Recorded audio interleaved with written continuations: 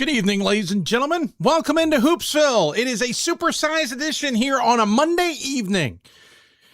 I'm your host, Dave McHugh. Welcome in to the Hoopsville studio, the WBCA Hoopsville studio, thanks to our partners at D3Hoops.com. If you got questions for us, you can email us, hoopsville at D3Sports.com. You can join us on Facebook at Facebook.com/Hoopsville. You can join us on Twitter at D3Hoopsville or hashtag Hoopsville. We're also on Instagram and Threads, though, and Blue Sky. Admittedly, those first ones are the ones we monitor the best during the show. This is a supersize edition. Not only will we have an extra guest than we normally have on our shows, which normally totals 4? We're putting the Top 25 Double Take show into this one. It is available to everybody. You don't have to be a Hoopsville member tonight. Be nice if you signed up for it, though. Buymeacoffee.com/Hoopsville. It's like Patreon, folks, except that I love coffee, so that's one of the reasons I used it, and it's convenient. I also like the setup. So that's how you can get a hold of us. Become a Hoopsville member by going to buymeacoffee.com, which reminds me, I didn't post the system here. Hold on. We're going to fix this now as I speak. We are publishing the Top 25 Double Take post for those of you on buymeacoffee.com, those of you who are supporters. When you go to the website, there is a donation section. Below that's the membership section. Go to the membership section, sign up for a membership. Role player or higher, you get access to the Top 25 Double Take show live and the archives initially ahead of the public. That will be the case the rest of the season. Tonight is the exception, kind of like SiriusXM or something like HBO or Showtime or even PBS. We're making some content available for everyone in hopes that it interests you and you will sign up for more. We have a lot more to go with, so join there and you'll see. You also get my Top 25 ballot. It is done. Of course it's done because the new Top 25 is out.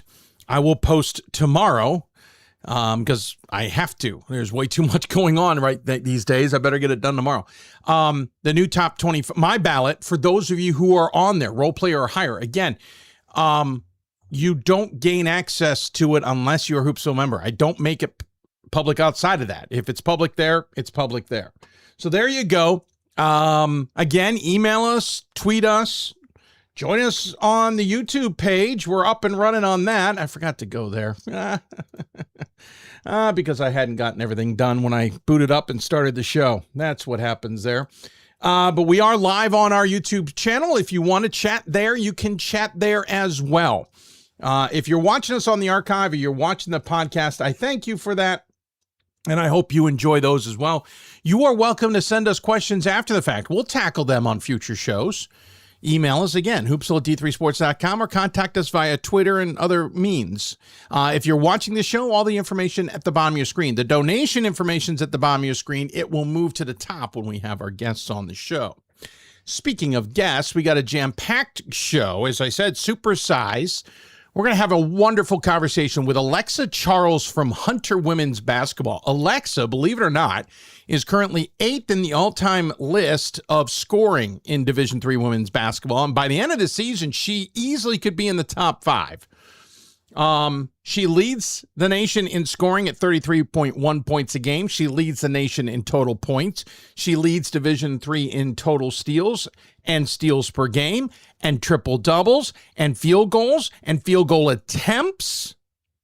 And her team's having a pretty good season at 12-5 so far this campaign. So we'll talk to her about what's working so well for her, what drove her to Hunter and Division III. Looking forward to that conversation. Then we'll switch men's basketball, and the 20th ranked Platteville Pioneers will join us. They fell one slot because there was so much movement, part and parcel because of Platteville. Have beaten 3 out of 4 top 25 teams in the last 2 weeks. The other was a top 25 team that they lost to. They helped La Crosse fall out of the top 25. So we'll talk to Jeff Gard coming up here on the Pioneers men's basketball. Salve Regina is having a great season, best in 4 years. Knocked off WPI last week, unfortunately stubbed their toe in a rare 12 p.m. matinee game against Springfield on Thursday, but got back up on their feet on Saturday. We'll talk to Sean Foster about how Salve's doing this season. They're essentially atop the NEWMAC standings because you take the tiebreakers into account. They've beaten WPI. So they've got that win despite being tied for WPI atop the rankings. Then we'll head out west. We were going to talk to Casey Bunn-Wilson, the head coach of Linfield.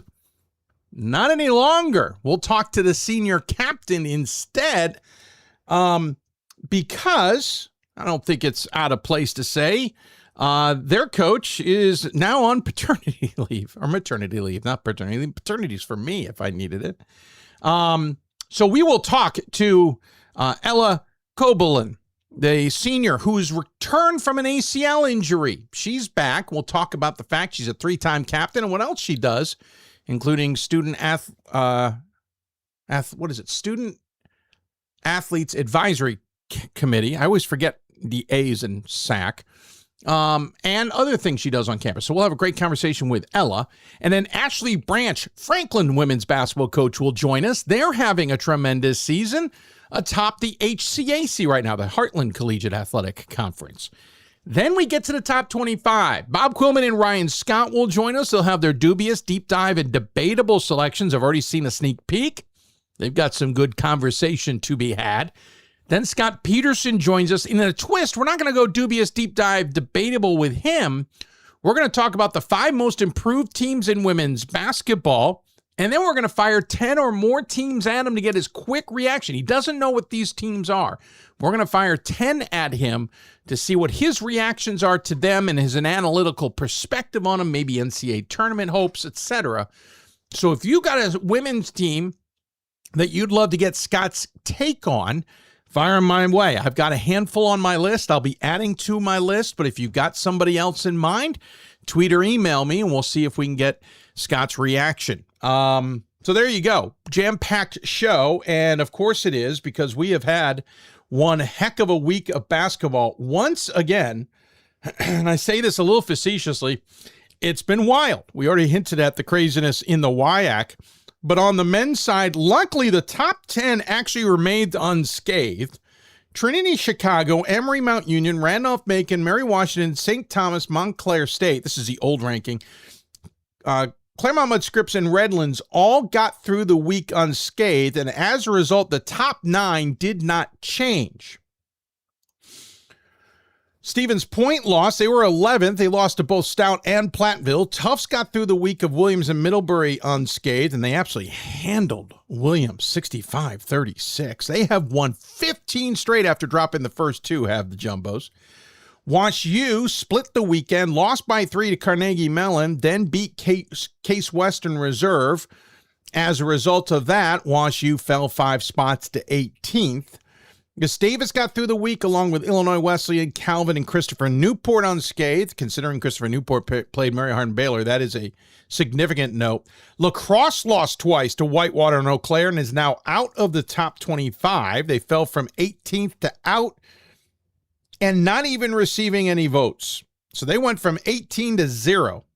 18 place, not 18 votes. Platteville beat Oshkosh, lost to Oshkosh, then beat Stevens Point. And again, they were 19th, now they're 20th. Oshkosh got through Platteville and River Falls. Oshkosh went from 20th up to 16th. So those are the kinds of movements that affected other teams. Interesting enough, Tufts went from 12th to 10th after their week. Redlands went from 10th to 11th. I got to go check the points. I have a feeling Redlands didn't lose any points. Tufts just gained them. I'm taking a quick look here. Tufts has 388 this week. Redlands is 15 behind it, 373. You look at last week, Tufts was 341, and Redlands was 379. So Redlands lost 6 points somewhere. But again, with all the other movement, Tufts gaining some, that's where you're going to get that. Endicott went through the week unscathed. They were 21st. They're now 17th. Hood got through the week unscathed at 22. They are now 19. Catholic lost to Scranton. It cost them in the top 25. I held on to them, but barely. They were 23rd. Now they're out of the top 25. Sorry, I'm in the wrong week. Here we go. They're out of the top 25, but they are still receiving votes. Imagine if everybody placed them 25th. That's where they are. WPI lost to Salve Regina before beating Coast Guard and MIT. WPI was already out of the top 20. Or no, they were 24th. They're now literally the first team out of the top 25. And then Trinity, Texas had entered the top 25, but lost to Rhodes and Millsaps. Trinity, Texas fell out of the top 25. Rhodes picked up some votes. Those new to the poll, Scranton up to 21. Roanoke back in at 22. Otterbein, for the first time in 20 years, is back in the poll at 24. Hats off to Ryan Scott on the joke on Twitter saying they just waited for Jeff Gibbs to officially retire. And York is into the top 25 yet again. Women's new top 25 not out yet. It'll come out during the show, so we'll cover that when we need to. Receiving votes really quickly on the men's side. Eau Claire lost, went 1-1 on the week. Hampton Sydney went 1-1, beating Lynchburg, but losing to Roanoke. Roanoke back in the top 25, as we mentioned, having won twice. Franklin and Marshall's lost to Gettysburg and win over Hopkins. Cost them some votes. They're down to just 10. York won both. That's how they're in the top 25. Johns Hopkins split the week, losing to Franklin and Marshall. They're not receiving votes at any point at this juncture. Scranton, as we mentioned, won over Lycoming and Catholic, now in the top 25. Whitworth won over George Fox and Lewis and Clark. Whitworth is sitting with 26 votes. Carthage split the week, 1-1, losing to Milliken. They are not receiving any votes. Union went 2-1, beating RIT and Bard. Lost to Vassar. Union is not getting any first place votes, so Vassar picked up a vote, interesting enough. Wesleyan got through Yeshiva, Hamilton, and Amherst by winning. I'm trying to see, are they getting votes? Is Wesleyan getting any votes? Yeah, sorry. They're second in the vote category, not in the top 25. And Maryville got through the week of 3 games as well. So there you go. There's your top 25 on the men's side. A lot of movement. It's interesting. WPI, Wesleyan, Whitworth, Catholic, Maryville, F&M, Hampton, Sydney, Rhodes, John Carroll, Carnegie Mellon, Whitewater, Trinity, Texas, Bates, Drew, TCNJ, and Vassar all receiving at least 1 vote or 1 point. Or 1 vote. Well, 1 point is somebody putting them 25th. So somebody's got Drew 25th, somebody's got TC&J 25th, someone's got Vassar 25th. You know it's 3 different voters. Somebody's got Bates either 24th or 2 voters have him 25th. Yeah. And my top 25, again, will be available to Hoopsville members as of tomorrow. My top 13, I don't think changed, right? Is that accurate? I don't know if that's accurate now that I think about it. Sorry, that's not accurate. My top 9 went unchanged. My top 12 was pretty easy. It consisted of the previous top 14. And then it took some time. The second half of my ballot was an absolute nightmare. So there you go. Lots to talk about on the show. Join us on either YouTube live or email us, hoopsville@d3sports.com, or you can join us on Twitter at D3 Hoopsville. I will do my best to follow along wherever I can, including direct messages. If you send them there, I'm double checking where those are. Yep, there they are. So if I have any, I will try and post them. And with that, we got so much to jam into this show, we better get going. Coming up, we're going to go up to Hunter, into the CUNYAC, talk to one of the more prolific scorers in Division III history. Alexa Charles will join us on the Hoopsville Hotline, talk about those 2,400 points that she's got and the fact that she's probably got top 5 in line in terms of Division III scoring. You're listening to Hoopsville, presented by D3Hoops.com from the WBCA studios. Jam-packed, supersized edition of the show. Hope you enjoy parts or all of it right here live on Hoopsville. We've got more schools than Division I, more fans than Division II, and more upsets than March Madness. There's nearly 850 programs with over 11,000 games leading to 2 national championships. And we've been covering it all for over 2 decades. From Eastern to Occidental, from Puget Sound to Piedmont, from Southwestern to the University of New England, and from Hope to Calvin.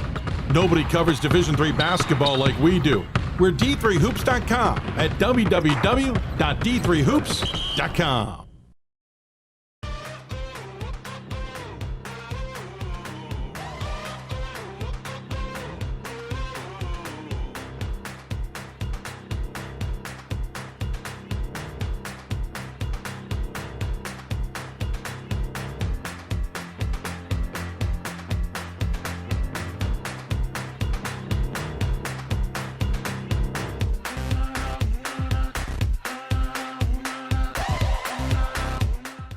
The National Association of Basketball Coaches is the nation's premier professional development and advocacy organization for basketball coaches at every level. The NABC strives to serve as the voice for coaches on national issues while advancing the core value of leadership, service, advocacy, education, and inclusion. To learn more about the NABC and to become a member, visit NABC.com and follow the NABC on social media at NABC1927. That's NABC.com or NABC1927 on social media.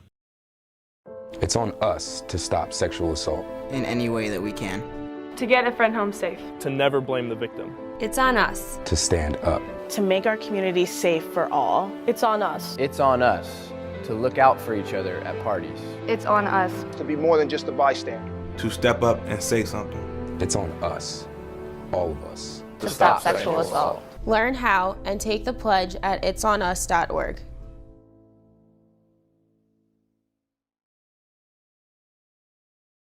If I lose, I'll respond with respect.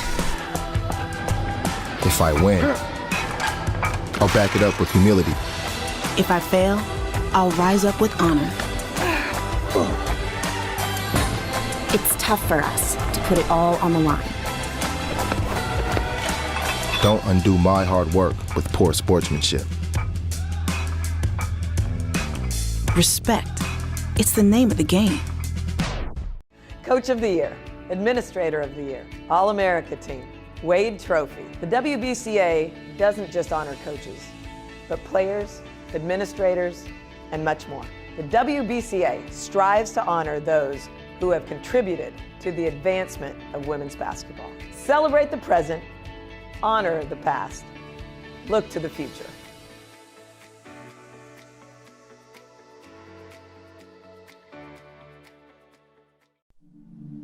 I used to never really talk, ever. I was afraid if I said something wrong, everyone would laugh at me. But then I started to play golf with Special Olympics. It helped me to find my voice.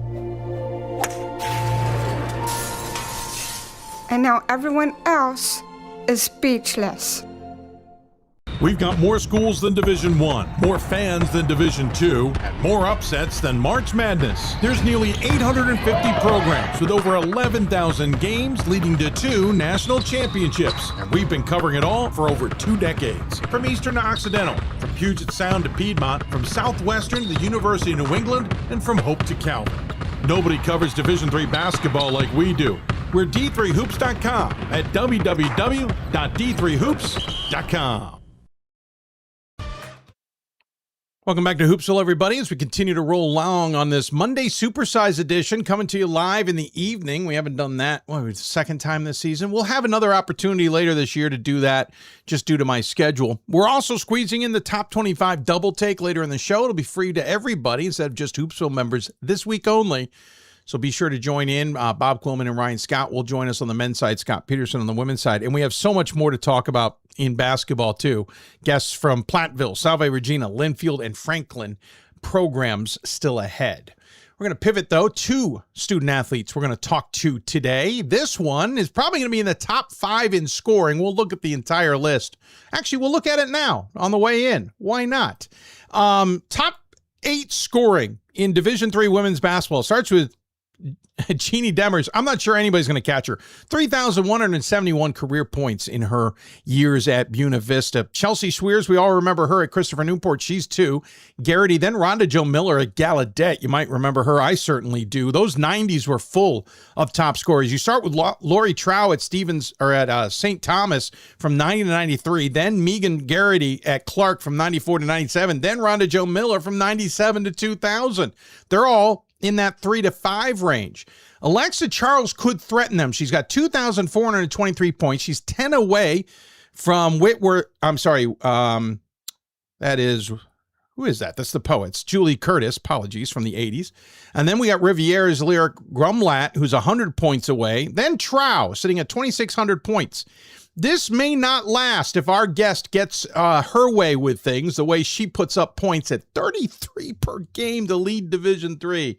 Joining us on the Hoopsville hotline is the aforementioned Alexa Charles of Hunter. Alexa, good to see you. Thank you for taking the time. I hope you're well. Hi, I'm doing good. How are you? I'm great. Thank you. First and foremost, we'll get to 2,423 points here in a minute. But I always wonder about Division III athletes. What intrigued you about the institution you got to, and the reason to play Division III? How did you end up at Hunter? Well, I would say the main draw and interest would be how close it is to home. My mom never really wanted me to go far, and it's like the best of both worlds because you get to be in the city and you get to play basketball. There's nothing else, honestly. That's perfect. Yeah. I would say mainly, what drew me to school, to Hunter specifically, would have to be like just the people, the institution, and like the way that it is. Like it's versatile, like I said. It's not the biggest commitment, but you can, like I said, have the best of both worlds. Like you can also have a social life and you can play basketball and you can have fun doing it. Yeah, that's the big tenet of Division III, right? There's no pressure to make it a job necessarily. You can just go and have fun playing it. Hunter, located in New York City, part of the CUNY, certainly, yeah, you get the best of both worlds. What are you majoring in, and how has the academic life been treating you? Because we obviously know the basketball life's been pretty darn good. Yes, I'm an accounting major, and that I would say is not for the weak. It is very hard. Lots of hours studying for it. Lots of, hours like to dive into the work even after basketball because like we do have practices and stuff. So like balancing that out and making sure I have an equal balance has been pretty tough, especially like transferring from my freshman year to sophomore year. The workload has gotten like a lot heavier and it's all major classes since then. So it's just like a matter of having time management skills and just staying on top of my schoolwork and not falling behind. I always wonder, I played the sport of soccer, so when I came in, I was already playing, then school started. I had to add that to the schedule as everything was adjusting. I didn't mind it necessarily, but I always wonder about basketball, hockey, and all these other winter sports. You get a chance to kind of start things first, get your schedule down a bit in that semester, then add in the basketball. Is that helpful, or do you find it almost a distraction because the practices come later and you've already got into a routine? No, it's completely helpful because at Hunter, for my major specifically, there's a lot of kids in my class. So getting the electives sooner, and they fill up fast too. So getting it sooner definitely does help and secure the spot. And the beautiful part about it is that they can adjust practice times and schedules like to my schedule. So it's not terrible getting it first. Honestly, it's a lifesaver. No, it makes total sense. So this season's, you guys come off of 21 wins last year. You've already got 12 wins this year. You're not hiding from anybody, especially in conference play. What's it been like to see this program kind of build, especially with you there and having such a successful season yet again?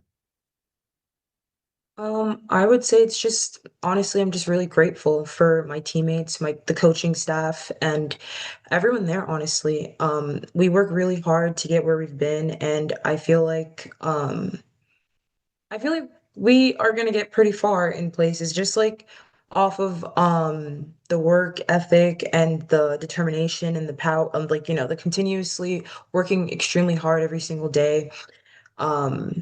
That's pretty much like, I don't know. I feel like a lot of my success just comes from just working hard. Like that's the only way of putting it. That's the only thing I can say about it. Like I work hard in the off season. I work hard during season. Like the grind never stops, as they say. And that's pretty much what it is for me. Like I am not finished. I have a goal. I'm pretty sure everyone has the same goal as I have, coaching staff, teammates, and we intend on, making that goal reality.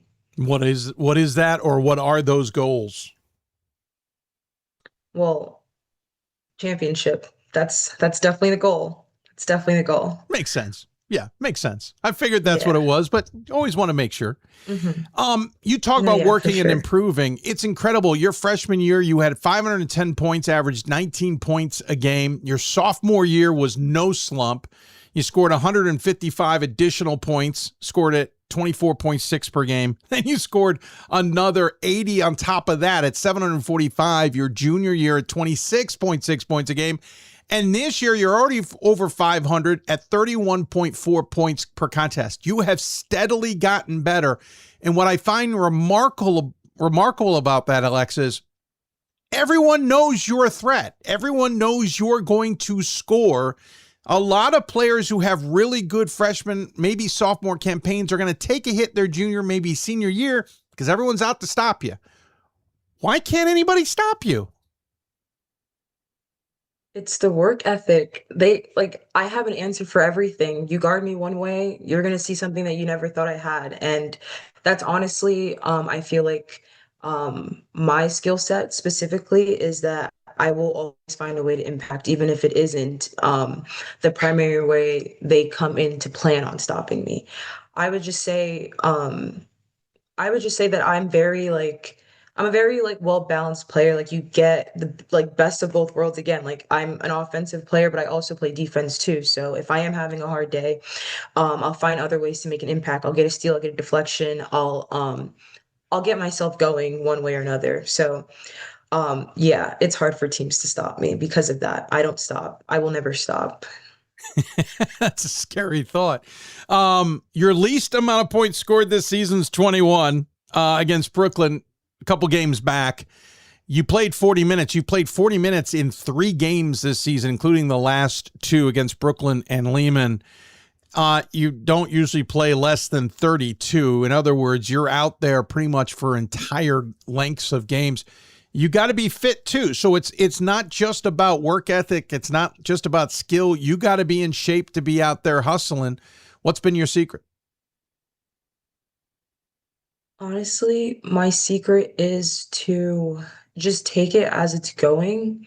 I mean, I would say I am in pretty much I'm in good enough basketball shape because I work on it like on the off season. Like when I train, I don't just go in the gym and put up shots and work out. Like I will train as if I'm playing a game. So like 10 minutes on, but like I would surpass that. So it's like, you include the foul calls, you include the time that you rest, but like it's just 10 minutes nonstop for me. And I feel like that's how I've maximized my lungs for sure. That's why I don't really get tired that fast. But it's also like while I'm playing, like the adrenaline is pumping. So like it's really hard for me to realize that I'm tired until, after the game, like my body will be aching and stuff. But like I feel like that's what it pretty much is for me. Like I'm just so locked in to the point where I don't even feel tired or like know what's going on. You have started every single game of your career but one. It happened last year. And again, you're not only a scoring threat, not only do you take the most shots on the team, you're pulling down 8.5 boards. That might be the only thing that has dipped. 11.4 boards your sophomore year, 11 boards your junior year. But I noticed you got players like Gianna Hendricks and others who can pick up those rebounds. You don't have to be in there all the time. You also, you got ungodly amount of steals at almost 7 per game at this juncture. You lead Division III in that category as well. Lead Division III in triple doubles. If I were to ask you if I were to get an honest answer from you, what's the weakness in your game? Because I can't find it statistically.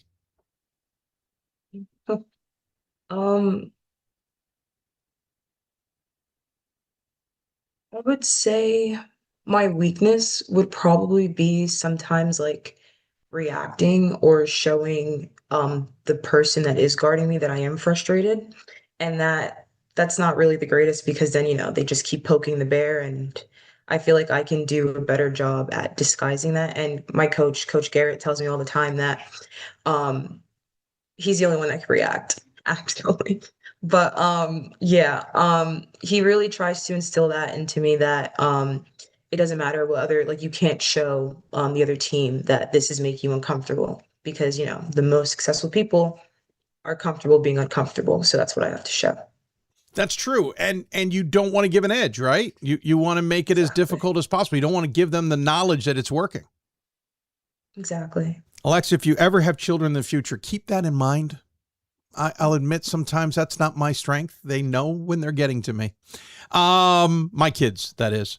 The other thing I noticed too is you really improved in the category of personal fouls. Freshman year 75, sophomore year 82. If you take the last 2 seasons or season and a half, your junior and your senior year, we're at 91. That's pretty much just slightly more than your sophomore year total. And while you fouled out of 7 games in your first 2 years, you've only fouled out of 1 game since. You probably have some pride in that too.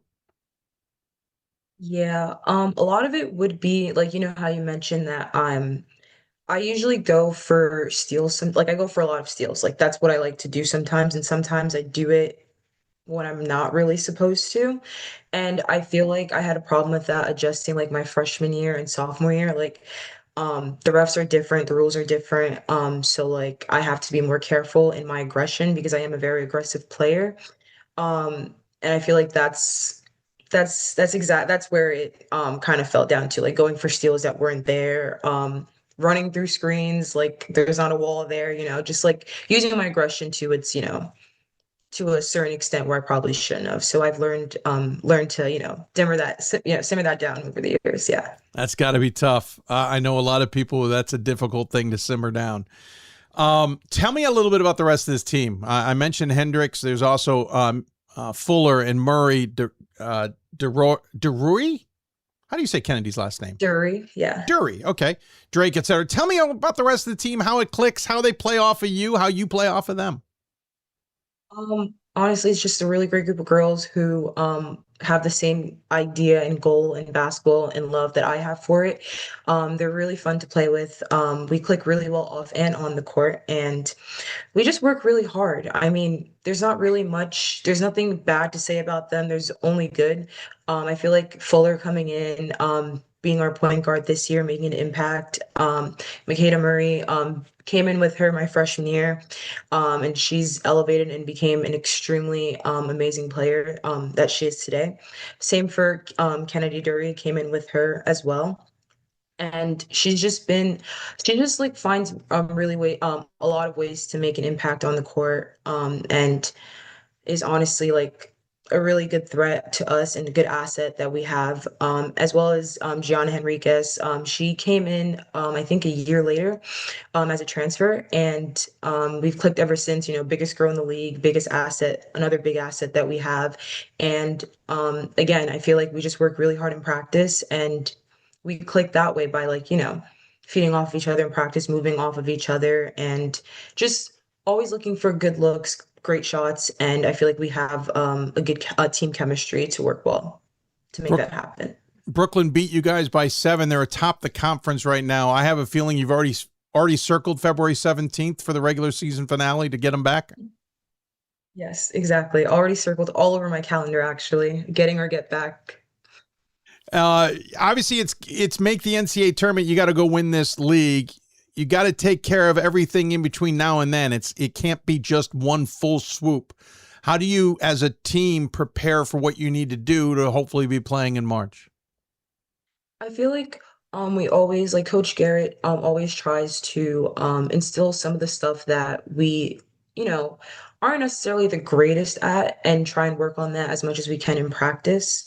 It could be range from a variety of things, from lungs, getting up and down the court without getting tired, getting more shots up, practicing getting defensive and offensive boards, just like working on a bunch of stuff that we all know that we can, use to get better for the time that we have left to get ready for playoffs. And as well as just working hard every day, showing up and working hard, not taking anything off, not taking no time off, and just coming in 150% every single day to do what Hunter basketball is meant to do. Because we can only play our game. That's all we can magnify. Yeah, it's certainly true. So let's go back to this scoring mark. You already have the CUNYAC and Hunter School records in terms of scoring at 2,400 plus points. As I mentioned in the lead up, you're 10 points away from 7th. You're 100 away from 6th. You're about 180 some odd away from 5th. 6th isn't that far off, to be honest. I'm sorry, 4th isn't that far off. You could even maybe top 3 if you really get prolific here and maybe play into March.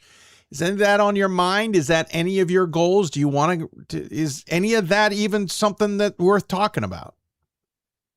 I mean, to be 100% honest, the only thing on my mind is winning. And if that comes along, then I'm grateful and I'm happy for it. But the only thing on my mind is winning and doing everything that I can do and my team can do to get, and my coaching staff and everything to get to that goal. What's going on, you think, when your career comes to a close, whether it closes at the end of February or it closes sometime in March? You seem to have the style of game that you could succeed maybe overseas in Europe or something. Have you thought about playing professionally in any way? I get this question asked a lot, actually, and no one's really happy when I answer the question. But I don't know if I see myself. I'm not gonna say no entirely, but right now I don't see myself doing that. If the opportunity presents itself, that would definitely be something to think about. But as of right now, I'm very content with what I have going on, and if it chooses to follow me afterwards, then I could be open to it. I have the feeling those who are not happy about it are either agents or those in Europe who want you to play for their team. I'm always a proponent of the student athlete's going to do what they want to do post career. If you decide to go to a workplace and they have a noon hoops or a league or something, you're going to be like the #1 pick unless they don't know your skill set. And then you're going to surprise some people. And I'd love to be a fly on the wall for that moment.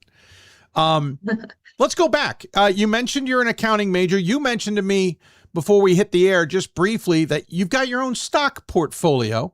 You don't necessarily have to give us all the details on how you're getting filthy rich on the stocks, but I am kind of curious what got you into the stocks. I was an accounting business major, and stocks weren't really my thing. So what's it about them that intrigues you? It was honestly, I would say what interested me the most was just like having certain classes that would go over it. I would just dive into it even more on my own, read articles and stuff. And it interests me because, it's just another way of making money. And I would say my mentor also like had a big like part of it, like, would always go to him and talk to him about it, bounce ideas off of him because he does it for a living, actually. So I would just say like that's how I really got into it and still continuing. I noticed on your bio, your favorite professional athletes are listed as Paige Beckers, Caitlin Clark, and Zia Cook. If memory serves on my part, those are 3 very different types of athletes. What is it about those 3 that intrigues you so much that you like?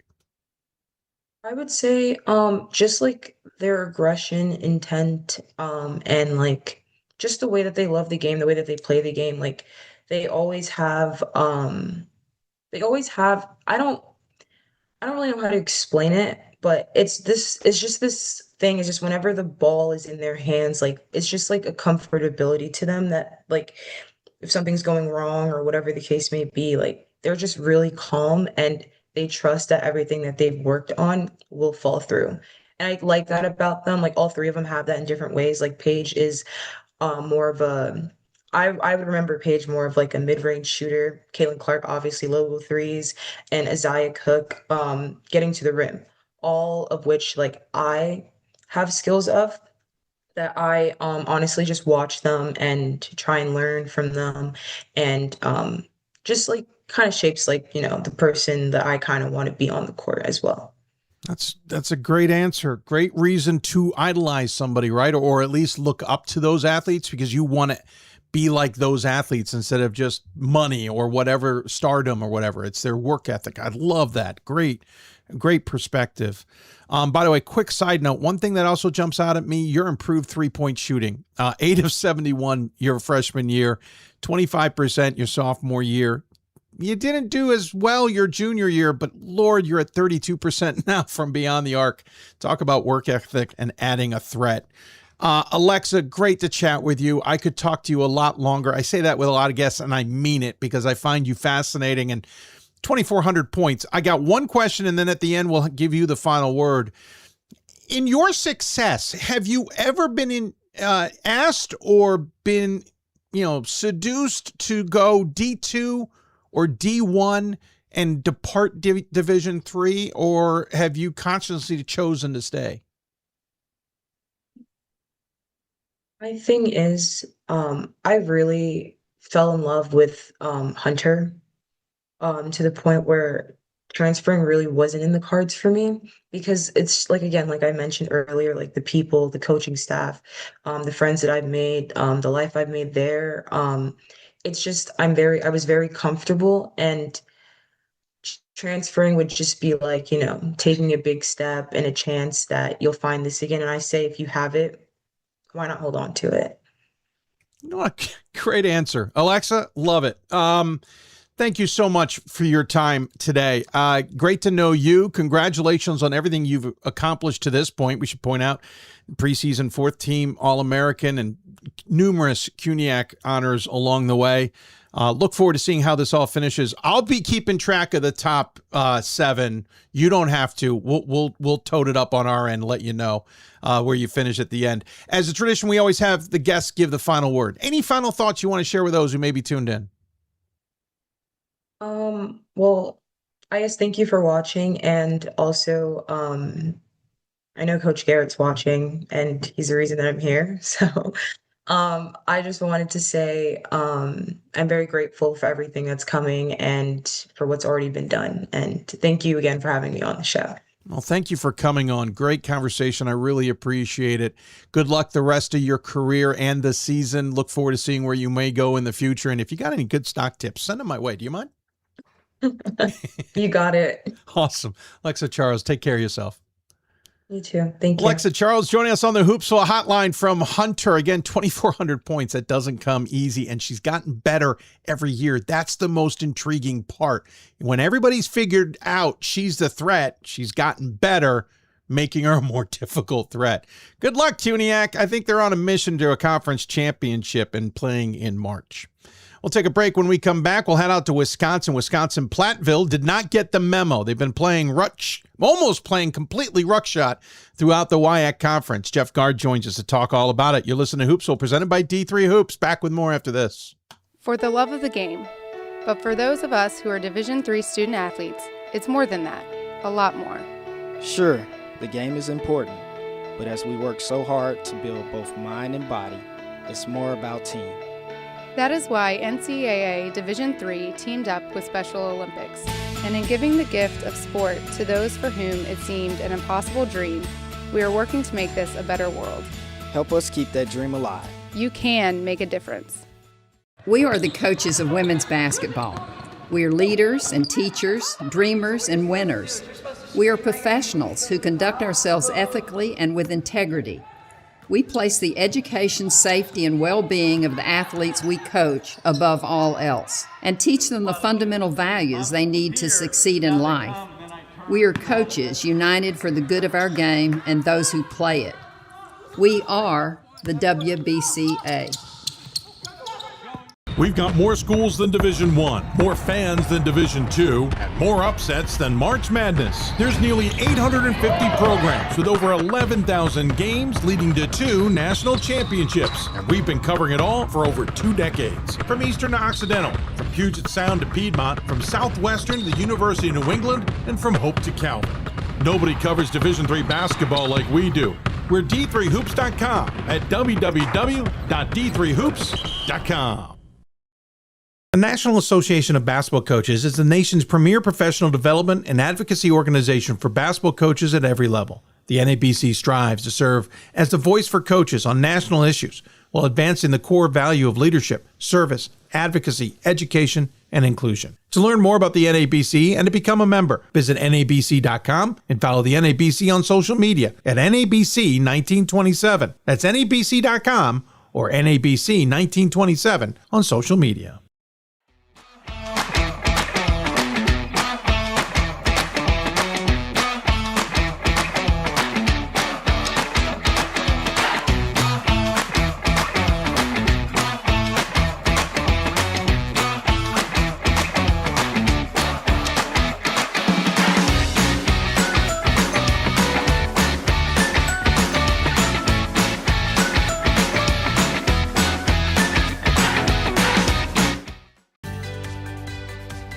Responsibility is being accountable for your words and actions, first and foremost. It also is an obligation to be a positive influence in the communities around you. Being in a D3 program, you're going to have lots of different opportunities. You're not just an athlete, you're also involved in student life. Your academics are extremely important. We give a lot of our student athletes responsibilities right from the start by giving them leadership opportunities, by having them engage in the community, be a positive influence. That's being a responsible person. There are over 480,000 college athletes. Only 2% will go pro. That means over 470,000 will not get a shoe contract. No autographs. No private jets. No fan clubs. No Hall of Fame inductions. Instead, they will walk away with something much more valuable.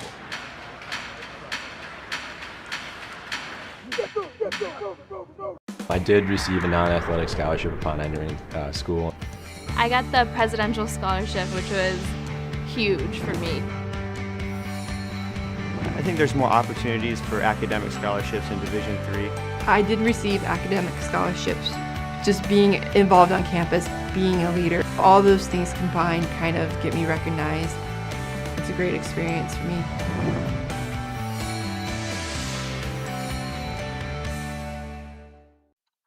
Welcome back to Hoopsville, everybody. Just still thinking about that interview with Alexa Charles. The work ethic that people have told me about and then she freely admits about, insane.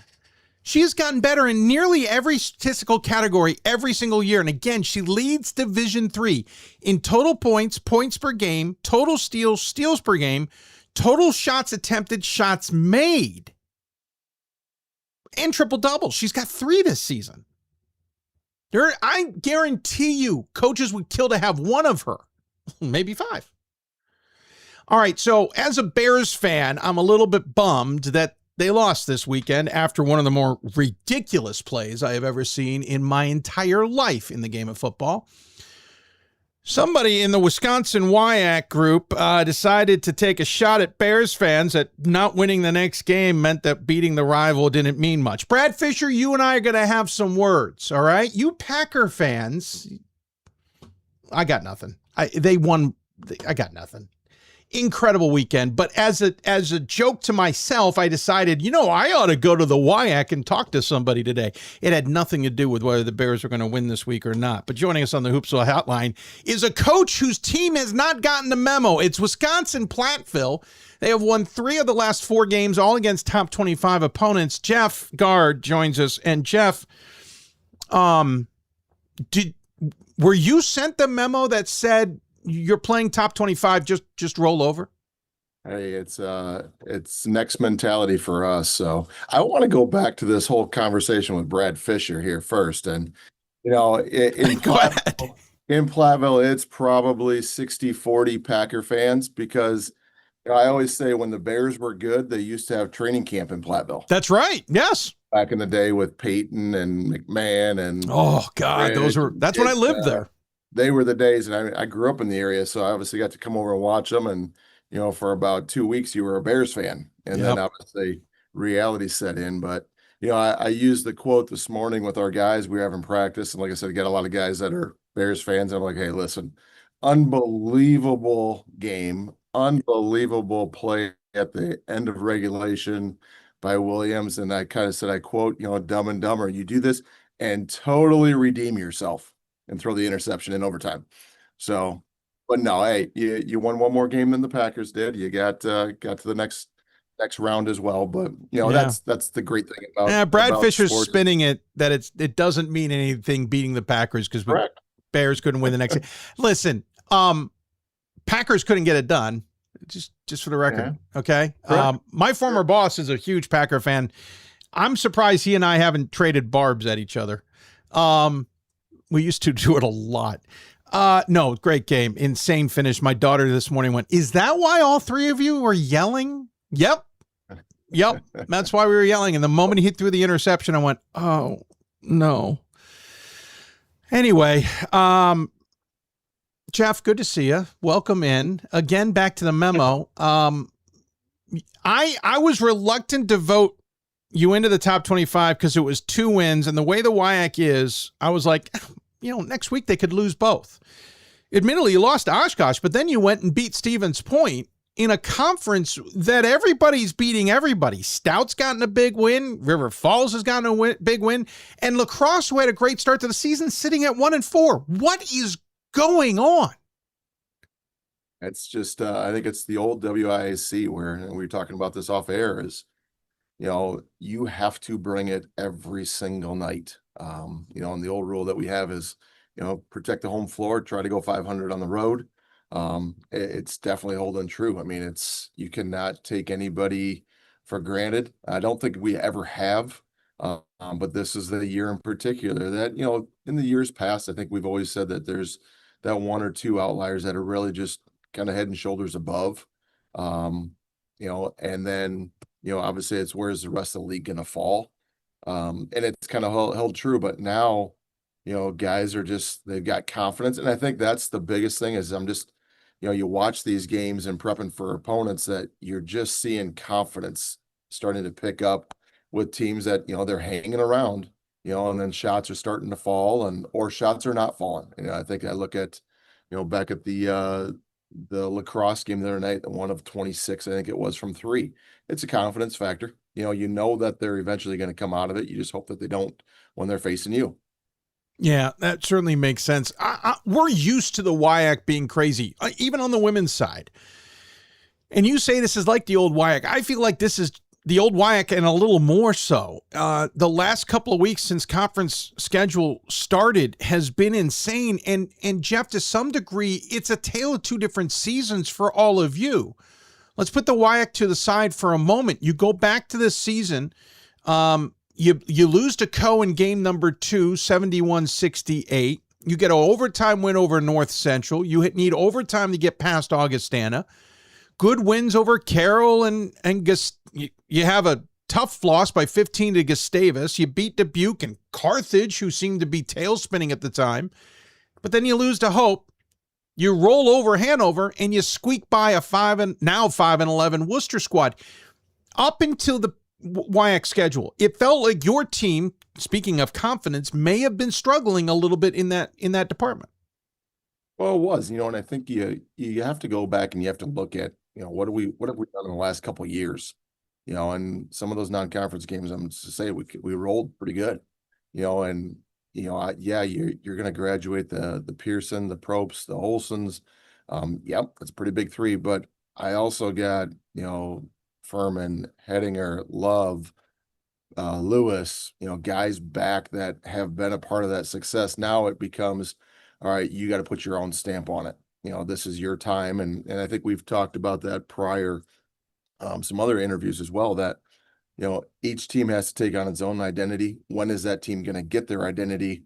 Do you get it through the non-conference play, or are you starting to get better and starting to figure things out at the right time of year in conference play? So, I think early on, you look at the loss, Gustavus just kicked our butt. That's plain and simple what it was. But I think we learned a lot about some of those close games. We learned about some of those tough losses as well, who we are. And now we're starting to figure out, there's different ways that we can win games and be successful and, continuing to try to hang our hat on the defensive end of the floor as well. To some degree, the non-conference, again, this is a team that won, as you were alluding, 26 games each of the last 2 seasons. But again, you lose a Brady Olson, who kind of helped stir the drink to some degree, Ben Probst, and of course, Logan Pearson, who scored 20 points a game, also dished it out quite often, got a bunch of steals.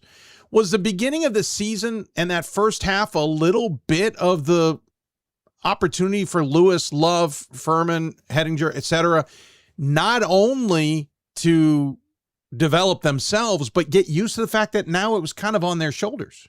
It was, and I think I would say early on, and they would probably say it too, that early on they tried to do it themselves individually, thinking I'm going to be the next Logan or I'm going to be the next Brady.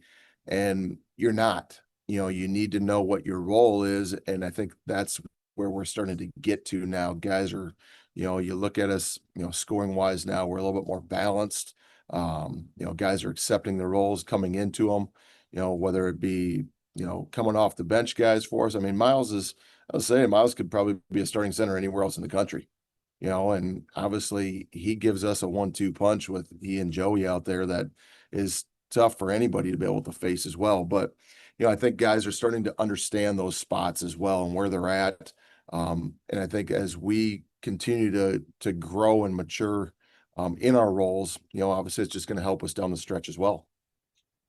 Obviously, the confidence and figuring things out when you hit the conference schedule is ideal, and it looks like it happened.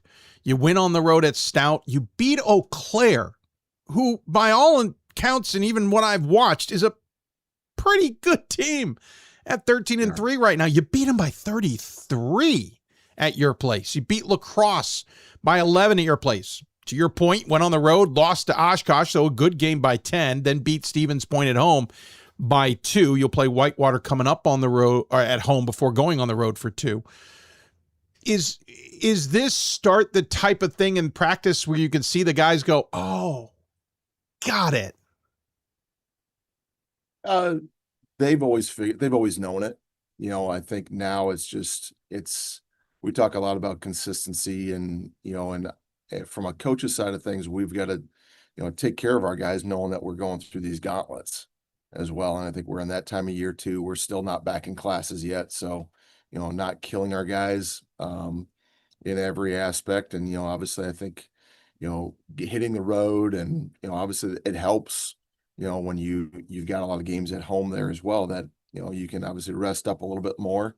But it's our guys understanding, obviously, every single day you bring it into practice, what is the intensity level of practice versus what's the length of practice. Right now, I think we're going right around an hour and 15, hour 20, but it's intense. And really getting our guys to understand, the value of, we're going to be in here short, but this has to be attention to detail. The little things that we do and, give credit to our guys. They do it. I mean, our scout team is phenomenal. They're giving myself gray hairs. They're giving our top guys, some stress as well, because they bring it, and we keep on reminding them that, you win on a Wednesday by what you do Monday, Tuesday. You win on Saturday by what you do Thursday, Friday, and, constantly having to bring it. You can't have an off day, even in a practice, because it's going to hinder you and hurt you on game day as well. You got Whitewater coming up at home, then River Falls on the road, and you're done with the first half of conference schedule, which, by the way, is wild to me. I cannot believe we're at this juncture of the season. Then you head on the road to Stevens Point, then home against Oshkosh, then on the road against La Crosse, Whitewater. To round it off, home against River Falls, so on the road against Eau Claire, home against Stout. To be honest, you kind of have the tougher part coming up. As you said, win at home, 50-50 on the road. But to some degree in this conference, it feels like you're going to have to do better than 50-50 on the road. How do you get the guys ready for rematches against teams you have already beaten now and have got you circled? At the same time, just the fact that it's the WIAC, it's going to be wild. Yeah, I think we've talked a lot about it. We talked about it after the Oshkosh game as well. As wacky as that Wednesday was. I mean, it definitely was not a chalk day. And we just told our guys on Thursday, don't look ahead. Don't even worry about the schedule. Don't worry about who's beating who. All you can control is what you do. And again, I think 18 to 22-year-olds with social media and everything else going around and mom and dad talking, their friends talking, it's really easy to get distracted. Don't. As hard as it is, don't. And I think that's the great thing for us. I think, yeah, we flip back, and we hit the road and we're going to have some. I think the best thing about it that we're going to be hitting the road when we're back on campus and classes are back in session. So now they're sitting in the classroom. There's things to take their mind off of that game, worrying about, hey, just focus on us. Last year's group, I know we talked about it a lot, that we just felt like I never thought I'd hear a college kid say, I want to get back to school. But these guys were, this winter break is too long. We want to get back to classes and get some normalcy going back into our life, versus just kind of, practice, lift, film, hang out with the guys, do something else to kind of break up the day. And I think that will help us as we hit this stretch as well, just getting back into the classroom, getting the student body back around campus as well, and kind of taking your mind off of just scoreboard watching and standings watching as well. Adds to the atmosphere as well inside Williams Fieldhouse.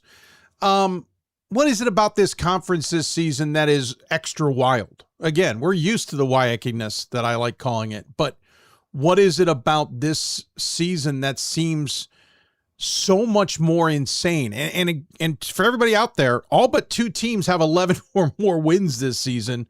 The 2, Stout and River Falls, have already had their share of upsets as well. What is it about this conference this year that is so darn good that's also led to this crazy? Well, I will go back and say that it's just, you have to be ready. Don't look at the records. Even you can say what you want to say about, where Stout was at, and that they go down to Illinois Wesleyan at the beginning of the year and beat Wesleyan at Wesleyan. It doesn't happen a whole lot, so, the pieces were always there. It's just a matter of picking them. Are they locking in at the right time? Are guys getting healthy, getting back some pieces as well? And I think that's always a big thing. But for me, I've been in the league for a while now. It's the same old WISC. It just, I think guys, like I said, the confidence is starting to grow as well. It's just, again, we can try to focus on us, and that's really all I want to worry about right now. You say the old WIAC, but it's also new to some degree. I hate to say this, but if I'm not mistaken, you're one of the 2 longest tenured coaches in the conference, are you not? I am. It's you and, was it Burkhoff? Jeff, yeah. I think Jeff was hired a year after I was. So you're the longest, from what I can tell. It's all these younger guys. It's the Matt Lewis's, it's the Kent Dernbach, it's the Jared Wishers, it's the. What do you make of this kind of evolution of the conference and not losing any of what's made this conference so great that the old guard coaches kind of helped put in place? Yeah, I think that's what you just hit. The guys that are in the league now that are taking over and stepping up have been in it. They were assistants, and that's, I was, or players. Players are assistants. Yeah, exactly. And, I was fortunate enough to be an assistant with Paul and, kind of coming up through it. Obviously, being around Greg and Bo when I was going to school here as well and seeing it all. But, everybody understands how this league plays because they've been in it for so long, whether as a head coach, as an assistant coach, as a player, like you said, that's the fun piece of it. We respect each other. We respect the league. The integrity of the league is at ultimate high. And I think that's the one thing that we look at across the board. This is the way this league is supposed to be played, where it's every single night, it's got to be an A game, and I think that's what also draws so many people, fans, students want to be here because they know every single night in the WIC, it's going to be a battle. Again, regardless of what the record is. And I think if you look at everybody's attendances for non-conference play. And then once you hit conference play, people in the state of Wisconsin know where basketball is at. Like you said, it's going to take off because, conference play starts up. Now it goes. And I think that's, again, the fun part of being a part of this league. Whether you're playing at home or you're playing on the road in a hostile environment, it's going to be a good game all along. And you don't need to go watch Wisconsin. The Badgers are only 13-5. It's not worth it. It's not worth it. Jeff, I don't know as crazy and as good as the WIAC has been over the years. I cannot recall the last time, if ever, and maybe someone out there has already figured this out, that somebody's had to play 4 straight top 25 squats. Yeah. And you came out 3 of 4 with wins. That's stunning. That's really remarkable. That's a testament to the conference, right? But it's also a testament to your team. It's exactly. And I think you hit it. The conference, obviously, but the guys, as a coach, you're sitting there and you're wondering, okay, you beat Eau Claire. and you beat them, fairly handily. I mean, we had a great night. And obviously I'm not going to say that, I know Zach had a little bit of they had an off night, but you beat them. You're always worried about the hangover. Okay, well, you got a hangover and then you got lacrosse. Okay, well, is that hangover going to get you smacked by lacrosse? And then you take care of business there. And then, okay, hey, by the way, you got to go on the road now. All right, are we going to get a little too full of ourselves? You got to go hit the road and you got to see a really good Oshkosh team with a different style. Get ready for that. And then, okay, we take one on the chin up there. All right, well, again, don't have a hangover from a loss. Get ready, because now you got the number 11 team in the country in Stevens Point at the time coming into your place, who is also just coming off of a loss. So a little hunger. Again, I think I give the credit to the 18 individuals that we got in jerseys. Those guys were locked in, every single time. And again, I think they understand the challenges that are part of this league, and that's why they wanted to be here as well, because they knew that every single night they're going to get tested, and it's not just on the game nights, it's in practices as well. I got to let you go, but a couple of things you brought up that I want to touch on quickly. First off, you talk about, okay, don't have a hangover. We got another game with a good team. Okay, don't have a hangover. Whitewater's receiving votes. River Falls isn't. Those are the next two, and then Stevens Point, who's ranked again. But how much do you have to worry about that grind mentally and physically wearing the guys out as well? How much do you have to be conscious of, okay, don't let that, have a hangover not become something completely different? Correct. And I think, it goes back to what I did earlier. We talked about earlier is just, knowing that mentally it's hitting them. But also, physically, just make sure that they're ready to go, and again, trying not to grind them into the ground. And I think something I've learned over the years, when you have Christmas break, you don't have classes going on, there's more time, get 2-a-days, get extra workouts in, all this stuff. At the end of the day, I said, you got to keep them mentally and physically fresh, as well. So, trying to shorten up film sessions. Yep, there's a lot of teaching that needs to go on in there. Sometimes obviously it's the constructive criticism that I always talk about, but try to pull in, obviously, hey, this is when we do things well, we're really, really good. All right, let's hone back in on, let's get and stack more of these things together versus, getting disjointed on the defensive end of the floor, and I think that's giving our guys that positive mindset, as we're going through, getting their bodies to feel good as well as we're going through this stretch and this gauntlet, hoping that obviously at the end of the day, it's going to help you at the back end of it too. And then you talk about these hour 20 long practices. Minute 20 is very different. That would be different. Not sure much teaching's going on there. That's an interesting. I'm hearing that more and more. I'm hearing the dichotomy between the coach who wants to have the 3-hour practice on the extreme and the coach who just does an hour 20 on the other. My soccer life, I never imagined life less than a 2-hour practice. That's what I was used to.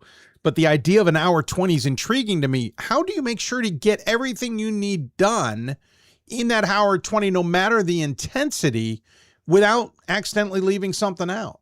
Well, and that's the hard thing. My assistants do a phenomenal job when we sit down and we go through what's practice going to look like, making sure that we're hitting on things, or is there something in there that we can double dip, kill two birds with one stone and in a drill, or a warm up, and getting our focus. But, again, what you do in the drill and what you put an emphasis on, your student athletes are going to carry over. And I'll give credit to our guys. They're phenomenal. They know what the values are to me and what I want every single day. And I think that's those guys knowing that in the practice. I tell them, I said, your attention to detail, if it's sharp in this, it shortens up practice. We get sloppy in this, then it extends practice. So help yourself by, reaching our goals and what we try to emphasize every single day, and hold each other accountable, as well. And then we can sit there and we can kind of bang our heads against the wall. If this isn't working, but at the end of the day, it might not be an offensive possession. Hey, we had great offense and the shot just didn't fall. Okay. I'm not going to sit there and pound it until that shot falls. You understand the execution, keep it moving, keep working. But I'll even go back. I mean, it wasn't just now that we're doing this. It's, you look at the 114 days that we get. I know everybody's got a different philosophy on when they want to start using those 114 Yeah, exactly. days. I think it goes back to that as well, of trying not to, the season's long enough as it is.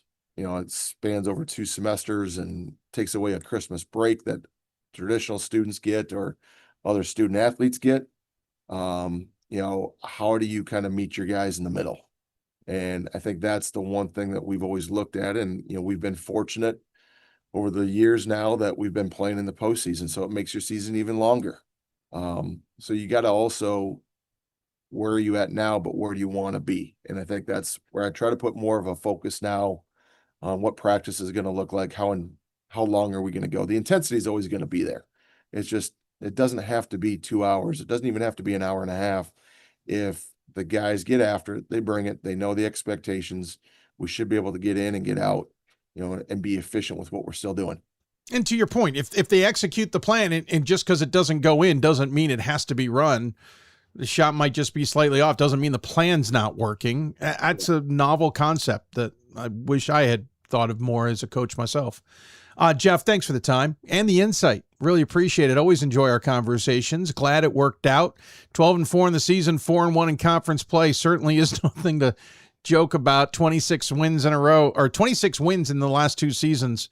And this conference has gotten even crazier. If you guys get to 26 wins this year, it means you're playing really darn well. And we'll see you in March. Exactly. Jeff, as always, we give the coach the final word. Any final thoughts you want to share with those tuned in? I think, Dave, I just appreciate what you guys do. And I think obviously you look at the landscape of college athletics now, at the higher levels, we're losing what the game is all about, and the student athlete, and the pure enjoyment with it all as well. And I think obviously at the Division III level and what you're able to put out there for people to recognize, this is the purest part of the game at the Division III level, without a doubt. You got student athletes that are playing it for the love of the game. They're not playing it for the paycheck. It's all about relationships. It's not a transactional period. And again, I cannot thank those that are continuing to spread the word about Division III athletics more. And obviously I know it starts with you guys as well, and you do a phenomenal job of it, doing things the right way. And, we appreciate you giving us a little bit of time to get on the air and talk with you today. Well, thank you for your time. Little or a lot. It is much appreciative. Good luck the rest of the way. I'm looking forward to seeing how this plays out, even if your hair gets grayer. It is. Yeah. You take care, and go Bears. Hey, all right. Go Pack. Yeah, all right. See you, bud. Take care of yourself. Jeff Gard joining us here on the Hoopsville Hotline. Platteville Pioneer is part of that just absolute WIAC-ness in that WIAC conference. Looking forward to seeing how it plays out. As a top 25 voter, I'm just going to maybe just go with the top 3 teams every week and just not think of it any further than that. We'll take a break. When we come back, we'll head to Rhode Island, talk to Salve Regina, who's atop the NUMAC right now. You listen to Hoopsville, presented by D3 Hoops from the WBCA studios. It's on us to stop sexual assault in any way that we can. To get a friend home safe. To never blame the victim. It's on us. to stand up. To make our community safe for all. It's on us. It's on us to look out for each other at parties. It's on us. To be more than just a bystander. To step up and say something. It's on us, all of us. To stop sexual assault. Learn how and take the pledge at itsonus.org.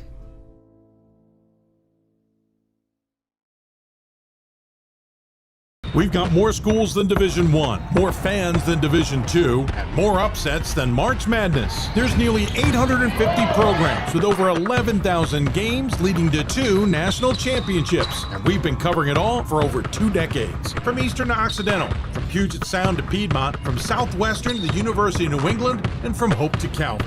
Nobody covers Division III basketball like we do. We're D3Hoops.com at www.d3hoops.com.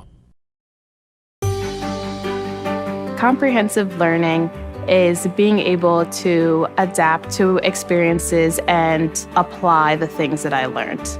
Being an athlete and juggling academics helped me grow as a person, and things that I've learned, I was able to apply it in another field, putting them into everyday life. Developing comprehensive learning helped me prioritize certain things to make sure I get to where I want to be. For the love of the game. But for those of us who are Division III student athletes, it's more than that, a lot more. Sure, the game is important, but as we work so hard to build both mind and body, it's more about team. That is why NCAA Division III teamed up with Special Olympics. And in giving the gift of sport to those for whom it seemed an impossible dream, we are working to make this a better world. Help us keep that dream alive. You can make a difference. We are the coaches of women's basketball. We are leaders and teachers, dreamers and winners. We are professionals who conduct ourselves ethically and with integrity. We place the education, safety, and well-being of the athletes we coach above all else and teach them the fundamental values they need to succeed in life. We are coaches united for the good of our game and those who play it. We are the WBCA. I learned a lot of valuable lessons playing college football. I never thought about the health benefits of exercise until I actually started to talk to coaches in college. It's not only just for performance, it's for life. My coaches instilled the importance of well-being, not only building up strength, mental health, getting enough sleep, eating properly is all what it is to be healthy. I decided that I want to go into personal trainer and share my knowledge that I obtained in college about physical and mental well-being. We are calling you, all of you. We are calling all Division III schools to join our cause. It's on us to start the change. It's on us to be the change. It's on us. It's on Division III. It's on all of us to stop sexual assault.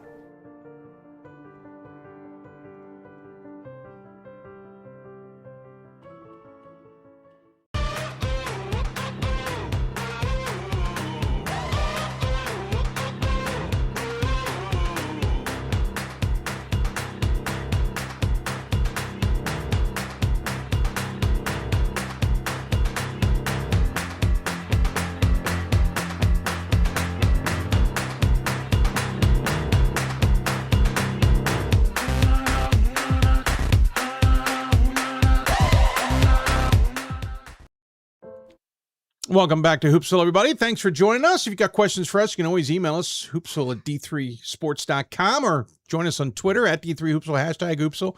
Lots of other social medias if you're watching the stream live or on demand at the bottom of your screen. Plenty of reactions to Alexa being on the show. It was great to chat with her, Alexa Charles. Coming up, we got another student athlete joining us in Ella Koblin. She'll be joining us from Linfield here in just a moment. But first, we're going to go to the East Coast before we got to jump to the West Coast. Going to talk about the Seahawks in Newport, Rhode Island. Salve Regina. Apparently WPI didn't get the memo that Salve was good and lost to them last week, though Springfield had a weird matinee game. Can't wait to talk to Sean Foster about this. So Salve dropped the game, but because of that win over WPI, they're actually atop the NEWMAC standings if you count the tiebreakers.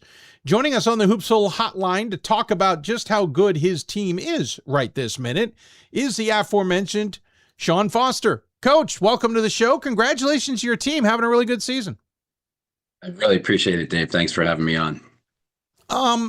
Let's go back to last week first, and then we'll talk about the whole season, because obviously it's the whole season that's gotten us to this point. But you get a big win on Tuesday against WPI, and then you kind of had a bit, in my opinion, of a trap game. Because not only did you get the win over WPI, and now you're thrilled about that, Springfield's coming up, but you're going to be on the road now at Springfield playing a 12 p.m. game on a Thursday. This felt like the recipe for disaster, and unfortunately it didn't go your way, losing by 13. Am I making excuses? Well, Springfield's a very good team, as is our whole conference. Every night is such a test. There are no easy ones at all, and we've been fortunate to play pretty well on some close ones. But the schedule at this time of year, as Coach Gard had mentioned, it's a bear. I mean, it's some couple of 3-game weeks here for the NEWMAC, so every night is difficult, and Yeah, you had a couple emotional wins for our group, beating Clark on the Saturday and then WPI at home on a Tuesday, and two great programs, two programs that have got the best of us the last couple of years since we've joined. And, I don't think our guys let down as much as, maybe just didn't have our best game. And, I was really proud of the group to regroup on Saturday. We put things back together, and, we had, as everybody does it this year, injuries here and there, but we didn't have our point guard the last couple games. And for Saturday to play the way we did, I was really pleased that we kind of, rebooted. Yeah, this 3-game schedule, Tuesday, Thursday, Saturday, a couple of weeks. It's thanks in part to you all joining the new MAC. A couple of seasons ago. You're in your third season as part of the conference after having been in the CCC prior to that. It's tough. It's a grind, but there's not a lot of other options, right? Like, especially with the women's side that's even larger, you got to find a way to get some games in. On the men's side, you're still playing, a bit of a double round robin. Do you wish after now 3 seasons we could find maybe a different solution? Well, in our old conference, we had a game or two more in the first semester that spread it out a little bit, but you're still going to have those 3-game weeks, and you have to prepare for that if you want to compete at the end of the year in the conference tournament, and even further, you're going to have to play multiple games and short rests. So everybody's doing the same thing, and I really like the new MAC, playing everybody home and away, because then you have a really true order of how teams have done in the regular season. So I've been a part of some leagues that only played everybody once, and your schedule can change so much from year to year based on home and away. So really like how the new MAC does it. Yeah, I get it. Makes sense. To some degree, wish the women could, but again, their totals are even wackier. Interesting. Let's go back to the rest of the season, because coming in, you guys have had a pretty good year. Again, 12-3 overall. One of those losses, interesting enough, is to New Haven, who's a D1. Most Division IIIs will play that as an exhibition. Did you already use up your exhibitions and scrimmages? Had no choice there?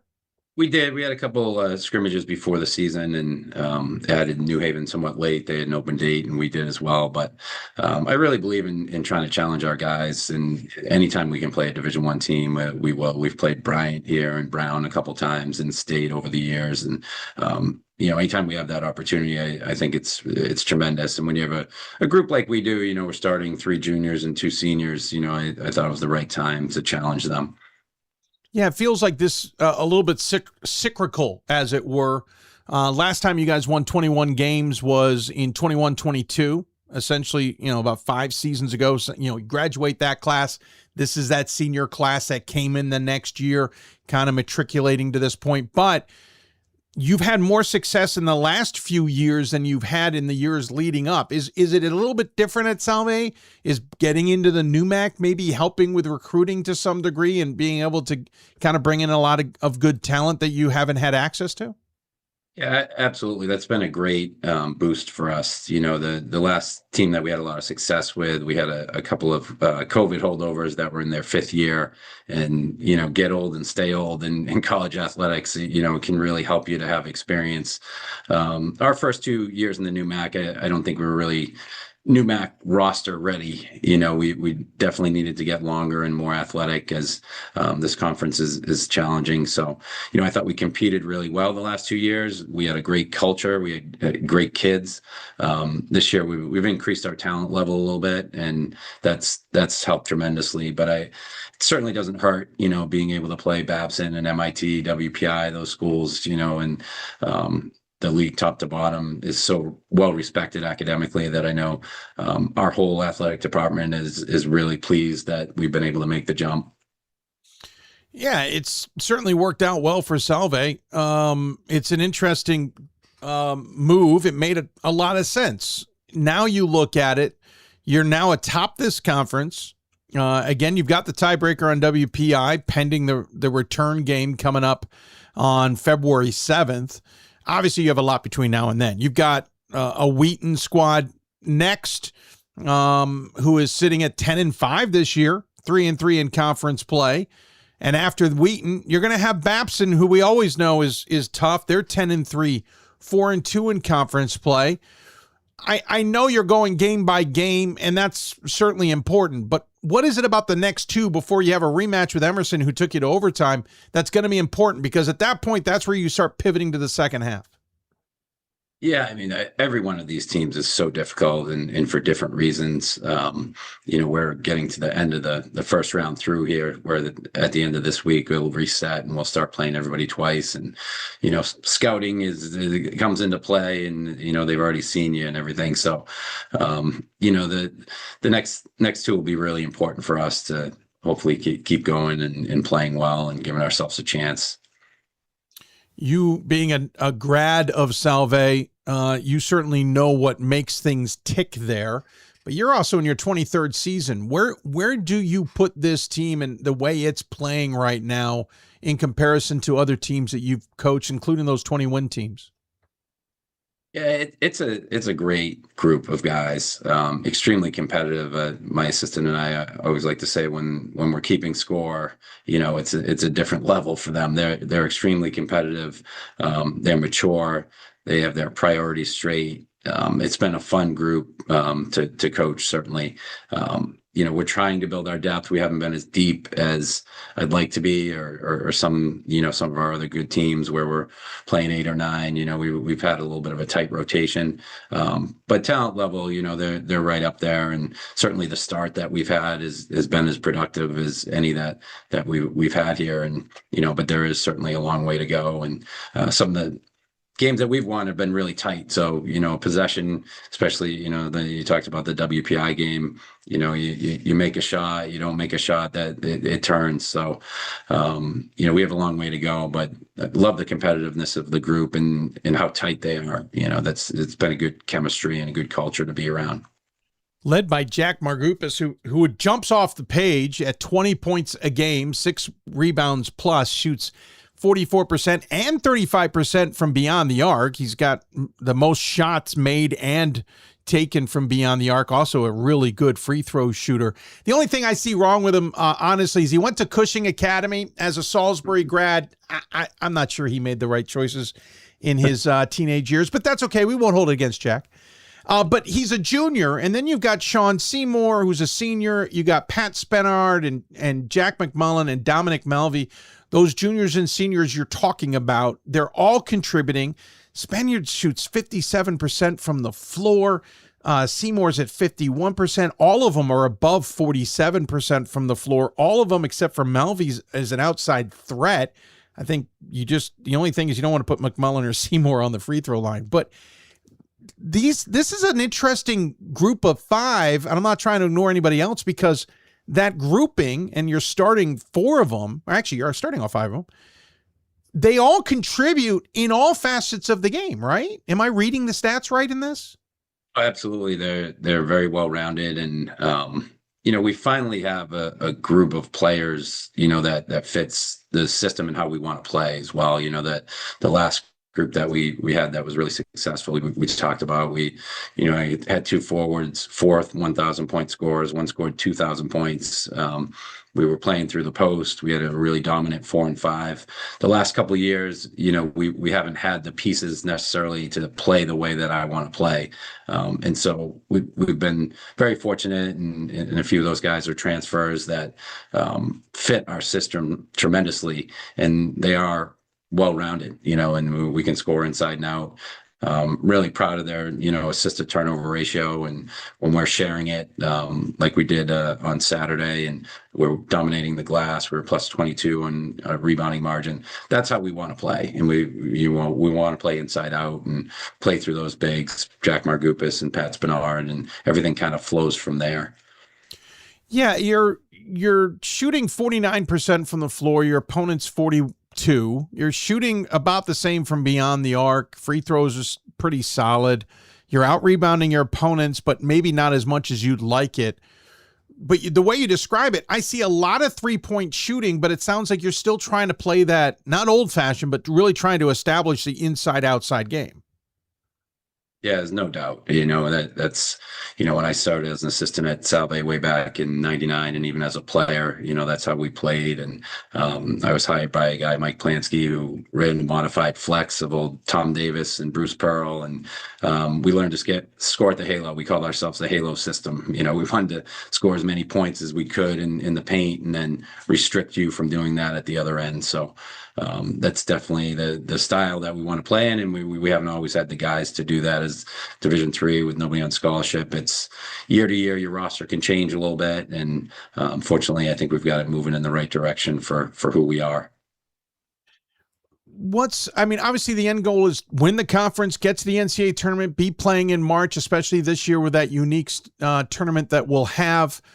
But what's the basic goals to get you there?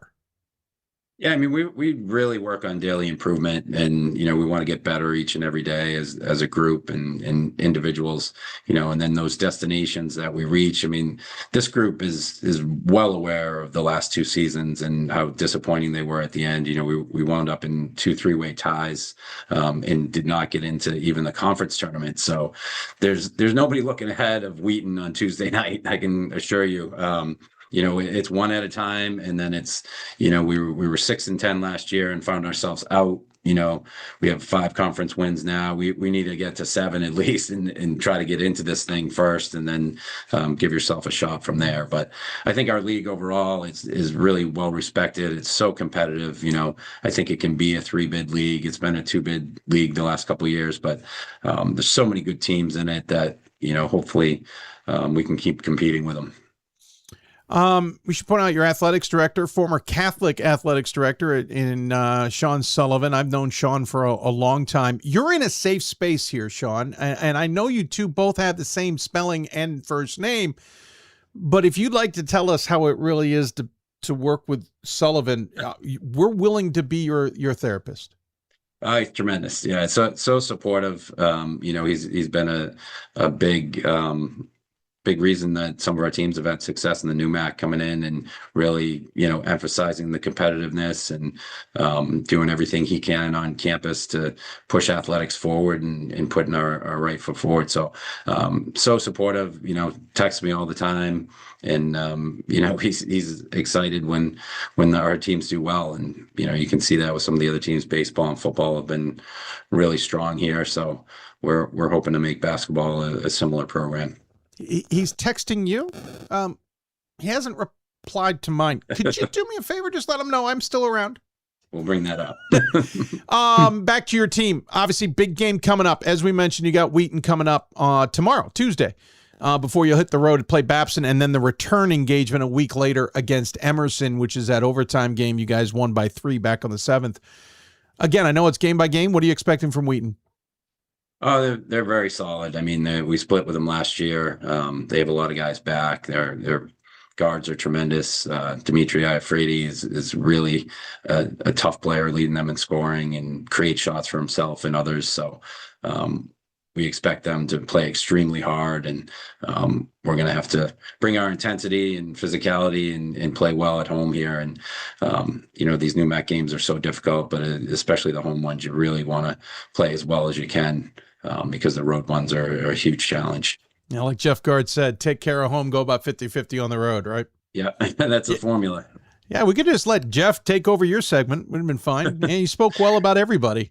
Jeff made some really good points, especially the break here. Thinking about it, we start classes tomorrow, so we're kind of in that same boat of you're trying to push them, and you're doing film, you're doing weight training, you're doing practice, but at the same point, you don't want to burn them out. And some of his comments really hit home with me. Well, and you guys have had to deal with some funky weather of late too, right? You storms that have missed us have come up into that New England area right there on the coast in Newport and kind of raised some havoc. Indeed, but Newport's beautiful in the snow, so it's I can't complain. You got one of those mansions right on the water, right, Sean? Not quite, but I walk by them. It's a great place to jog. No, that is true. And as a bit of a geek about U.S. Well, America's Cup, Newport has always got a special place for me.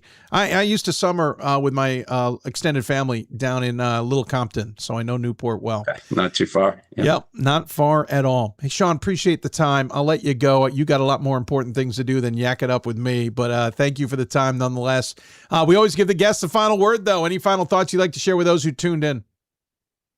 I really appreciate you having us on and highlighting Salve basketball and the new MAC conference is just tremendous. And these student athletes, like Coach Gard said, it's pure at this level. They're all doing it for the love, and we appreciate, you highlighting that. And I know you do a tremendous job across the country pushing D3 hoops. So, and the last thing I would just say, I heard you talking some football, as somebody who grew up a mile away from the Patriots Stadium, and the head scout was my neighbor. I'm feeling good about the Patriots going into next weekend.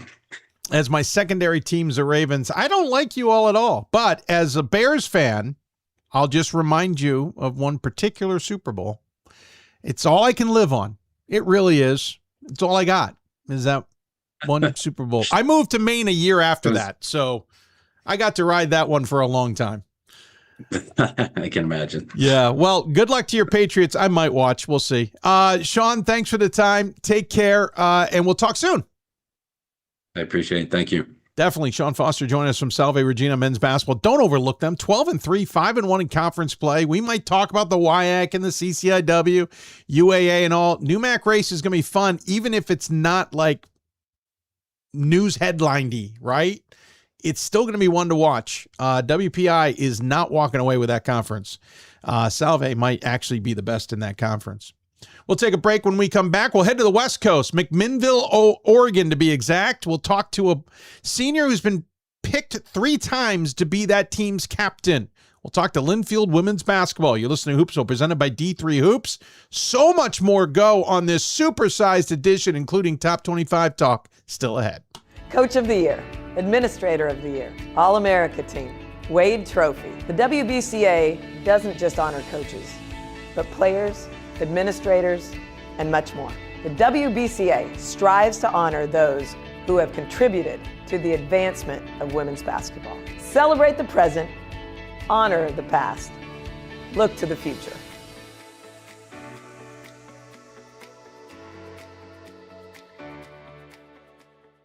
For the love of the game, but for those of us who are Division III student athletes, it's more than that, a lot more. Sure, the game is important, but as we work so hard to build both mind and body, it's more about team. That is why NCAA Division III teamed up with Special Olympics, and in giving the gift of sport to those for whom it seemed an impossible dream, we are working to make this a better world. Help us keep that dream alive. You can make a difference.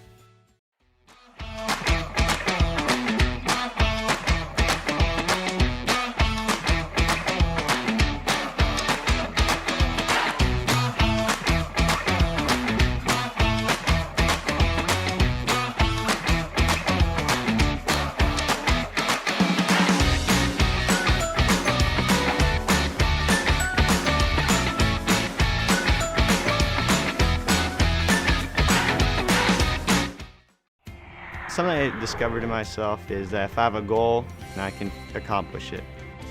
It's a well-rounded experience. At a Division III school, you primarily a student athlete, so the school is really shaped around you developing yourself as a complete individual. It helps a lot that you have a family with your team that can guide you.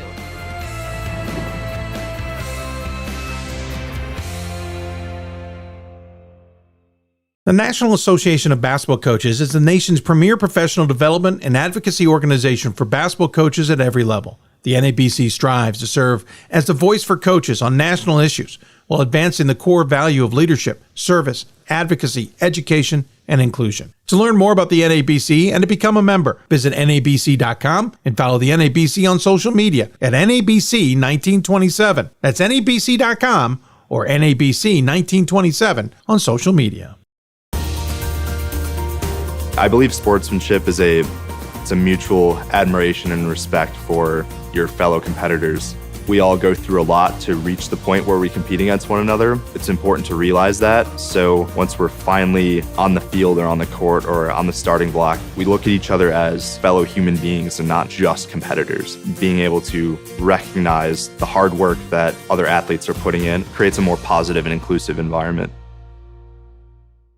We've got more schools than Division I, more fans than Division II, and more upsets than March Madness. There's nearly 850 programs with over 11,000 games leading to 2 national championships. And we've been covering it all for over 2 decades. From Eastern to Occidental, from Puget Sound to Piedmont, from Southwestern to the University of New England, and from Hope to Calvin. Nobody covers Division III basketball like we do. We're D3Hoops.com at www.D3Hoops.com. Coach of the Year, Administrator of the Year, All-America Team, Wade Trophy. The WBCA doesn't just honor coaches, but players, administrators, and much more. The WBCA strives to honor those who have contributed to the advancement of women's basketball. Celebrate the present, honor the past, look to the future.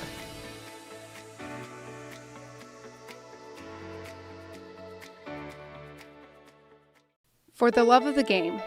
But for those of us who are Division III student athletes, it's more than that, a lot more. Sure, the game is important, but as we work so hard to build both mind and body, it's more about team. That is why NCAA Division III teamed up with Special Olympics. And in giving the gift of sport to those for whom it seemed an impossible dream, we are working to make this a better world. Help us keep that dream alive. You can make a difference. Welcome back to Hoopsville, everybody, as we continue to roll along in a supersized edition of the show. 5 guests on the show today over the normal 4, and we got 2 more to go, penultimate one coming up. Then the top 25 segment still to come at about 8:30 Eastern time. We'll talk to Bob Quillman and Ryan Scott on the men's side, Scott Peterson on the women's. A reminder on the women's side, Scott's going to take rapid-fire teams that I throw at him to give us his analysis and thoughts. He's not going to know who's coming, about 10 of them. So if you got a team you want us to throw at him, he'll mention them. By the way, he's already going to be talking about the most improved teams on that list. You got questions for us, tweet us at D3Hoopsville or hashtag Hoopsville. If you got ideas, you can do that as well. You can also email us, hoopsville at d3sports.com. Also, buymeacoffee.com/Hoopsville. We'll pump that a lot later on, but that's how you can become a Hoopsville member and gain access normally to the Top 25 show live, except for tonight, where it's live for everybody, and other things, including my Top 25 men's ballot. All right, let's go to the West Coast. McMinnville, Oregon, southwest of Portland, not even halfway to Eureka. Linfield women's basketball team is having an outstanding season, and they were doing it with a coach who admittedly was maybe a little bit distracted. Casey Bunn Wilson, no pun intended, had a bun in the oven, waiting for one of her kids to arrive. So we were planning to talk to Casey today. The child decided it wanted to interview its mother first, so she's due at any point, so we pivoted to a remarkable young lady, one who has been picked by her team 3 times to be a captain. And as a senior, that's pretty important. But she's also coming back from injury, which tells you a lot about what the team thinks of her leadership. And she does a lot off the court as well. We'll get to all of that, we hope, ahead. It's a true YD3 segment. Ella Koblin joins us on the Hoopsville hotline from the Linfield women's basketball team. Ella, thanks for stepping up to this. I appreciate it. Yeah, of course. Thank you for having me. I'm super excited. Oh, I'm thrilled you could come on. Coach said, don't worry, I got someone. She's going to be perfect. Then she started listing all your attributes, and I went, well, nothing against you, Casey. Maybe we should be talking to Ella. Hey, let's get this out of the way first and foremost. I pimped it already. Well, a couple of things. First, you're picked as a captain on this team since your sophomore year. Even those who are seniors have thought a lot about your leadership. What does that mean to you? Yeah, I mean, it was super special. Going into my sophomore year, I was not quite expecting it. Like, I've been in leadership roles in the past, but after just 1 year with the team, I wasn't super expecting it. Like, I kind of just am myself. I talk, on the court, off the court, I'm kind of a yapper, but I don't know. It was just really special. And then to get that vote 3 years in a row, I mean, just super flattered by the team and Yeah, I just mean, appreciative. you didn't screw anything up, right? They voted for you your junior year, No, and then I they voted guess, for you yeah, your I guess senior I did year. it right. Yeah, exactly. Yeah. Another thing that's interesting too is you blew out your ACL last year. You're only now coming back to this team this year. Yes. How is that? I don't talk to a lot of student athletes who are recovering from ACLs. What has that recovery been like? What's that push been like? And what's it like to be back on the court? Yeah, well, I just got back on the court about 4 games ago, so it's super recent. But it was a pretty hard process. I tore my other ACL in high school, my junior year too. So I've yet to play a junior year of basketball, but that's besides the point. Ouch. Yeah, it was very difficult, but I think it was easy with the team that I have to kind of have like that support system. Um, and like that backing to kind of help me get through the rough parts of rehab. But we have really good training staff at Linfield, so I was able to, stay involved with the team. The coaches, my teammates really helped me stay involved and make sure I didn't like get bogged down too bad.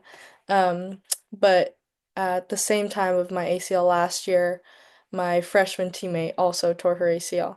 So it was kind of bad circumstances, but nice to kind of go on that journey alongside one of my teammates. So, Yeah, you got someone who's pushing you and you're helping push them, right? exactly. Yeah. It was super nice to have that person to do rehab with every day. So, Yeah, it's unfortunate to suffer through that, but as you Right. said, yeah.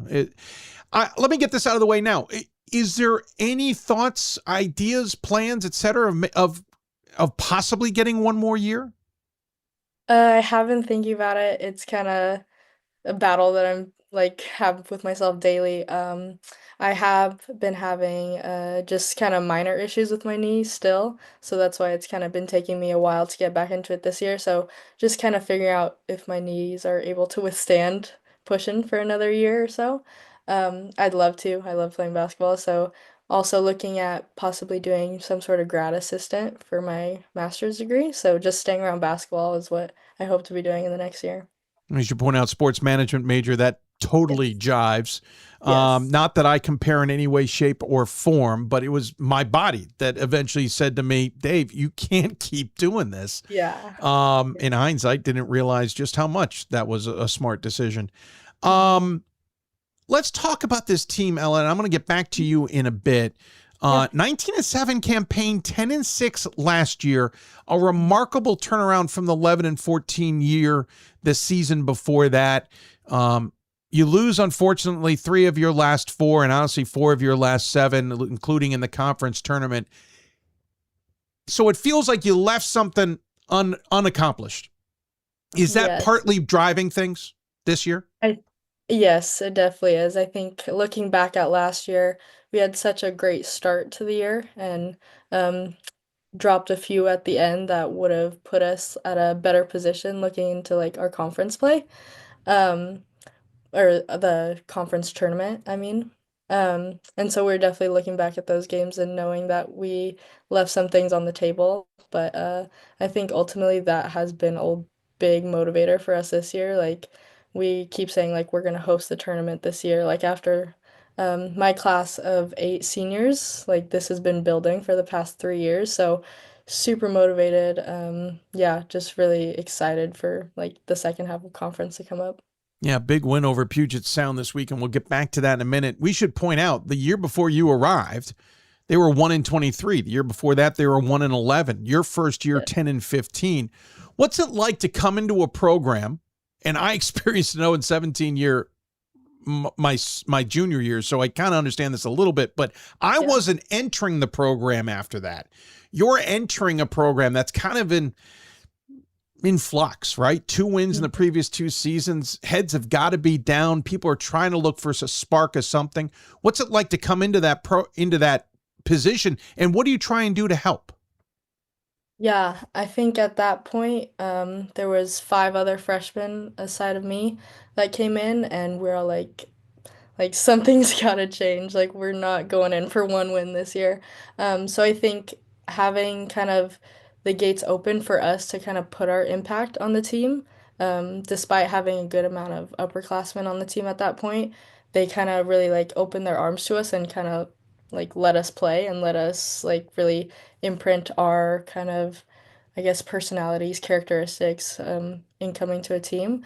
Um, and so we were like, not that the bar was low, but like we just got to get over one. Like we got to get over that one game hump.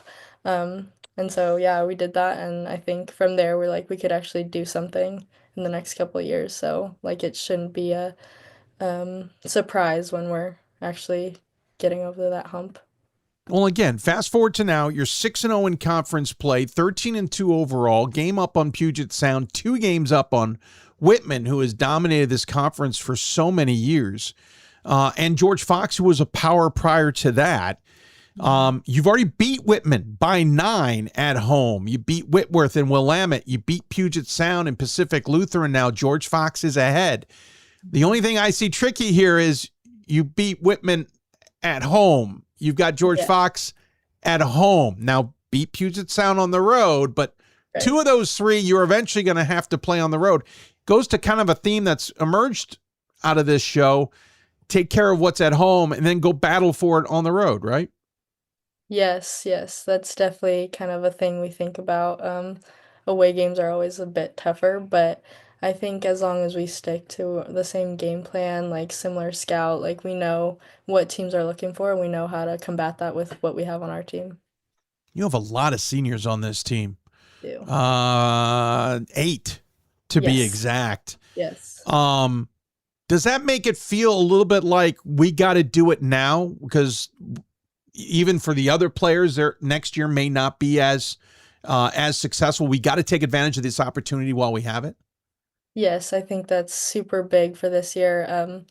Like I said, we had 6 of the seniors come in.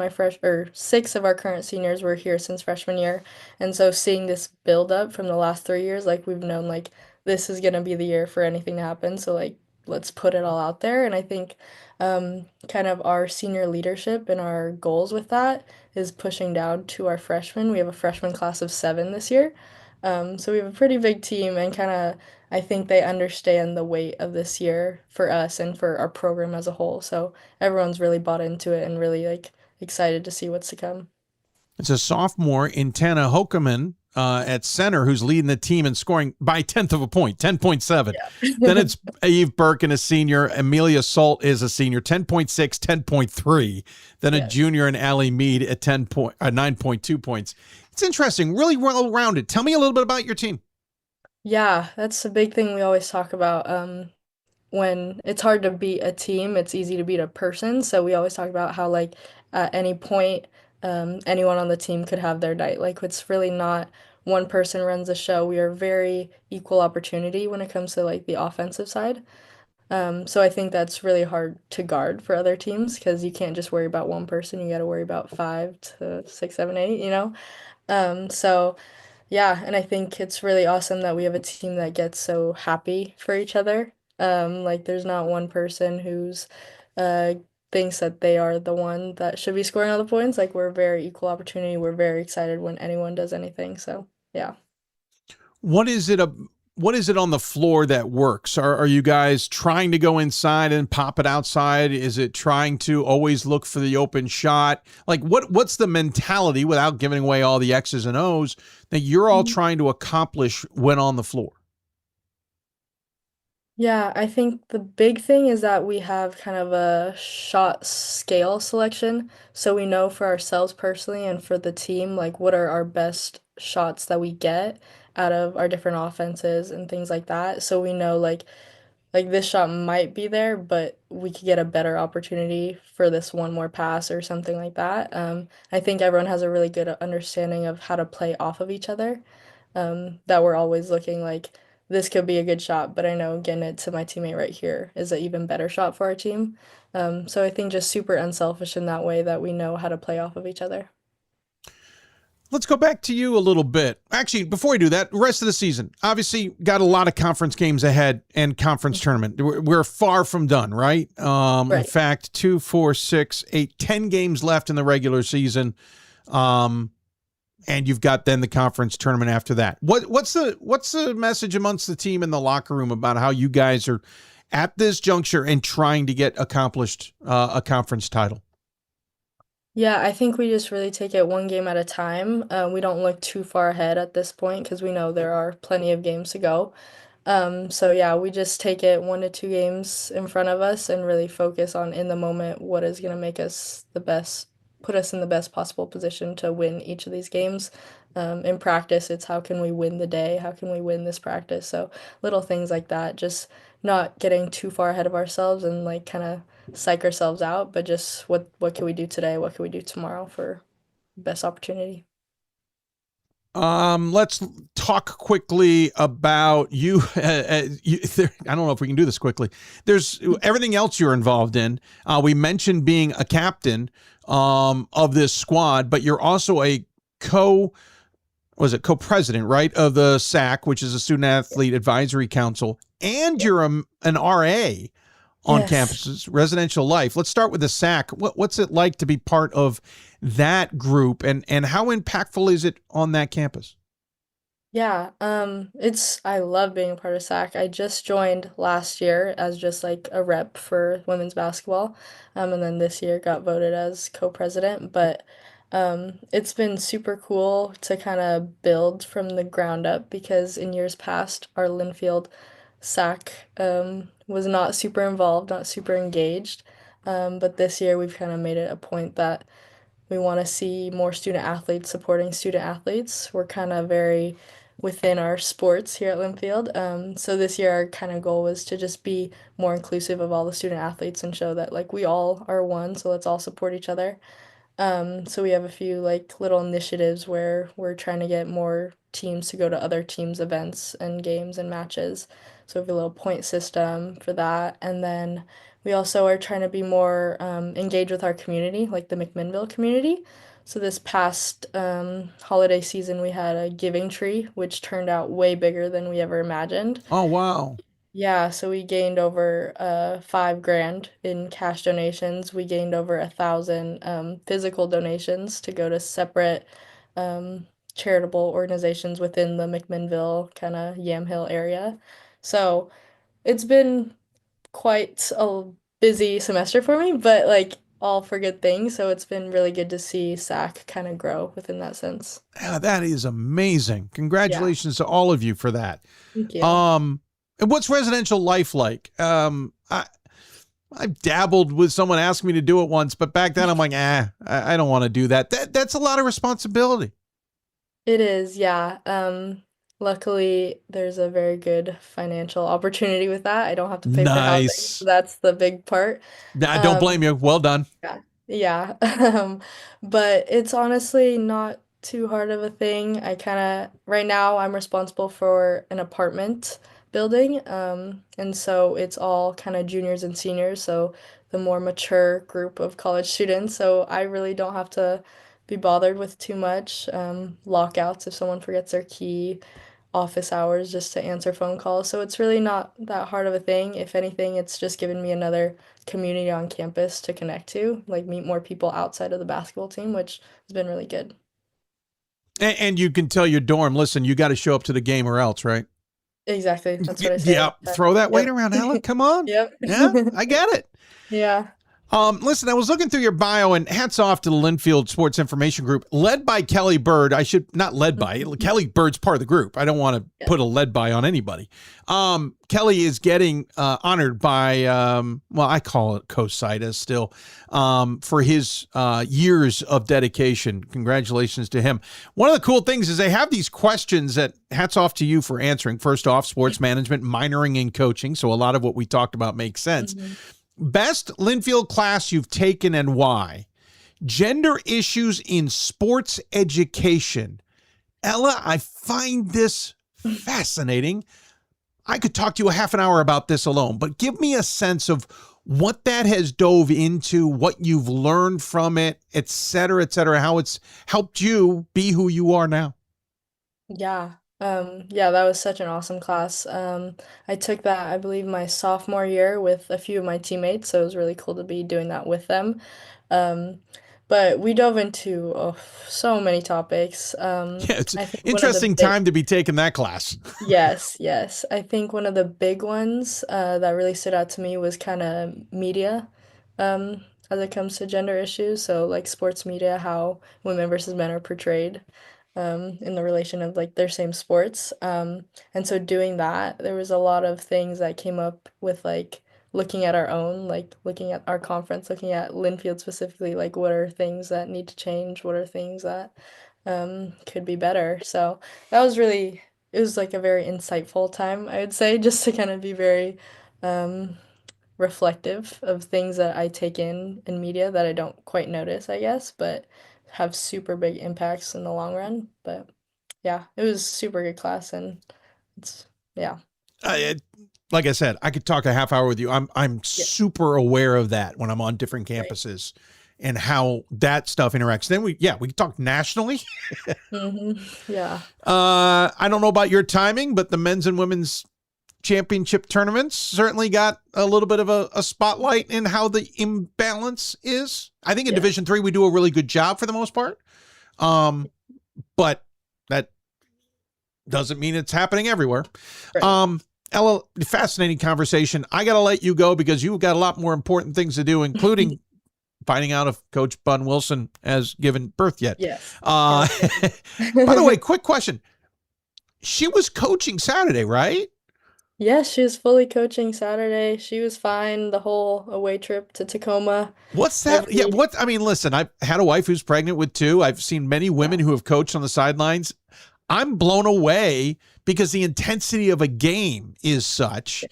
As a woman yourself, what's it like to see your coach there literally coaching days before she gives birth to her 3rd kid? Right. No, it's super like empowering. She's such a strong woman. Like it's awesome to like be able to look up to her and have such a close relationship with her. But it's just boggles our mind. We're like she was standing up the same amount of time as she would any other game. She doesn't want a seat for timeouts. Like she's fine just squatting there, and we're like, oh my gosh. Oh, I've seen more pictures of her squatting. I'm like, what are we doing here? Yeah, no, it's bizarre, but she's not letting this pregnancy slow her down at all. She told us she'll be back in 2 days after she gives birth, so we'll see. Yeah. Stop it. Yeah. I only watched and I couldn't be back 2 days later. Right. Ella, it is great to chat with you. Coach was right. You're a wonderful person to step in and have a conversation with. Thank you so much for your time and agreement to do this. Your team is having a tremendous season, so tip of the hat to all of you. And you certainly are having a tremendous career, so tip of the hat to you on that. I'll be fascinated to see what you decide to do for maybe another year or not. But if you go into coaching, I have a feeling we'll be talking about you in the future. In the meantime, we have a tradition on the show. We always give the guests the final word. Is there any final thoughts you'd like to share with those who may be tuned in?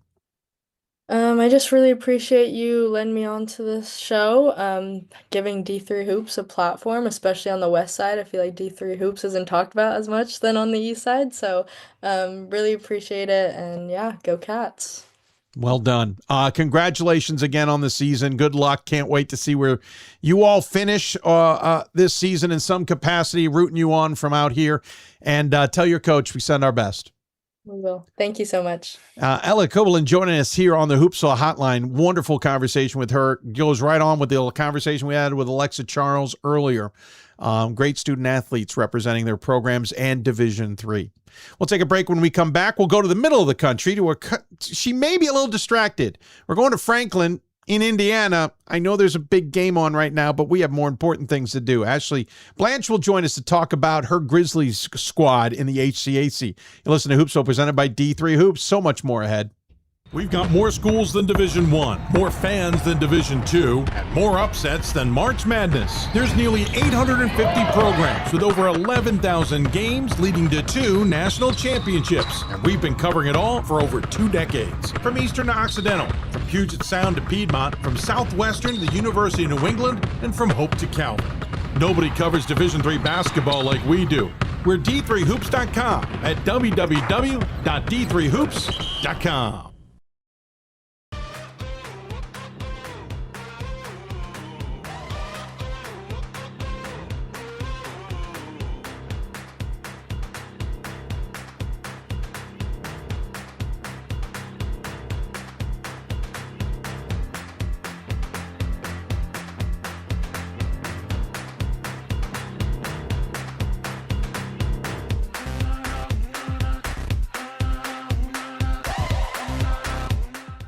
National Association of Basketball Coaches is the nation's premier professional development and advocacy organization for basketball coaches at every level. The NABC strives to serve as the voice for coaches on national issues while advancing the core value of leadership, service, advocacy, education, and inclusion. To learn more about the NABC and to become a member, visit NABC.com and follow the NABC on social media at NABC 1927. That's NABC.com or NABC 1927 on social media. It's on us to stop sexual assault. In any way that we can. To get a friend home safe. To never blame the victim. It's on us. To stand up. To make our community safe for all. It's on us. It's on us to look out for each other at parties. It's on us. To be more than just a bystander. To step up and say something. It's on us, all of us. To stop sexual assault. Learn how and take the pledge at itsonus.org.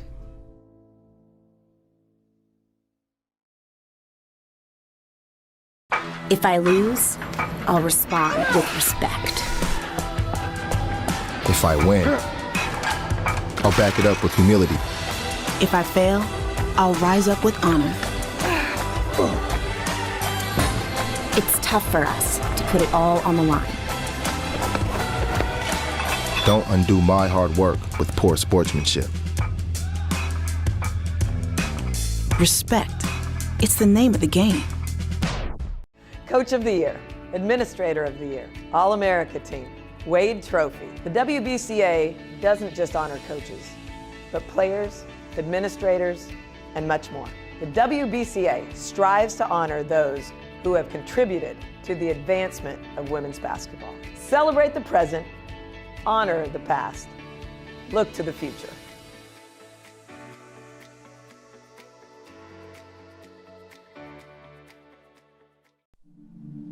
I used to never really talk, ever.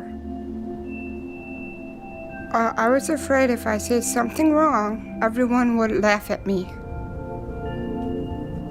But then I started to play golf with Special Olympics. It helped me to find my voice. And now everyone else is speechless.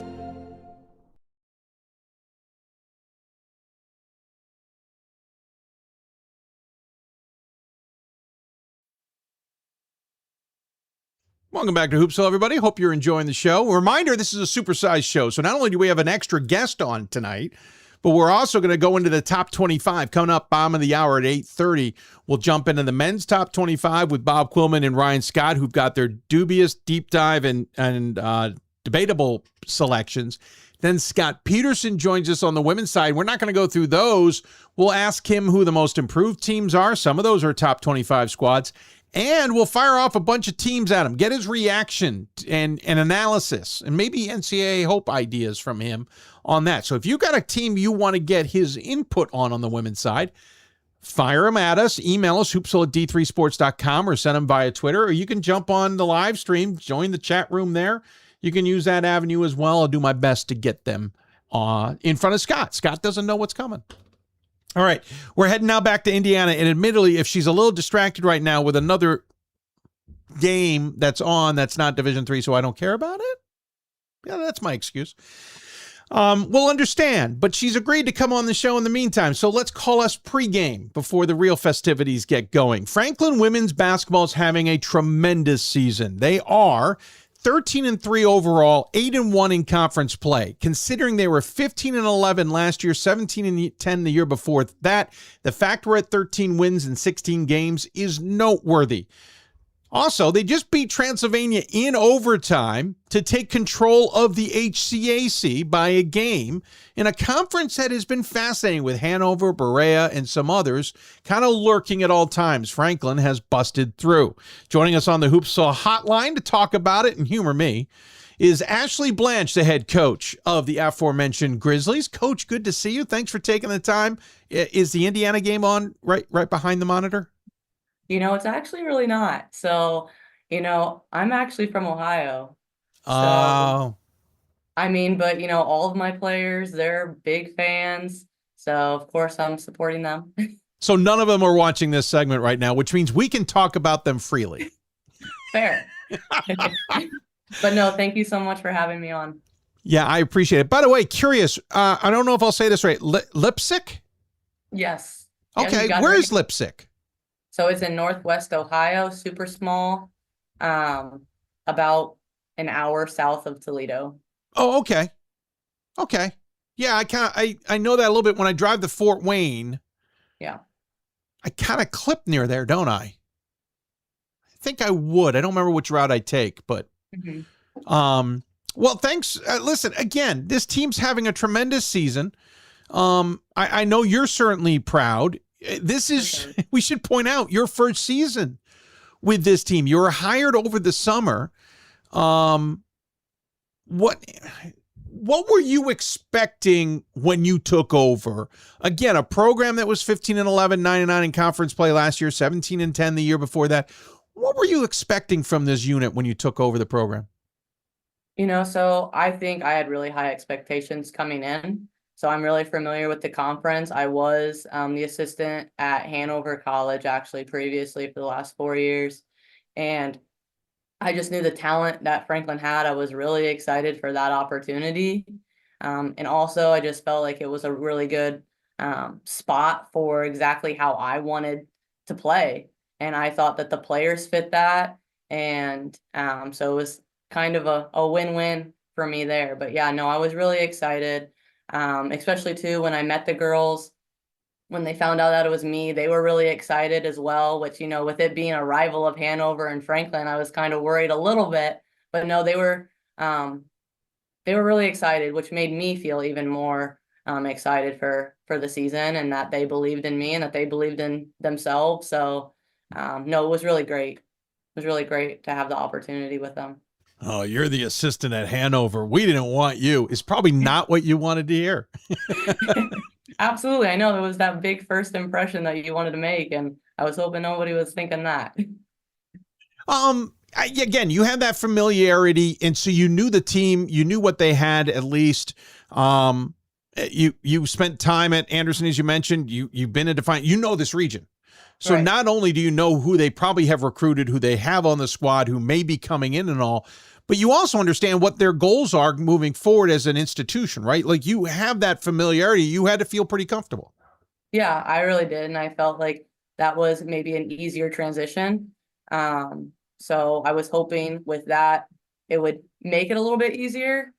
But at the same time too, like, it helps when you have good players. So that's kind of where we landed with. Yeah, it always does help. And fresh take on things, right? Like a different approach right. Sometimes can wake things up.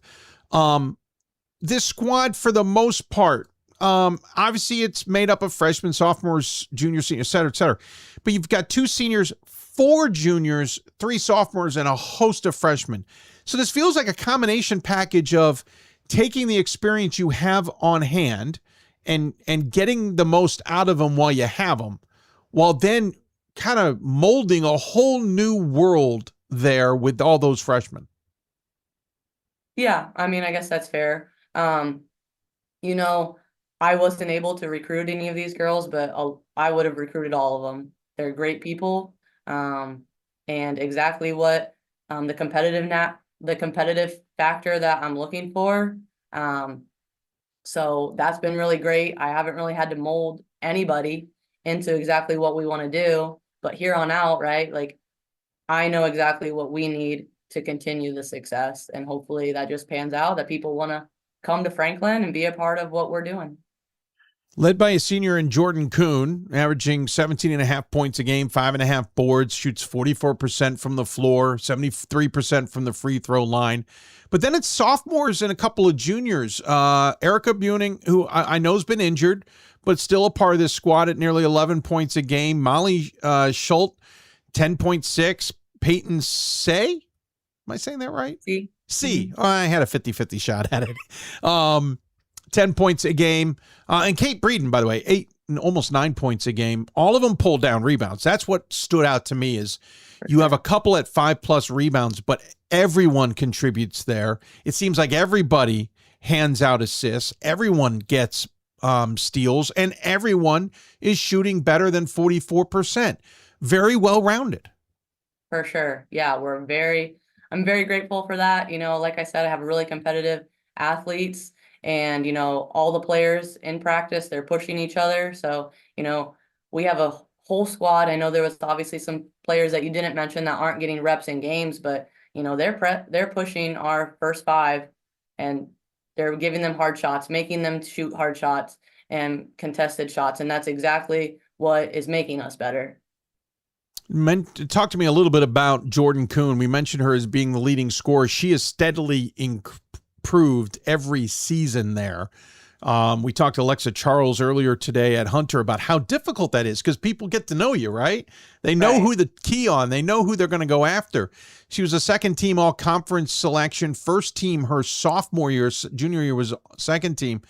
What's she bringing to the table, and how is she able to improve statistically while the rest of the team also is improving? Like, how is that yin and yang working? I really think that, Jordan is a phenomenal player. Teams are playing her differently. And, we're talking to her about, hey, you just have to roll with it. Like, you can't stop doing the things that you do because things are tough, right? Like, so that's something that we really are talking with her, and she's just pushing through, and she's just trying to be her. And what's great is that we do have, multiple players that can score. And so that takes a little bit of pressure off of her. But I think that she is just a tough player that wants to win, and that motivates her just as much. This is her last year. She's always in the gym. She's in there probably 6 days a week, always working. She has a job. She's top one of, like, really good in her class. And she just wants to be really well-rounded everywhere. Like, she doesn't take any days off for anything. It's not just being an athlete. Like, she's a great person. And she just wants the best for her and for her teammates. So she's working at it, and everything she does on and off the court, whether that's leadership, her team bonding, inviting players to hang out, inviting players to the gym. She just wants to win. And I think that's a huge motivator. And when you have that leading the way, it's easy to pick it up yourself, right? Like, lead by example in a lot of ways. Where is the next step? So you've got a huge win over Transylvania the other day, 76-73. Fouled it up by not sleeping on Rose Holman, who's had a history of being good. I know they're struggling this year. And then you got to hit the road here. Rose Holman was on the road. You got Anderson on the road. You got Earlham on the road. So how do you continue to evolve and build this? So, we tell our players every day that it's not who you're playing, right? Like, you play every single game as a championship game. You don't take any days off. And I think that that's the motivation that we're kind of going for right now, that no days off and no plays off. And if you get tired, somebody else is hopping in there for you, just stepping up just as much. And so we're just taking it game by game and making sure that every game counts. Like, that's why you play the game. So we're not taking any games for granted. We want to win them all. And it's definitely hard to win on the road.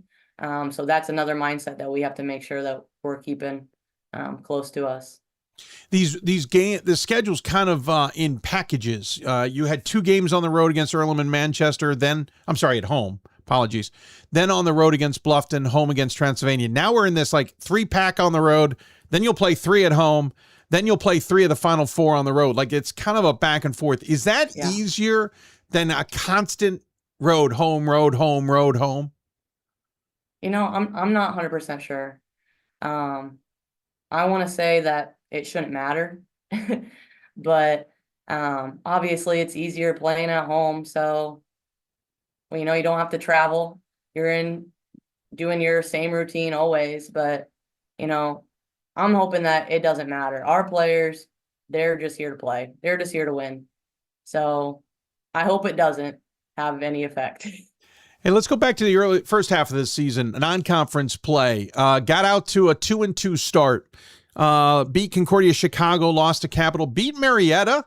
then lost to Denison. Admittedly, first season, 2-2, got to be happy with that, but that's also where things can literally go in either direction. You all win 4 in a row, and in fact, you've only lost one since.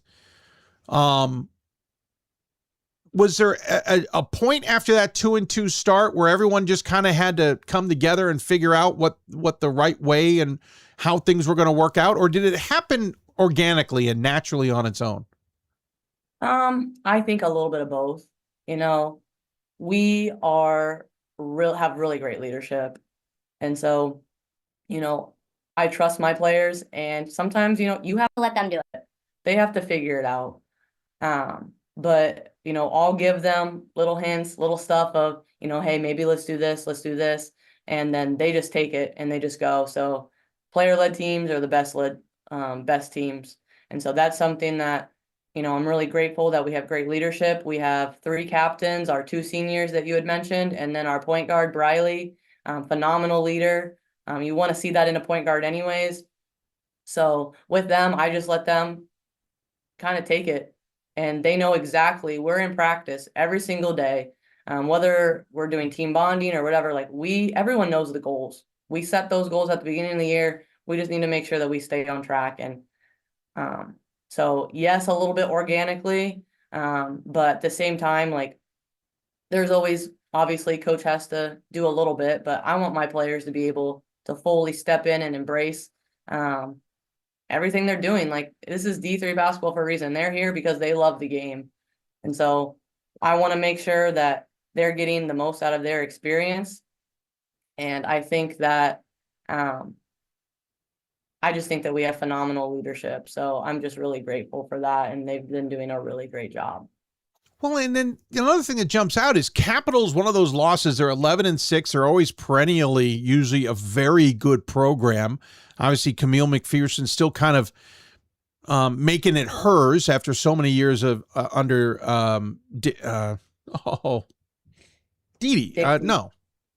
How did I just forget Capital's old coach? Now I'm going to hurt myself. Dixie Jeffers. Lord, Dave. Dixie, if you're watching, I apologize. Don't send any hate mail. And then a 6-point loss on the road to a currently 16-0 Denison squad, i.e., those aren't bad losses. So in some ways, you got to be coming out of that feeling pretty good. The lone loss after that is Mount St. Joseph. It's your 4th conference game at that point. It's on the road. It's overtime. Yeah, Mount St. Joseph isn't a world beater, but my point is that's the only loss outside of 2 non-conference tremendous losses. This stacks up as a pretty good resume at this juncture. Yeah, for sure. I mean, it's huge. You know, it's been 12 points total that in our losses. You know, we thought that maybe we were going to get one on the road there. But at the same time, great teams that we played. So hats off to them. But again, those were on the road. And so we're hoping we just have to play harder on the road. Like, you have to, you know, you don't always get the calls potentially. And I'm not saying that there were bad calls, but just in general, like. Yes, you are. But I'm just saying, right? Like, it's not our home court. So it's a little bit harder. Those were really long trips that we had to take both all the way over to Columbus and past. So long trips for us. And we're just hoping that if we ever get a chance at them again, that, you know, we come out with the dub. Yeah, makes total sense. Really impressive the way this season has played out. Again, clicking right along. Top of the conference. I mean, you're what? A couple of points away from being undefeated and a two-game lead in this conference, especially with that win over Transylvania, 2.5. Second half of the season's coming up in conference play. Again, it's game by game. You're going to play, you know, about half of them on the road and half of them at home. What's written on the whiteboard, I guess, in the locker room? That's what I'm curious about. You know, it's just a lot of our goals. We want to make sure that we're playing the way that we want to, trying to focus on us a lot. Obviously, you know, you have to prepare for the other team, but we have to play us before anything. So we need to make sure that we're taking advantage of our strengths, doing what we have to do. in order to just be us. And at that point, right, we just have to take care of business, playing defense to stop them. But, just as long as we're doing the game plan, and a lot of that is just being us and making adjustments if we have to. Coach, appreciate your time. I got one quick question, a little unrelated before we let you go. Graduate of Defiance, who was a longtime Division III member, now they're NAIA. I'm kind of curious your take on the idea a couple of years ago of leaving Division III for the NAIA for your alma mater. Yeah, I'm not 100% sure. I don't really know anybody at the school anymore to kind of hear the take on why and all the plans. And at the same time, like, I love my school. Like, I had a great experience at Defiance. But I'm just really trying to focus on my team, my family. And so I really haven't checked much into it, unfortunately. But obviously, I love Defiance. Defiance College has a really special place in my heart. No, totally makes sense. I was just genuinely curious. We missed Defiance, to be honest. Coach, appreciate the time. As always, we have a tradition on this show where we give the coach the last word. Any final thoughts you want to share with those maybe tuned in? Yeah, for sure. I just want to really give a shout out to my assistant coach. She's been so great for me and the girls and the program. I'm just really glad, you are just as good as the people you surround yourself with. And I'm just really lucky to have her. Our players are really lucky to have her. And we wouldn't be anywhere we are without all of our coaching staff and all of our relationships that we build with our girls. So I'm just really excited to continue this year, and see how it all plays out. Well, congratulations again. Tremendous run to this juncture. Really impressed. It gave me the perfect excuse to bring you guys on. Should point out, by the way, really big win over MSOE too, who's having a tremendous season. Though we joke, those games in Puerto Rico, we don't think really happen. We never see them. We don't know if there's a box score that exists, but according to what I'm reading, you got to win. Congrats on the season. Good luck the rest of the way. Looking forward to where the Grizzlies end up and hopefully catching up with you again in the future. That would be amazing. Yes. Thank you so much for having me, and go Grizz. Definitely. Thank you, Coach. Take care. Don't go enjoy the game. You're not going to like it. Ashley Blanche joining us here on the Hoopsville Hotline. Wonderful to chat with her. Appreciate her time. Coming up, we're going to switch gears, talk top 25 with Bob Quillman, Ryan Scott on the men's side, Scott Peterson on the women's side, and still ahead, we'll recap the NCAA convention, some of the big things that were voted on. And if I get time, I'll finally get to my 2 cents about fan behavior. If not, we'll do it on Thursday. You're listening to Hoopsville, presented by D3Hoops.com. So much more still ahead on this supersized edition. It's on us to stop sexual assault in any way that we can. To get a friend home safe. To never blame the victim. It's on us. To stand up. To make our community safe for all. It's on us. It's on us to look out for each other at parties. It's on us. To be more than just a bystander. To step up and say something. It's on us, all of us. To stop sexual assault. Learn how and take the pledge at itsonus.org.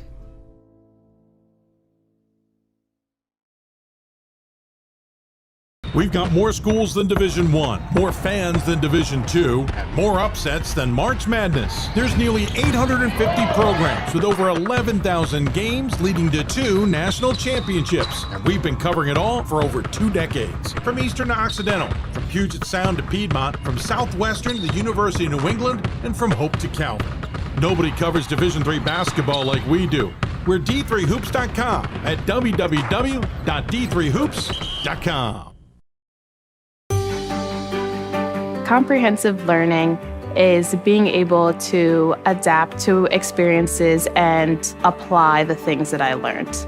Being an athlete and juggling academics helped me grow as a person, and things that I've learned, I was able to apply it in another field, putting them into everyday life.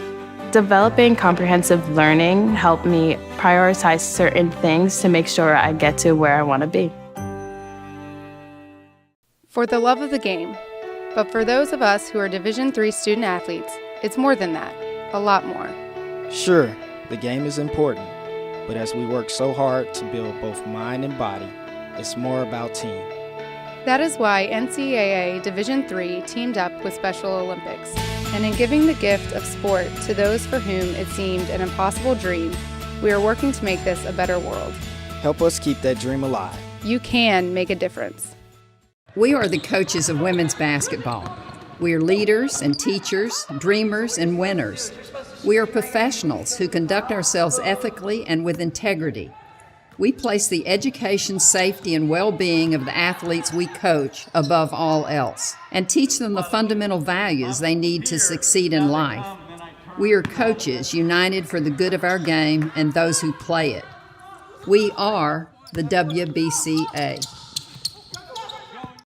I learned a lot of valuable lessons playing college football. I never thought about the health benefits of exercise until I actually started to talk to coaches in college. It's not only just for performance, it's for life. My coaches instilled the importance of well-being, not only building up strength, mental health, getting enough sleep, eating properly is all what it is to be healthy. I decided that I want to go into personal trainer and share my knowledge that I obtained in college about physical and mental well-being. We are calling you, all of you. We are calling all Division III schools to join our cause. It's on us to start the change. It's on us to be the change. It's on us. It's on Division III. It's on all of us to stop sexual assault.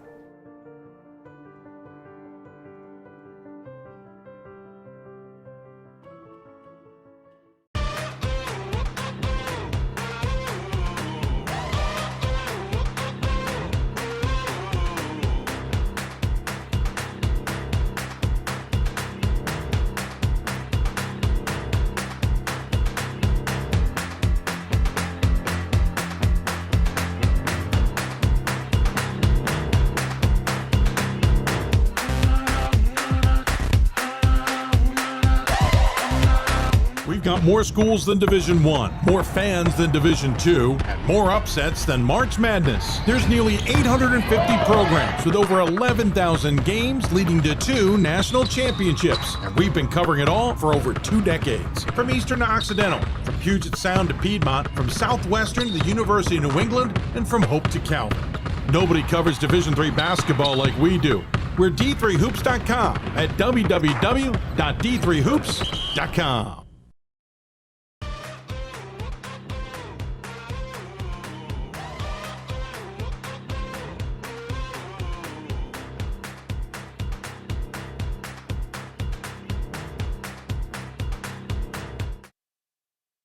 Cutting the rotation off. We've already heard that ad a few times. Welcome back. I'm Dave McHugh.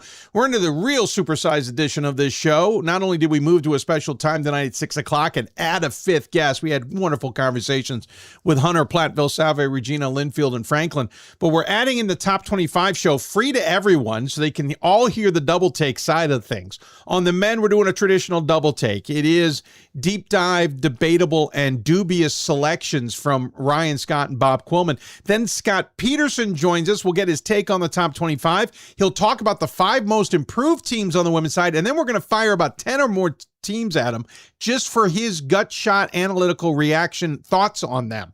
So if you got some teams, I've got a few listed already. If you got any you want us to mention, fire them our way, either via email, hoopsville@d3sports.com, Twitter @D3Hoopsville, #Hoopsville, or right there on the live stream where we are on YouTube. You can chat with us, fire them in there. Scott will react. We'll try and throw him off. Maybe we'll catch him off guard. We'll see. All right, new top 25. And women's is out too, by the way. Should point out, new top 25's out on the men's side. And most importantly on the men's side, welcome Otterbein back to the top 25. Let's talk about it. Let's get their takes on it. Let's get everything underway. And don't forget, join us at buymeacoffee.com/Hoopsville to get a Hoopsville membership. But Bob Quillman and Ryan Scott join me here on the show. Gentlemen, good to see you. Bob, welcome back. It's good to be back, Dave. I've got some old school Hoopsville gear on today. I had to dig into the closet, found that I was happy about it, so I'm ready to roll on this thing. Man, I am impressed. Yeah, I'm impressed. I got nothing there. That is outstanding, sir. Ryan, who are you wearing today? You were wearing Trinity last week. It's actually a completely separate Trinity sweatshirt this time because they sent me more than one. So I want to know how you get all these things. I got to get schools to start sending me. I love sweatshirts personally. That's all I sit in the winter. Bob, quickly, let me get this. Go ahead. I was just to say, in retrospect, I think Jimmy Smith was just cleaning out the budget before he left, but that was yeah, he probably did. That's exactly. I'll appreciate it nonetheless. That's exactly what probably happened. Hey, Bob, I had Calderwood on last week. Great to have him on. We were ecstatic. We were living it up. We were just down the Packers. It was great. I could hear you and everybody else do the same thing I did last night at about the exact same time. And then heartbreak. Just quickly, sir, thoughts? I know Jeff Gard took a little bit of a shot. Brad Fisher's taken a couple of shots. Any thoughts you want to get out there? Well, look, it was a heartbreaking loss. The Bears didn't really play well enough offensively to win that game. It was another miracle Caleb Williams moment. And quite frankly, they should have won once they had the ball and were moving. They really were in great position to win the game in overtime. So good season, bright future is what I would say. Yeah. So tough loss, but bright future. And Brad, listen, we beat the Packers and then, they lost the next round. That doesn't make the win over the Packers any less. All right, let's dive into the top 25, gentlemen. I was looking at the list you guys were sending and not drooling necessarily, but I certainly was a little bit excited. You guys have some nice picks, but let's get your top 25 reactions first. Ryan, your thoughts? I mean, we finally got a consensus pick here with Trinity. We got all the voters in line for that. And I was realizing if Trinity gets through this week, they've got 2 games this week. If they win both of them, they will have the 4th longest winning streak in the history of Division III men's basketball already. Like, it's sneaking up on us really fast, but they put together a tremendous season. What I noticed was just the consensus at the top. Not in the same order, but my top 12 is the top 12 on this poll. And it looks like almost everybody's in that same boat because of the way that the votes break down and the numbers. Like, it's a lot of consensus on what those top teams are. The bottom is all over the place because I think we've probably got 40 teams that could all be on here. And it's, we say that in November pretty regularly, but it's a little more uncommon to say that at this point. We've got a lot of good teams and just looking forward to the rest of the season. Yeah. When I was just writing my notes down, like season, week to week, I had the same, maybe not the same order, but like my top 10, top 12 was eerily similar to everybody else's. Bob, your thought on the top 25? Same as Ryan. The first thing I jumped to is I'm not a math major and like the D3 Datacast guys, but I can do math and I know that 25 times 25 is 625. So I was excited to see Trinity be unanimous. I think we finally shamed Jay Murray into that. He's a public voter, so I could call him out. I mean, yes, you can. Now watch, they're going to lose now, and he's going to say, "See, they're really number 2." So I was glad to see, because I do think there's something to me when a team is at the point that Trinity is. There's something to be able to say we're a unanimous number 1. The teams that got in the poll. Scranton, I got back in. Roanoke, I did not vote for York. I did vote for Otterbein. So 3 of those 4 entrants I had, everyone except York. I agree there's consensus down to 12, 13. And then after that, you could go a lot of different ways, I believe. Yeah, I agree. Notice he's throwing 13 in there when I didn't, but What'd you say? He's throwing 13 in there, which happens to be Illinois Wesleyan when I only said 12 for the consensus. So that was.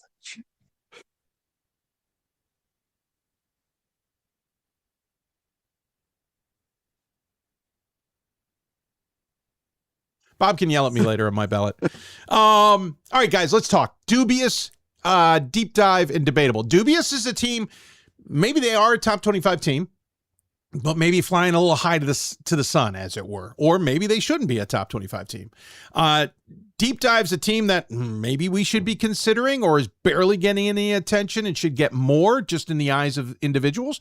And a debatable is literally that. We're throwing a team out there, see what they think. Bob, we'll start with you. Why not? Let's do it that way. Who is your pick? And we're going to go with Dubious to get things started here. Who's your Dubious selection this week? Not a dubious team or top 25 pick, just dubious in terms of I'm not sure if they're really number 4 or number 10 or number 12. Mount Union, they're a great team, by the way. I've watched them many times this year. The first time I watched them where I was really, really impressed was that game at Muskingum where they won. My only reason for putting them dubious is as follows. As far as like Massey top 50 wins, they only have 2 of those, both at home, Otterbein and Calvin. Other than that, their schedule, Massey ranks as 113, which is it's not terrible, but it's not as strong as some of the other teams near the top. So for me, with Mount Union being dubious, it's just, I think they're a great team, but I wish that I wish we could see more tests. And in the OAC this year, which is good, I think Massey has OAC as the 5th best league this year. It's usually way up there. You just don't get a ton of road tests in the OAC this year like normal. We think of the OAC when it's good. You would say to yourself, well, I can't wait till Mount Union plays at insert a bunch of schools. And this year, I just don't think we have that. I think the win at Muskingum was really good. And certainly when they go to Otterbein, that'll be a huge game. But for now, I'm just a little bit like, I have Mount Union right about where they are. I'd have to look at my bell. I probably have them 4 or 5. So I'm also dubious on this, but I just don't know if 16-0, if they had played like Platteville's schedule or Oshkosh's schedule or Illinois Wesleyan's schedule, what their record would be and what we would think of them. So great team, just not quite sure if 4 is legit or not. We'll see. Ryan, thoughts? Yeah, I mean, I have a lot of the same reservations. When you get down, and this year it's high. Normally, you're like at 12, 13 before you get into these teams that you're not quite super confident in. But I feel like it's right there at 5, 6, where you start saying, well, there's some negatives for a lot of these teams. And so the fact that they haven't lost yet, right? A lot of the games have been pretty solid wins, right? They haven't played a lot of close games. You got a track record, right? A program that's been in the championship game just a couple years ago. It gives you a lot to go with when you don't have confidence in very many teams, right? We'd all tell you, like, we would just like to skip 5 through 10 most weeks, right? And just do 1 through 4 and then go right down to 11 or something like that. I think also, though, that these guys they're playing really well. I mean, coming in with the roster, we didn't quite know what to expect. There was some talent there, but they've got depth, they've got size, they've got good guard play, they're playing well together, right? It just seems like the kind of team that's really clicking. They got that Calvin game. Calvin played really well in that game, and they were still able to win. And so there's a lot of things going for them. But I agree, like, this is also a team you could see, getting surprised in the first round, and it's just hard to know. But I think there's a lot that gives us confidence, but certainly the schedule has not been like some other teams have played. And they have 3 great players. That 3-headed monster they have of Kaysenheiser, Farrington, Hamilton, all double-digit guys. They have 3 great guys that lead the way. 2 of those guys are great guards. One's a big guy. So, I mean, great team. They could either win the national championship or lose in round 1. I just don't know which one it is at this point. I'd like to see a few more tough games. Yeah, I don't blame you. I got them maybe floating a little high, but the undefeated part's starting to ride on me, right? Like, It's like you got to this point undefeated, but Ray's great points. Ryan, your dubious selection, sir. So mine is a team, and I really like them, and I think they work really hard, and I'm sure Chad is watching this, but Hood is the one that I'm pulling up. I don't think I have voted for Hood at all this year. They've been pretty much a mainstay in the top 25. And I think, like, the D3 DataCast efficiency ratings show that this is one of the better offenses in the country. They can score a lot of points. They're really good at doing it. I have a few questions about the schedule. The really good teams they played, they beat Catholic the first weekend in overtime, and then they lost at Hopkins. They lost at CNU. Those are kind of the best opponents that they've played this year. And if you look, like, those are games where they're allowing a ton of points, right? 2 losses, where they allowed 93 and 96. And then the overtime game they won, they still allowed 106 points. And that's my big question, right? The schedule has not been super strong. I know the offense is good. I know they can score points, but it seems to me when they're playing a top 50 team, they haven't been able to stop them enough, right? Those teams have been able to score with them. And so I would really like to see some better scores. And especially as they get into kind of the meat of the season, it's a tough conference. Even if the teams are not super talented, they're going to play really well and give them some trouble. And so I just kind of want to see some of those performances, and maybe it'll take, with a schedule like they have, into February or March before I'm a believer. It's not that I don't think they're capable. I just haven't seen enough from what's there and what I see on the floor to really believe in that defense. Bob, any thoughts? I'm kind of on the Hood is good train. I had Hood in earlier. I took them out for a couple weeks, and now I'm back in on Hood. To me, there are two wins that I look at that are really good. Would be the win. I think it was a home win against Catholic that Ryan mentioned, and then they won at York. And I think just when I look at that based on the record and everything, I know the strength of schedule isn't, again, as great as some of the other teams that we're talking about. It's 124 per Massey. But, you add the Massey numbers up also. Massey's got them in 19 currently. And so I think those two wins are signature type wins that help get you in the top 25. So right now I am in on Hood. Yeah, I'm kind of like Ryan. I don't know what to make of it. I've got Catholic in my top 25 poll, but barely. And I'm not sure what I make of Catholic. So it's kind of one of these flip it. I think Chad's got a great team. I think they're a really good unit. A question I think it comes down to me is going to be consistent in that conference. I think they got to get through the conference at least another week or two unscathed before I'm going to fully buy it. And I think maybe show that they're dominating a little bit, because as tough as that conference is, it's not full of world beaters other than York. I mean, York's good. So I'm fascinated to see how it plays out. I guess for me, I got 40 teams trying to wedge into 25. And if I get one uneasy feeling, then I don't vote for him. And maybe that's not necessarily legit. Remind me, I got a comment from Ron and Jay to get to at the end of this segment, but we'll flip over to deep dive now. Ryan, we'll start with you. Who's your deep dive selection? Again, this is a team that maybe should be getting a little bit more looks from us top 25 voters. All right, so I'm going to advocate for looks here. I'm not going to advocate for votes just yet. So this is a team that really caught my eye. As you know, I go down and look at any team that's, even remotely considerable every single week, and I want to make sure I know what's going on. But something caught my eye. I'm going out to Aurora in the NACC that I want to draw some attention to. Early in the preseason, I voted for MSOE because I thought they were bringing back a bunch. 11, they beat MSOE by 40. Which really caught my eye. And then you look back at the schedule, they lost to Gustavus by 5 on opening night. And then right in a row in November at Benedictine, at Whitewater. They don't play St. Norbert, who I think is the other kind of power in that conference, until Valentine's Day. So we really aren't going to know, right? There probably isn't going to be any evidence that we can use to vote for them. But I do think, this was a resume that stood out to me. And I think there's a lot of indications that they could be very, very good. Right. Again, I'm not advocating we vote for them yet, but I think we need to keep an eye on them, especially as things go through. If they end up with 3 losses and running through the rest of that conference, we may be at a point where they should be considered by the end. But I just think this is a talented team. It's funny. I looked up St. Norbert is senior night, and so then I went to their roster. They only got 2 seniors, and they're not playing a ton of minutes to begin with. So this is a team not even for this year. Maybe somebody to watch next year. Maybe my preseason mistake next year will be voting for Aurora. So. Well, at least you admitted it now. Bob, your thoughts on Aurora?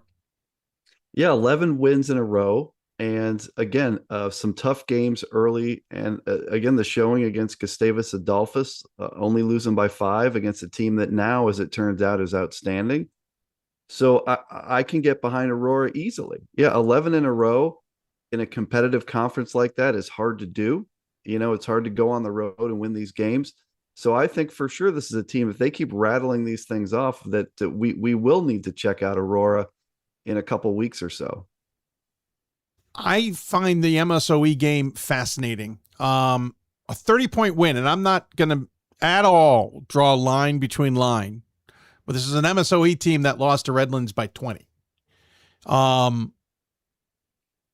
MSOE, I think, is a darn good team. They just can't seem to be putting together right now. They're 9-7. They had won 4 in a row after losing 3 out of 4. They lost 3 out of 4 twice, by the way. Just wild. So that Aurora win is stunning to me, and it's at home. Yeah, I don't know. Maybe Steve's got 40, something Dave. cooking. What? 40-point win, not just a 30. It's oh, right. 40-point win. Right. I can't do math. Even worse. It doubled up what Redlands did right in front of my eyes. Again, I'm not saying that they're Redlands. I'm not trying to make that comparison. I'm just saying that's significant. I don't know what to think. This, you bring up a really good one, made me kind of question what I did today. Bob, who is your selection for a deep dive?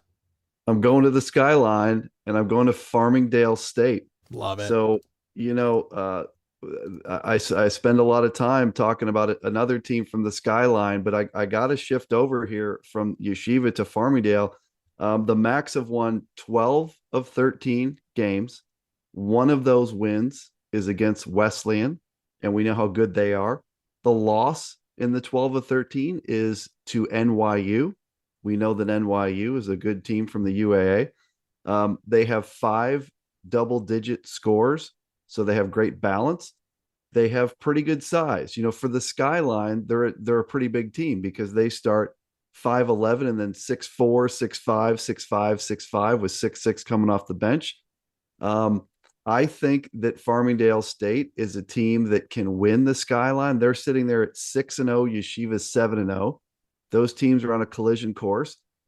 And I think Ryan would agree with this. The team that wins the Skyline, whatever the two, is a team that you could, well, whether or not they're votable, we'll see, but they're probably a team that's as good as whoever number 25 is. If you really look at scores, you could easily argue that the winner of the Skyline, if it's Yeshiva or Farmingdale State, you stack them up versus number 25 on a neutral court, and that's almost a pick'em game, in my opinion. So I think Farmingdale State is not a team that I'm going to vote for this week or next week. But if they keep this thing rolling, I will start absolutely looking at them. I think Massey has them as 86 at this point. But, they're having a really good season. Ryan? Yeah, I was able to watch early on the game they lost to Cortland by 1 point. That came right down to the end, and that was a lot of that is execution. Farmingdale's got guys in roles that are new this year, and I think they just weren't quite ready for an end game that early in the season. I watched the Wesleyan game that they won, and they had a lot of control right through most of that. The NYU was coming right off NYU losing to Yeshiva. So, you were getting a kind of an angry NYU squad there. That was going to be a tough one to win, especially with the size that Farmingdale puts out there.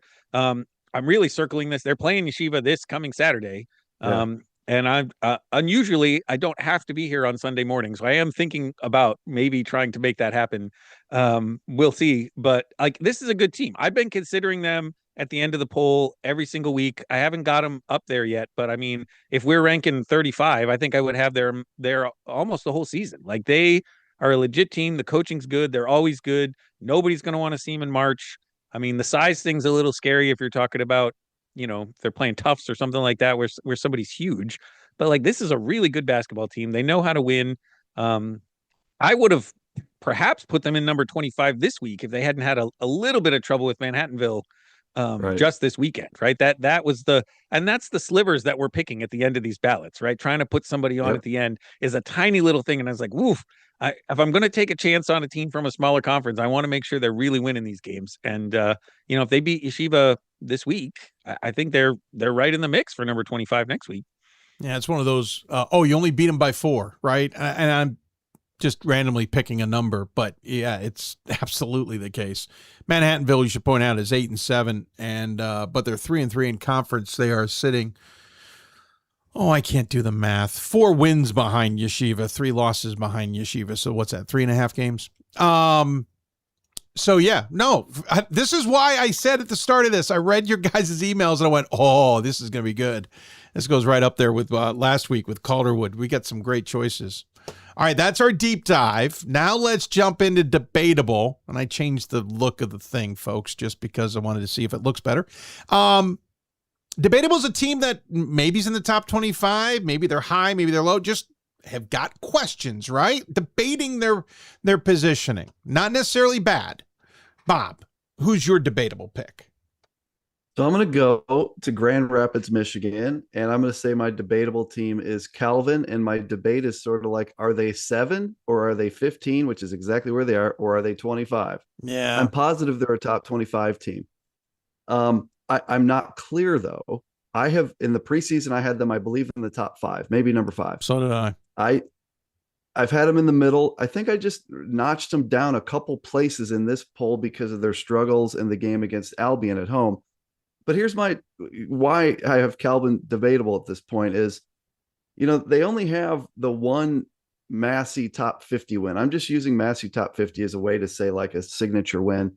And they demolished Oshkosh. I mean, they demolished them. It was brutal. So that was a great performance against Oshkosh. They've lost at Denison. Denison's good, not great. They lost to Augustana. I don't think that's a loss that they should feel that great about on a neutral court.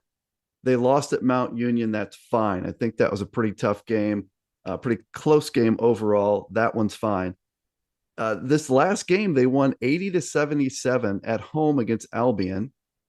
Albion led at the half. Albion led by 7 with 6.5 to go. Albion was down 1 with 35 seconds left. So this isn't one where you look at the scoreboard and it was 3 and you say, this is really a 12-point game, but it was 3. So here's the great thing about my debatable is we're gonna solve the debate this week, because this week Calvin plays at Trine and at Hope. Those are both very difficult games for different reasons. Trine is the better team between the two, and therefore you go to Trine, and that's a really tough one. Hope is a good team, not a great team, but it's Calvin Hope, and it's at Hope. And so I think it's almost a coin flip. I think we're going to find out a lot about Calvin.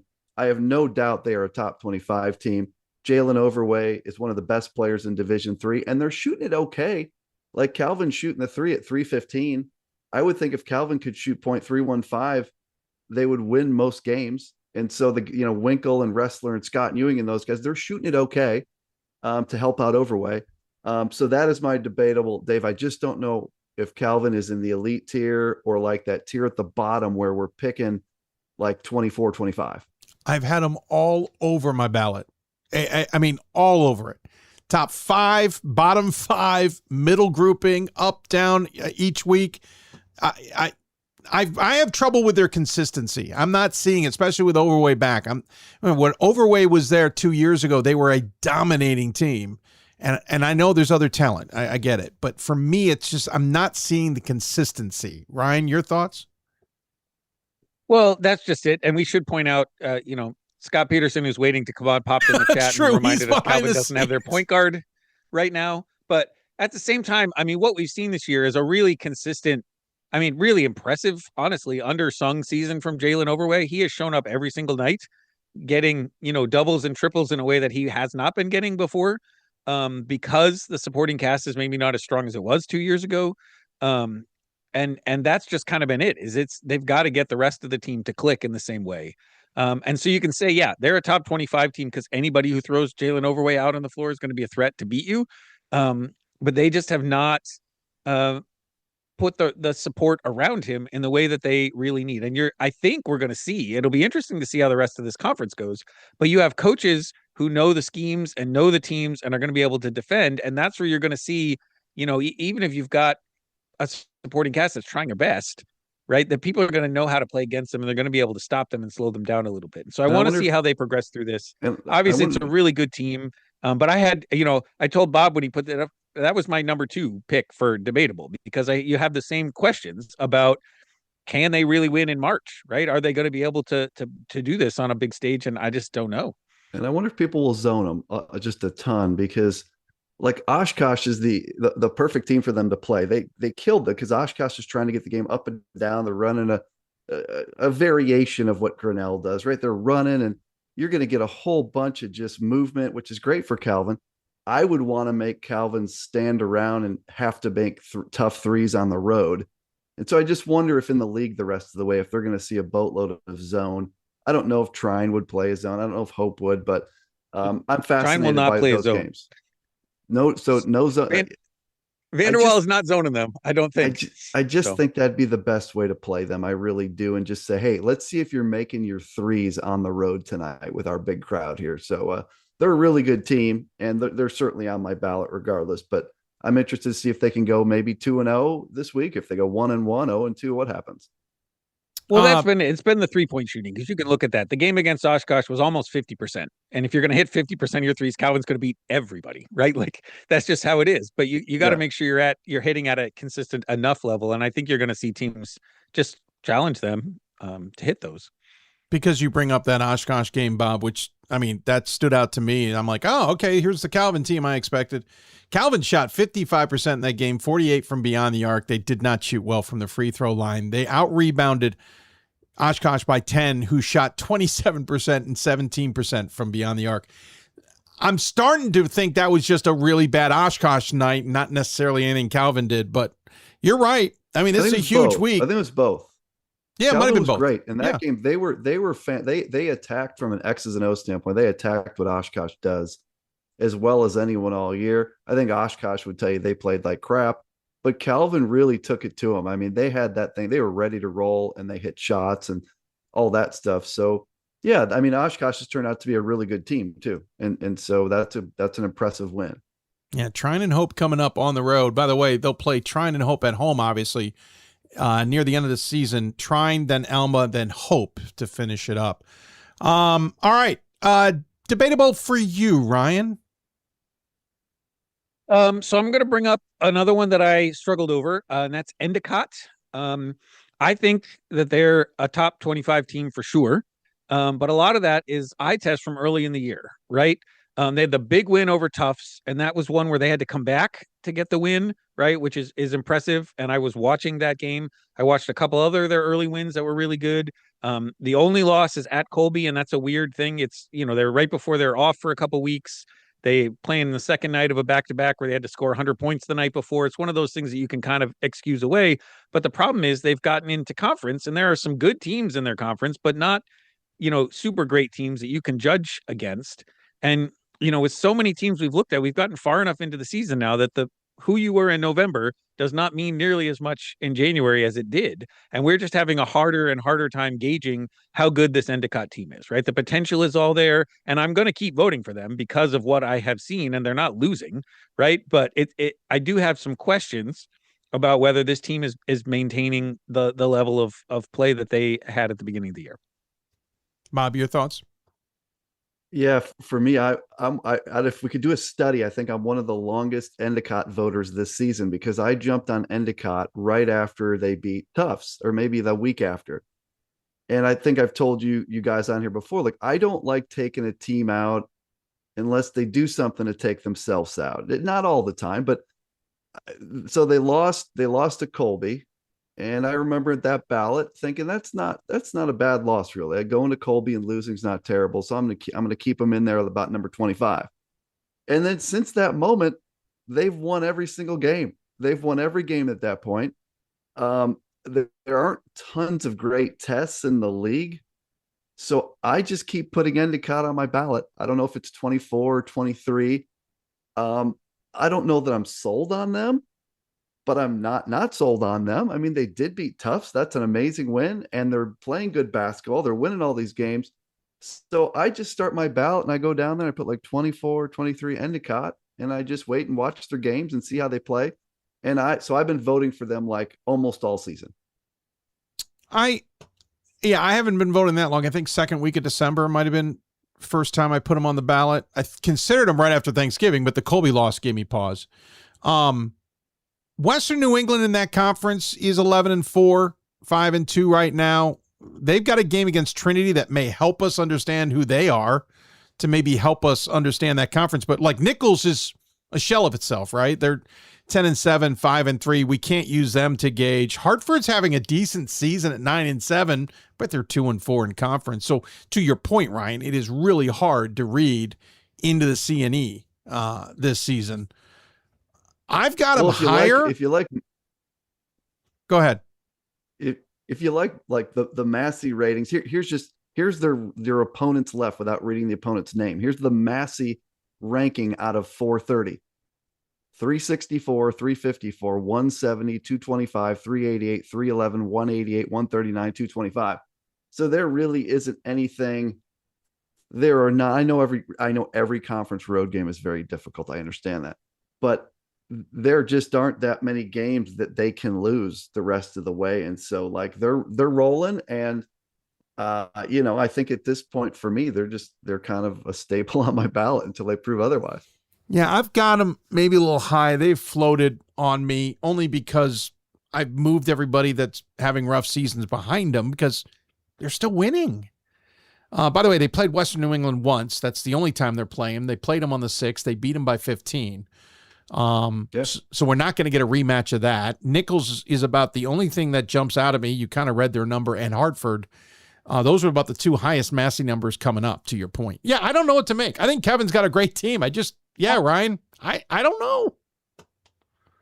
And that was my whole point. I've been voting for him the whole way through. I think they've got 2, players that should be in consideration for All-American. Like, they've got everything you want. I have no doubts about voting for them.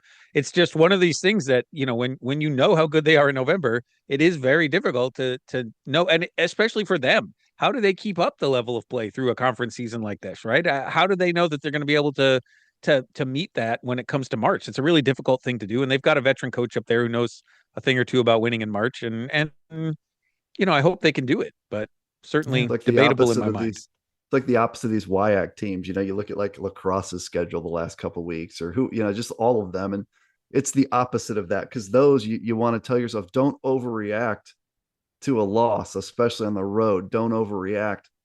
And then with Endicott, it's like, how am I supposed to react to all these wins? Are they good? Do they mean anything? And so it's just it's a total opposite when I think of how I try to sort out the WIAC.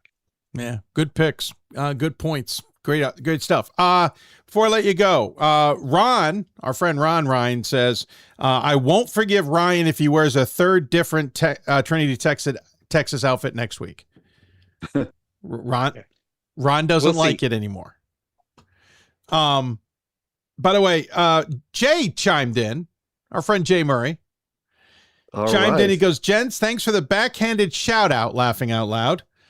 Just saying that my system works. It put Trinity on top. No shaming necessary. Oh. I get that when I look in the mirror every morning. I didn't know his formula. So he didn't get shamed. He has a formula he uses. Yeah. Where he's counting like good wins and bad losses and stuff. So actually what he's saying, his formula got them number 1, and it was not the shaming. So I'm glad to hear that. I feel better. Yeah, absolutely. Though his formula is a computer. Right. I mean, all of those formulas get to where they're supposed to get by the end of the year, and I just kind of take pride in doing my best to get there before the computer. Right? Oh, that is well done, Ryan. I like that one. I do too. That is tremendous. Gentlemen, any quick thoughts for the week ahead? I mentioned before, I'm most interested in those games that Calvin is playing. I think I've got my eye in particular on the Calvin Knights and the games at Trine and Hope. And of course, there's 100 other games I have my eye on, but that one in particular. Yeah, good call, Ryan. Yeah, there's some big games, as you mentioned. Calvin Hope is always fun, and we talked about Yeshiva and Farmingdale. It's going to be a really key for those teams coming forward. I mean, we're right in the heart of conference season, and so there's a lot coming up. Especially whoever the UAA is playing this weekend are going to be big games, and so those will be good ones to watch as well. Oh, yeah, the UAA, the WIAC, CCIW, ODAC, it has been fun to watch those conferences, but there's been some great games outside of there as well. Well, hey, I appreciate your time. Thank you so much. You guys enjoy at least this week and the rest of the season. I know we'll get you both on one more time. Well, Bob at least one more time. Ryan is a little more of a mainstay. And we'll look forward to your thoughts when we get there. All right, guys. Enjoy talking about women's basketball. Thanks, guys. Thank you, guys. Take care. Bob Quillman again and Ryan Scott joining us on the men's side. So we're going to pivot now. No, in the top 25, when we do this double take show, we don't take a break. We'll pivot right to women. So we're going to do it like it's a show. We're going to pivot right to women. If you want to watch this show live and see the archive, we don't release the show for at least 5 days after. Make sure to go to buymeacoffee.com/hoopsville. It's just like Patreon, except that I like coffee, and so I jumped on board. I like the platform as well. You can choose a membership. Role player or higher will get you access to the show ahead of everybody else. Also, you get access to my top 25 ballot. I do not release that to the public. So it is for just members only, and we're starting an off-court podcast, and there's going to be some other things along the way as well. So jump on board. Join us there at buymeacoffee.com/Hoopsville. All right, women's top 25. We're going to do it a little bit different this time. Still going to bring in our friend Scott Peterson. We're going to still talk about the top 25 to start because there's some interesting notes. But we're going to change things up a smidge and just fire some thoughts at Scott in general with what he thinks of, well, everything going on. So joining us on the Hoopsville hotline is the aforementioned Scott Peterson. Sir, the Seahawk hat, while they did not play my Bears, is a little bit painful, but I guess that's what we get when we were questioning Calvin in the last segment. Well, 2 weeks in a row. I mean, as long as the Seahawks are alive in the playoffs, I'm going to be wearing a Seahawks hat. Well, yeah. By the way, that game, impressivo. I turned it on. It was something like 24-6. I'm like, oh, okay, this will be interesting. And the next thing I know, 3 touchdowns have happened. The game is out of hand, and it was over. Very impressive. I do think the Bears this season are a great example of why you can look at all these Massey ratings or all these other ways to break down how good a team is. And at the end of the day, if they keep winning, they keep winning. And every team in sports has a chance to do that. Good point. Yeah, no, good point. All right, hey, let's talk women's basketball here. A couple of notes. I want to go to the chat from when let's see here. Ryan who's his name? Gordon put in a couple of notes.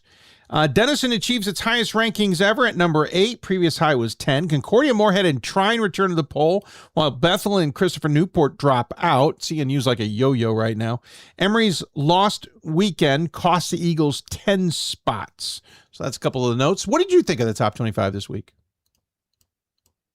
I thought it was great. Denison moving up 161 vote points. Makes a whole lot of sense. A huge win pretty handily over John Carroll. I actually was hoping that John Carroll slid down less than they did.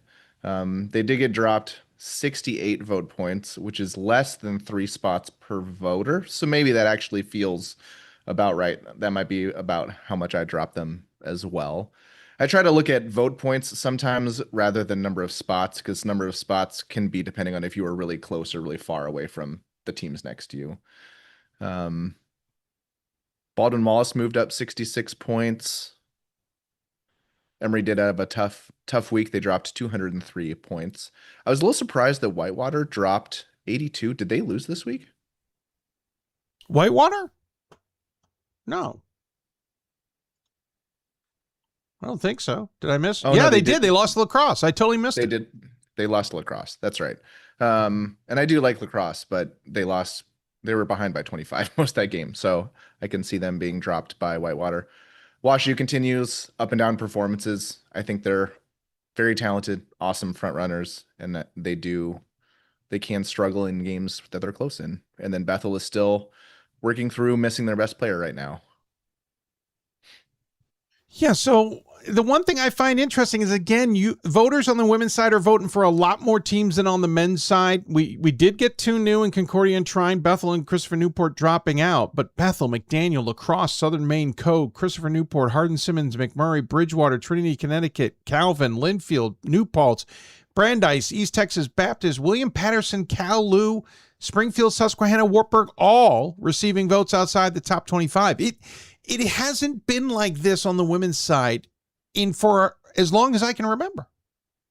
And I mean, we did go from 48 to 45 teams receiving votes. So we actually lost 3 teams receiving votes, but there's still just such a wide range of teams that you can argue about. Like I've been chatting with a handful of people about the end of my ballot, and I might think a team is 21st and they think the same team is 37th or 34th, and we really don't have a very differing opinion on the team.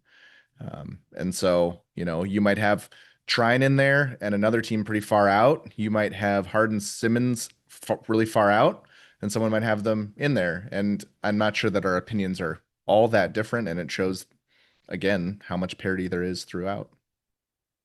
Yeah, I struggle enough on the men's side. I usually would think, women's top 25 is not too hard. I can jump right in on that. This year would be the opposite of that thought, to say the least. All right, so we're doing something different with Scott this week. We're going to, first off, talk about the 5 most improved teams that we've seen in women's basketball this year from his analytical perspective, which is always fun. And then we're going to shoot about 10 or so teams at him, kind of quick fire, to get his reactions on them. They could be any kind of teams. I've got a handful listed here. I've got some more over here. But if you want us to ask him about a particular team, email us, hoopsville@d3sports.com, or send it to us via Twitter at D3Hoopsville, #Hoopsville, or join us on the live chat in YouTube where we're streaming the show, where Jay Murray and was talking to us along with Ron. You can send us the thought there. Scott promises not to check it out to get a preview of what might be coming. All right, let's talk about the most improved teams. You gave me a list of a bunch, and there's a couple here that really jumped out at me. I don't know if you want to go in the order that you have or the order that I'm looking at, but I think there were 7 teams all doing quite well this year, all with very similar amounts of improvements. So I'm fine if you just shoot whichever ones you want at me. Great. So let's talk about Otterbein. Otterbein. So a number I'm going to be using for most improved is adjusted efficiency margin, or just efficiency margin. It sounds fancy. It is just the difference between points scored and points allowed, with some adjustments for how fast you play the game. So if you play really fast, you don't get more credit for the points gained. We normalize everybody. And by we, I mean the D3 Datacast folks. And then it also scales for your opponent. So if you play a really tough team but beat them by a couple, you get a lot of credit for that point margin. Well, Otterbein scaled to 100 possessions a game, which is a lot of possessions, but it's a round number to scale it to. They're up 24.6 points of margin a game over last year. So they, over 100 possessions last year, would beat teams by 9. And this year they are beating teams by over 33 a game. And to kind of make it feel like, well, how much are they beating teams by a game? They have improved by about 17 points a game of margin at the speed that they are playing at. And 17 points a game is just a ton of difference between 2 years. They were 13 and 14 last year, 8 and 10 in the conference. And their last NCAA tournament appearance was 2013. So they have a chance to get back there after 12 years away from the tournament. I'm impressed that both Otterbein teams are kind of in the mix, just for the record. It's great to see. Like we joked on the men's side last time Otterbein was in the top 25. Jeff Gibbs was still playing for him. Maybe they needed him to fully retire from professional life. But the Cardinals women's team's 12-4. I mean, they're already knocking on the door of last year's 15-11, and certainly marked improved over the 9-16 from last year. Diana Knowles' alma mater got this team rolling. Their losses are to Baldwin Wallace, Denison. Of course, everybody's lost to Denison, right? Alma and Ohio Wesleyan just beat Muskegon with Wilmington coming up. Ooh, I got a cramp. Sorry about that. Legs tired. There we go. I'm fixed. Getting old, folks. I'm freaking getting old. Scott, in general, though, do these stats tell us what Otterbein's capable of doing? Like, are we going to be talking about them in March? Ooh, that's a good question. So, I mean, the hope is that your efficiency margin does give a really good picture of how good you are because it scales to your opponent. I guess theoretically, if you play a lot of really bad teams and you beat them by 50, when everyone else kind of calls the dogs off at 40, you can kind of get an inflated efficiency margin. But I think this is a solid team. If you look at their last 3 games, they've played 3 teams that are all solid teams in the, I think, 120 to 180 range in Massey that are going to be, and I think some of them are on the road, and they beat all of them by over 20. And they're just really showing the signs of, I think they're absolutely a top 30 team. They didn't quite make it onto my ballot. I think they're better than a third of the teams that were on ballots this week. And I sure wouldn't be surprised to see them both make the NCAA tournament and win at least a game. And whichever higher seed they're up against in the second round, they will not go quietly. No, just the way they like it. I'm looking forward to seeing how the rest of this conference race boils down. I mean, they're only a game behind Baldwin Wallace, and that game is that loss. And they're 2 clear of Mount Union, Marietta, Ohio Northern, and game and a half clear, or 2.5 games clear of Capital. Yeah, this race is going to be fun to watch. By the way, I mentioned Ohio Northern 4-3, 5-11 overall. Just random though. All right, hey, Redlands, saw them out in Vegas. This is a good team. Maybe hasn't quite figured it out, but man, they are fun to watch. Yeah, this is an interesting team because they don't have a win over a top 50 team, I believe, and so you might question a little bit their efficiency margin of plus 32.3.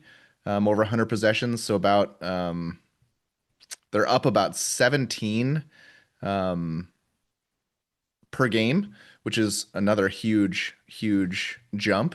They last made the NCAA tournament in 2023. I think that they are the most likely team to come out of the SCIAC at the moment. But this is another strong team. Like you don't roll out of bed and beat teams by 25 to 30, regardless of the level of schedule that they're playing. And I don't think they're playing a weak schedule. They just don't have a top win over a top 50 team yet. No. I mean, Montclair State 65-47 looks good, and Montclair's 11-5. They're certainly a good team, 7-2 in conference play. But that's about the one, right? Mary Hardin Baylor's not having a great season. The Wesleyan win isn't really something to talk about. Bridgewater was a dogfight of a game, beat them by 6, but Bridgewater's 5-9. Like, Bridgewater has struggled since playing in Vegas, which is unfortunate. They do have 4 straight wins. It was really the first half of the season where Bridgewater fell apart. But to your point, I think Rich Murphy's has got a good team. The loss to Cal Lou is the one that's got me kind of gnawing at the bit a little bit, a little frustrated with that. I think they got to win that, especially it's at home. Pits are coming up, Claremont Mud Scripps after that, then Occidental. We'll see what the next 3 bring us. I'm fascinated by this next one because I know their coach. She's a good coach. This is a team that I'm waiting to kind of take the conference by storm. They got Scranton in their conference. What do you think of Susquehanna? Well, of this group of teams, they're the ones who have been to the tournament furthest to go. I believe their last NCAA tournament was 1999.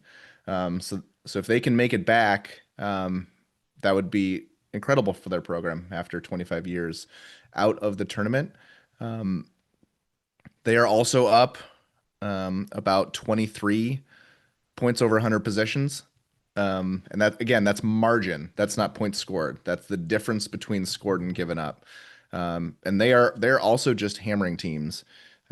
Similar to Redlands, they do not have a win over a top 50 team yet. They do have a win over whoever is number 59 in Massey as of this morning.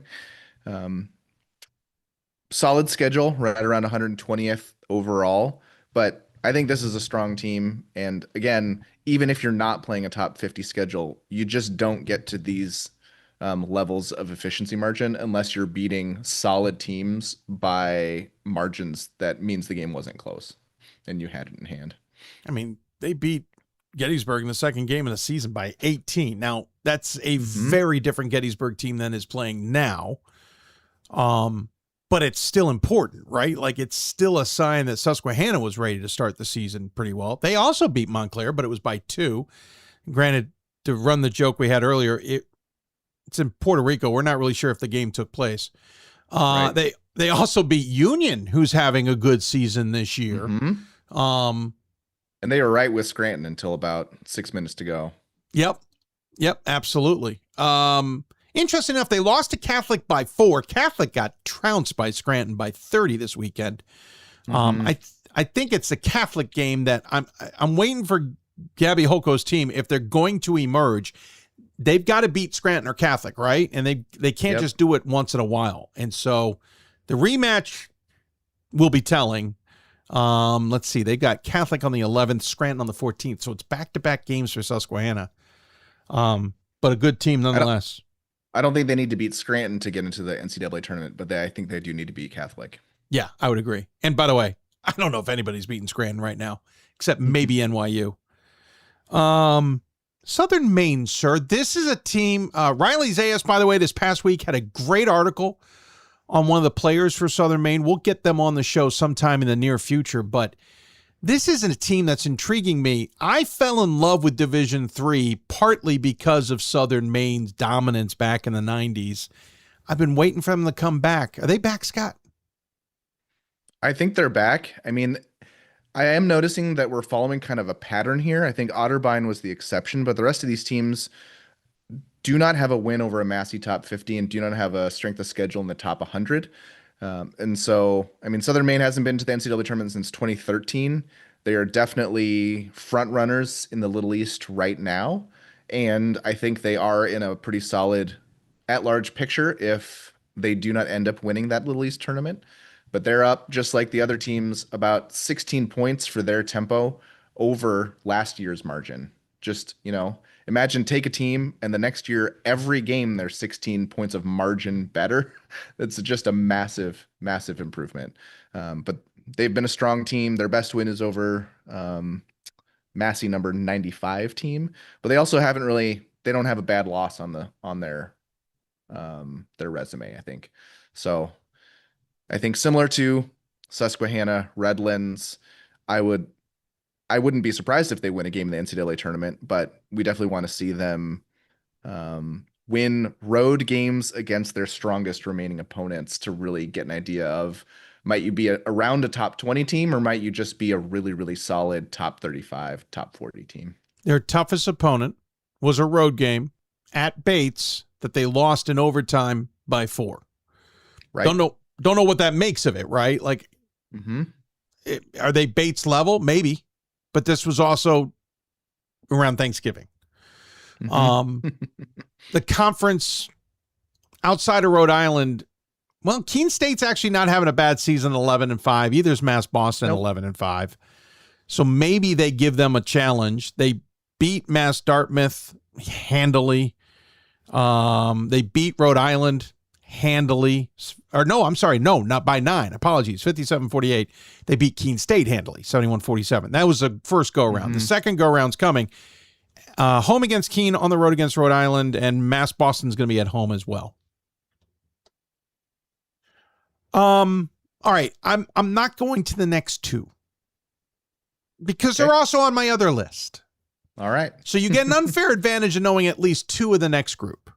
But the next group for Scott, we're just going to fire teams at him, get his reactions on it from his analytical mind, maybe probe with a follow-up if we feel it necessary. These are mostly top 25 teams or maybe being considered for the top 25. If you got a thought, again, email us, hoopsville@d3sports.com, send us a tweet at D3Hoopsville, or share them in the live stream on YouTube where one of these came through. We'll start with the undefeated squad, sir, Denison. I think Denison is very good. They looked great against John Carroll. I had watched Denison earlier in the year and was slightly less impressed by them. I think I have had them on my ballot for a while, but it was really that John Carroll game that I elevated them quite quickly. They have a range of abilities as a team. They're led by, I believe, point guard Abby Cooch, but then they also have a forward, Ada. It's either Tot or Toddy. And then their center that you did not risk pronouncing, and maybe I'll skip as well, but Anelli. And I think she's a difference maker, right? Maybe doesn't get as much of the publicity because she doesn't score as much, but a complete difference maker both defensively and on the glass. And is an extremely rare skill set that you have to game plan for. You have to game plan for the great ball handling and shooting of Abby Cooch. And I think one thing that separates the high-level basketball teams in Division III women's basketball is ball handling, because a lot of the top teams create so much on-ball pressure. And if you do not have at least one, and ideally multiple guards that can handle that pressure, you just get turned over. And I'm thinking specifically of NYU and Scranton. And if you roll in there and you're Oshkosh with Bayer, if you're Denison with Abby Cooch, if you can withstand some of that pressure, I think you can keep the game closer than any opponents have been able to keep it. And so they have other pieces as well. Effort's high, the skill level's high. I think Denison and John Carroll missed a lot of shots that game that I don't know if it was just a tough game, good defense. The shots definitely weren't bricks, but they didn't seem like they were poor shooting teams to me. And I think Denison's just going to be a real tough out wherever I expect them to be hosting an opening round pod at their place. And yeah, tough team. Yeah, I agree with you. By the way, just Mo Hurt, by the way, love Mo's squad. Shout out to her. It's Ada Tauti. And it's Annalie Madtoyenge. Annalie Madtoyenge. Yep. Annalie Madtoyenge. There you go. Awesome. Shout out to the SID who makes the word roster available online. Just a shout out. And amazing.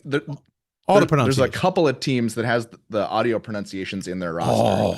I think it's like Huge less fan. than 10. Huge fan. I have spoken to sports information directors at seminars and said, do this. Even if you can record your own students, do this. I know it's a charge, and apparently the company has really skyrocketed the charge, but oh my God, what a difference that makes. Denison down. Sorry. Hit my mute button there. Denison down. That was fun. The one I'm kind of very curious about, they have got a week ahead that will tell us a ton because they will play Hopkins and Gettysburg this week. Talk to me about McDaniel. McDaniel, similar to all the most improved teams, they're right up there. They also do not have a Massey top 50 win yet. And they play Hopkins. I think they can win that game, but I want to see at least that they can keep it close, and I think they need to beat Gettysburg. I love Elena Beckett. That's a do-everything player who leads that team. And she's tremendous. I mean, they're playing, doesn't matter if they're playing decent teams or bad teams, they're smashing them. And that's one thing I like to see for teams that are kind of coming into my radar. I'm trying to figure out how good they are. If you play a team in the Massey top 200 and you beat them by 25 or 30, that shows something to me, because a lot of the teams that are more around that 50 to 75 range, they'll throw in a clunker where they squeak by a team, who's 180 or something, or 210. And that hasn't been McDaniel's story. They're smashing teams. I have them projected to play the 108th hardest schedule this year. So not super difficult, but it's not a bottom feeder schedule at all. And I think they're strong, but you're right. This week will tell us a lot. They held Dickinson to 29 points. They held Salisbury to 52. I think Dickinson's a top 75 team too. And they lost to Dickinson early in the season by 2 in a game I know they wanted back. That was at home to make matters worse. Swarthmore 57-47. F&M, they held to 45. F&M's a good team. They're not great. But they're a team that's going to make you earn it. By the way, Gettysburg housed F&M last game, which stunned me. It was 11, but it wasn't that close, to be completely honest. Again, McDaniel is home. Here's what I think's interesting, Scott. They're home against Hopkins and home against Gettysburg. It's not long trips for either of them, right? It's 45 minutes both times. Maybe even shorter from Gettysburg. But it's home, so that helps them a little bit here. What we thinking 1-1, or can they go 0-2 and still be a team that we should be keeping an eye on? So they narrowly missed my top 20 being on my top 25 ballot. They're probably in the 4 teams right there. If they go 0-2, I think they would fall from that spot. I don't think they need to. I think 0-2 still keeps them with NCAA tournament life. That's a different question than the one that you asked. I think they need to go at least 1-on-1 to improve in the minds of the voters. And the Hopkins game probably needs to be reasonably close. I don't know how much voters check out margin of victory, against a top team like Hopkins, but I would think ideally under 10, especially since the Centennial games are usually a little bit lower scoring. Oh, most certainly. Hopkins is an interesting team to me. I know they beat Gettysburg 67-46, but that really was a tighter game until about midway through the fourth. They absolutely handled F&M. Hopkins is a fascinating team to me. So this is a great barometer week for me in terms of that trio of teams, even though Gettysburg and Hopkins, they don't face each other until, well, they play, hold on. Yeah, sorry, February 4th. That's when they play, February 4th. They did play back on the 10th. The rematch is coming up on the 4th. All right, McDaniel done. Trinity, Texas, sir. Real tough start at 0-5, but seem to be kind of catching fire here a little bit. What are your thoughts? Yeah, I think they've had some players return. They are on a really nice streak, and they are now my projected team to come out of the SAA. I do tell people that I think my auto bid simulated projections or simulations are the least useful because you know the win-loss of your conference, what the tiebreakers are, and that you have to win the conference. Like simulations aren't going to help you with any of that stuff. Fair. Right? You know who you've played and who you will play in the conference, but they are absolutely playing great. They are closing in on the highest efficiency margin in the conference. I think they are still below center, just barely, but they are above Oglethorpe right now. I don't think that they are relatively close to being a top 25 team unless you are really weighing heavily recent results and you think that they are a different team recently. Because one of the metrics I look at is how many Massey top 50 teams have you beaten and how many times have you lost to teams outside the top 30? And they already have 4 losses to teams outside the top 30. And that would be the highest of any top 25 team. Highest right now is Gustavus Adolphus just missed for me, and they have 3 losses outside of the top. Interesting. Massey 30. No one else has no one on my one team on my ballot had 2, and that's Trine. So 4 is a lot. I think if you are thinking about Trinity for the top 25, it would be weighing recent results very heavily and that you are seeing a trend in a different team as of late. Sorry, I was writing a note down quick. Cam Hill's a good coach. I'll be fascinated to see. Of course, first time rolling through the SAA, the old SCAC, or the old half of the SCAC. And they're home against Swanee and Center this week before then heading to play Swanee and Center. It's the old UAA schedule. It looks like the SAA is adopted in terms of that. Good group of 4 here for them to kind of determine where their future lies. And whether or not Trinity, Texas makes it into the NCAA tournament has huge implications for bracketing, just because being an SAA team, but a Texas team, and this should be a low Pool C year for Region 10. And even if Emory women turn it around, it's unlikely that they will get to host because their men are awesome. And in the South and Atlanta area, bracketing gets real difficult. And so if you don't really have any options between Texas and Washington and Lee, the committee will have a tough job. Yeah, agreed. Talk to me about Linfield. So I just got a question this morning. Do I really think that no Region 10 team is worthy of being in the top 25? Linfield is another team like the NWC is kind of a mishmash right now. I think Puget is my front runner, but actually they might not be at this moment. Linfield is kind of surging ahead a little bit. They do have a win over a top 50 Massey team. They have the best efficiency number in the conference. I couldn't tell you where they sit in the conference standings right now, but I wouldn't be surprised if they are first. I think that they are even further out of a top 25 discussion than Trinity. Do I want to say that? No, they might be on a similar footing as Trinity, at least. I mean, this is all my opinion. But I think the upside is just seems pretty limited with both Linfield and Trinity. They don't have a lot of really high quality wins. And then the mediocre or decent wins aren't by large margins. And usually you see one, the other, or both for teams that you're putting on your top 25 ballot. I do think that both Linfield and Trinity are quality teams, though. Yeah, I think Linfield's having a great season. Granted, they're going to be without Casey Bun Wilson. Well, apparently, according to her senior captain, for 2 days. She's going to give birth and be back in 2 days. I don't think that's real. But they got George Fox ahead of them. Great test. Then Lewis and Clark, and then Pacific in the next 3 to round out the month. Having a really good season, but I agree with you. There's nothing that jumps out at you about top 25. They also played Simpson, California, Corbin, Northwest Washington, all out of Division III, which doesn't really help in any metrics. Catholic. We talked a little bit about them just now. Any other thoughts about them? They see, again, a 30-point loss to Scranton. I was hoping that would be a closer game. It feels like Matt Donahue's squad's always behind Scranton. They can't break through.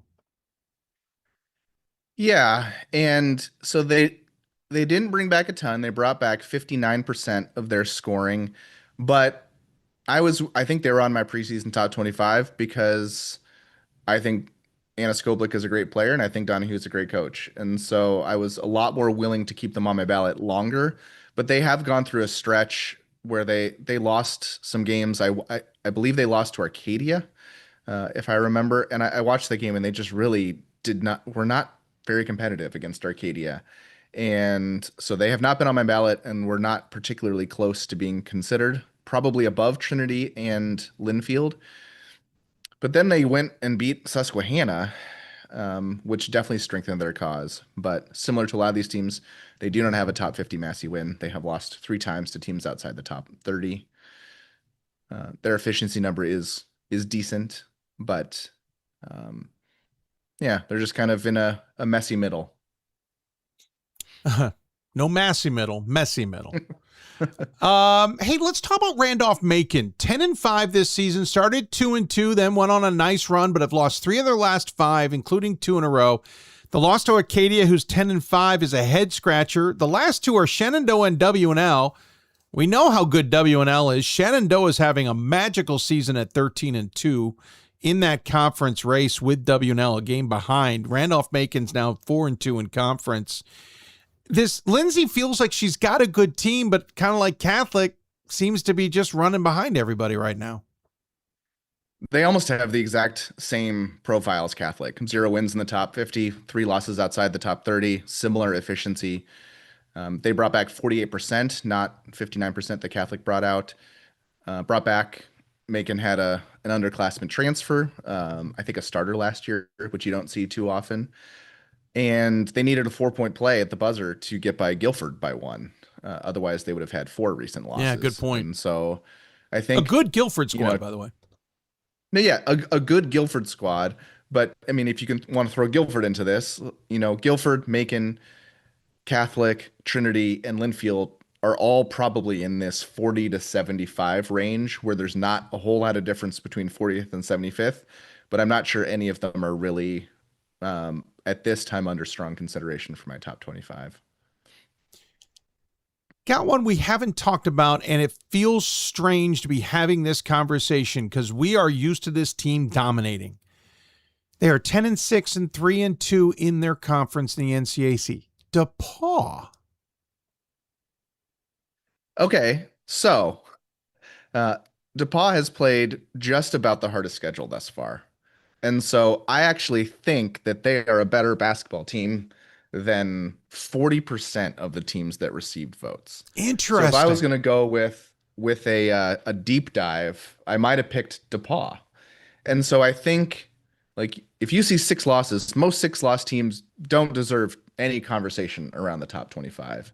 But when you're playing a top 15 schedule thus far, and you look at the teams that they've lost to, it is, it's impressive. And you could argue it is similar. It is of similar impressiveness as 2-loss Ripon, who have played schedule number 220.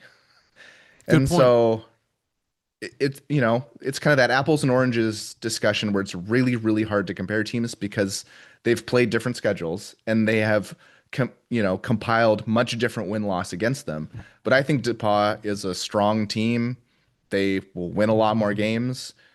I think they could absolutely get an at-large bid into the NCAA tournament. They have a strength of schedule and win resume similar to UAA, NESCAC, and WIAC teams of the last few years that have gotten into the NCAA tournament with double-digit losses. So kind of your Tufts, your La Crosse, your Stevens Point, or a 16-9 UAA team.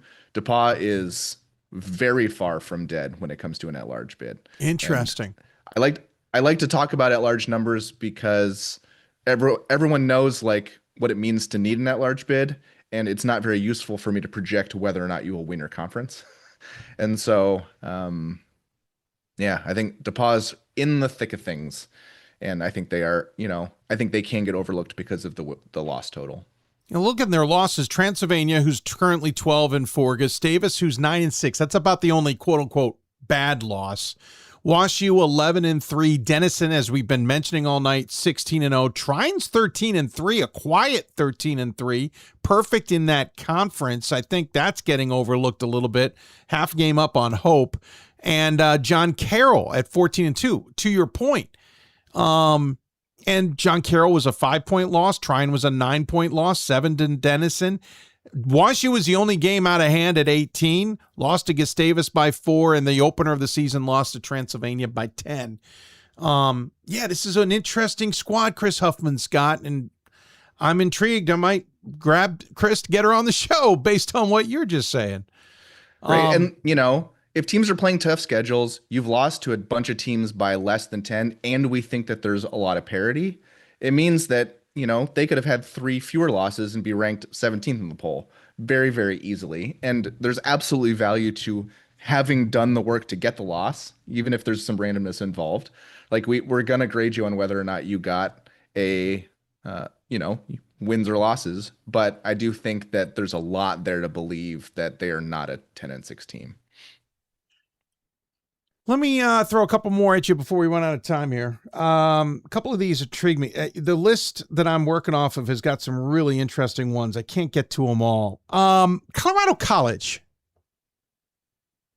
They're a very similar story to DePauw. So strong schedule, non-conference. The SCAC is going to be a little bit lighter and drag them down, but a lot of their losses did come in non-conference, if I recall. They all did. Yeah, they're 6-0 in conference. And only 4 losses in there to Hope, Hardin-Simmons. St. Benedict is not a great loss, but it was 3. And then at Pacific, double overtime. Pacific is 98th in Massey, but, traveling to their place.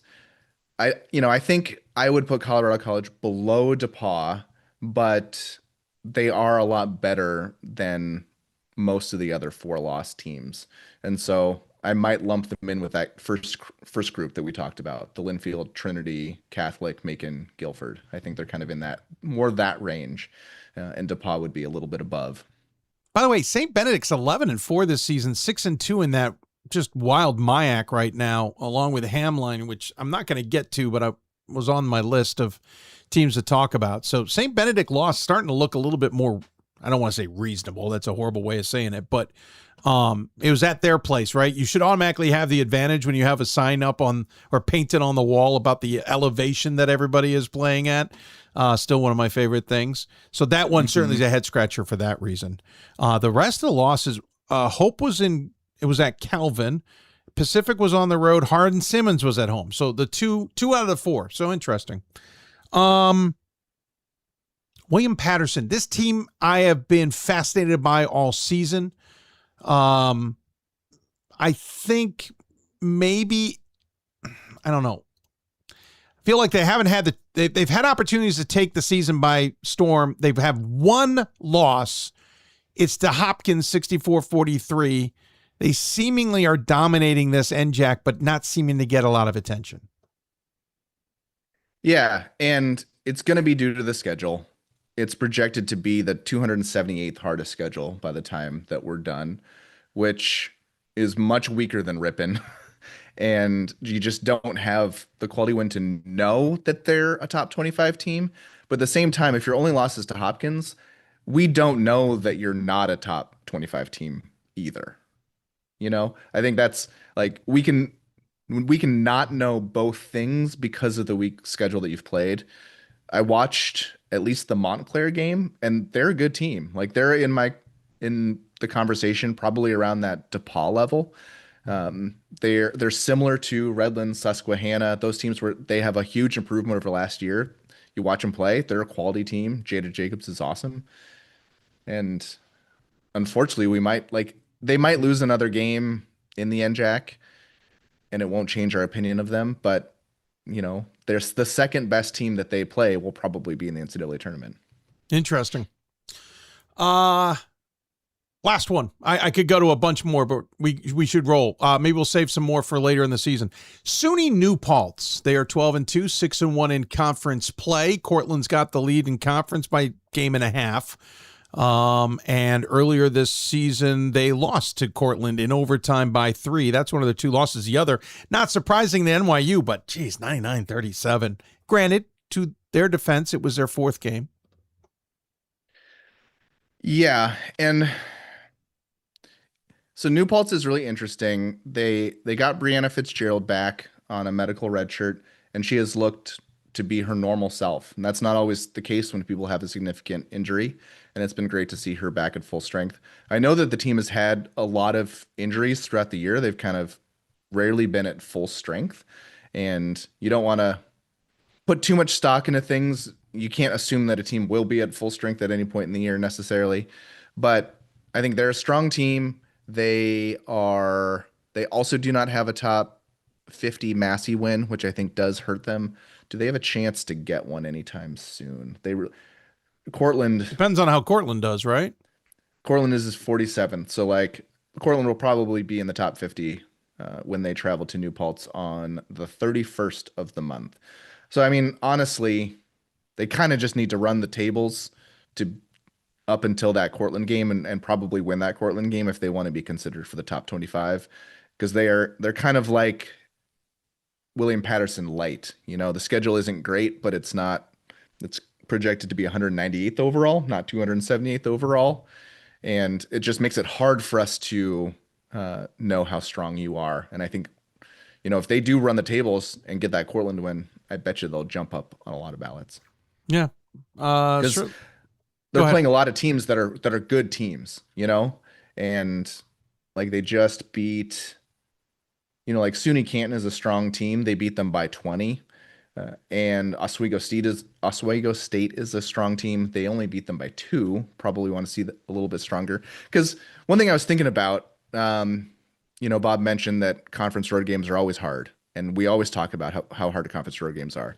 But everyone plays conference road games. And so if we think that you're playing a conference road game against the 50th best team and someone else is playing against the 110th best team, it's relatively difficult because it's a conference road game.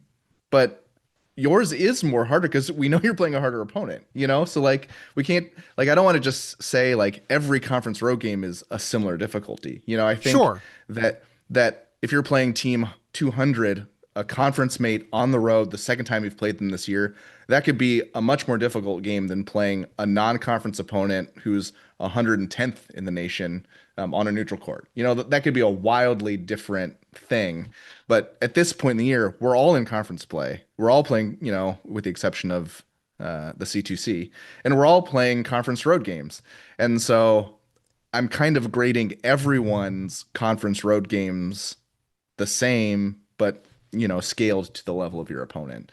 And I'm definitely grading your recent results, which are going to be those conference games, a lot stronger than those non-conference results from November. That was fun. We could go through so many more teams, and maybe we'll do it in a couple of weeks, kind of get a reset of things, maybe revisit a couple of these after some results. I did want to ask you one more thing before I let you go. I asked the guys this last week. NYU just picked up wins 75-76 this week with a 21-point win over Rochester and a dismantling of Emory 93-66. Admittedly, some of the UAAs held them down. Brandeis held them to 79 and Rochester held them to 75, which is their lowest by far scores or offensive totals this year. Hamilton's the only other one in Montreal. So maybe it was an exchange thing, like a U.S. versus Canada thing. Held them 86 points. But WashU's coming up. Of course, the record holder at 81 in Division III, and at one time the entire NCAA until UConn did UConn things twice. WashU on the road, Chicago on the road this week. Then they get the Case Western Carnegie Mellon back-to-back home and then on the road. They will not see WashU in Chicago till near the end of the season. Can they get through this season unscathed? Can this win streak continue? Will they break WashU's win streak, i.e., we're not talking postseason, but can they get through the regular season undefeated again? I would be more surprised if they lost than if they ran the tables through this regular season. Fair. That makes sense. Yeah, I probably would be too. But looking at WashU, who's 11-3, game behind him at 2-1, and Chicago 10-3, 2-1. Are these the ones you would circle to look out for? Are these the two now, or of course it's on the road now, so that's why I'm kind of picking on it. Is this that moment? Is this the zenith of the season potentially? So you're saying they've got WashU and Chicago on the road. I think so. Yeah. Because Emory's fading a little bit, and I think Emory's skill set actually might be easier as a matchup for NYU. Chicago's one of the tallest teams in Division III. If they can retain possession long enough, they can pose problems. And WashU's really, really talented, but I watched all of WashU Illinois Wesleyan, and I think WashU's guards are great. And they were just eaten up by the Illinois Wesleyan press in the second half, and they need to be a lot better. The game plan needs to be better for them to not turn it over 25 times against NYU. So, I think the talent is there. Whether the execution will be there is another story. Because you have to retain possession against NYU. It's easier said than done, of course.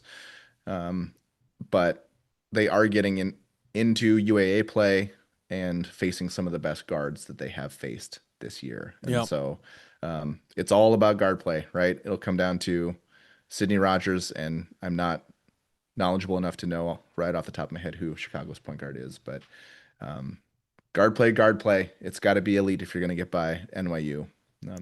I think Lexi Harris is a matchup advantage. She is a mismatch whoever she plays against, but will WashU be able to actually exploit that mismatch is, to be seen.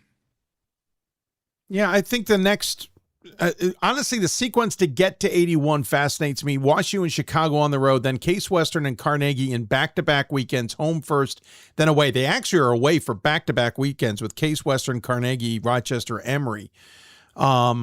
80, so they're at 76 now. If they get through next weekend, they're at 78. If they get through the following weekend, they finish the first half of UAA play at 80.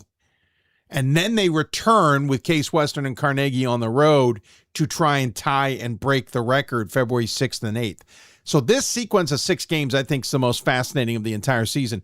And quick note, I didn't realize it. UAA has flipped the times. So now the women play second on Friday and play first on Sunday. Just a note to anybody out there. Threw me completely because I had forgotten about it. So that WashU game's at 8:30. It'd be ironic if WashU was the one that knocked them off, obviously. Scott, appreciate it. Anything else you're looking at this week? I did have, we've got NYU, WashU. We've also got Denison, Ohio Wesleyan on Saturday. Oh, yeah. We already talked about Johns Hopkins McDaniel. We also get Illinois Wesleyan versus Carroll on Saturday. We get Platteville versus Whitewater on Wednesday, and Concordia Moorhead versus Bethel on Saturday. And kind of a sneaky one is Bridgewater against Washington and Lee on Wednesday. Bridgewater has steadily marched into the at-large conversation. Agreed. I don't think that they need to win that game to stay in the conversation, but it's a great litmus test for them. What kind of team are you? Can you keep it close with Washington and Lee? No, good game, sir. It should be fun. Appreciate your time. As always, take care of yourself, and we will look forward to catching up with you in the very near future. Thanks, Dave. See you later. Thank you, Scott.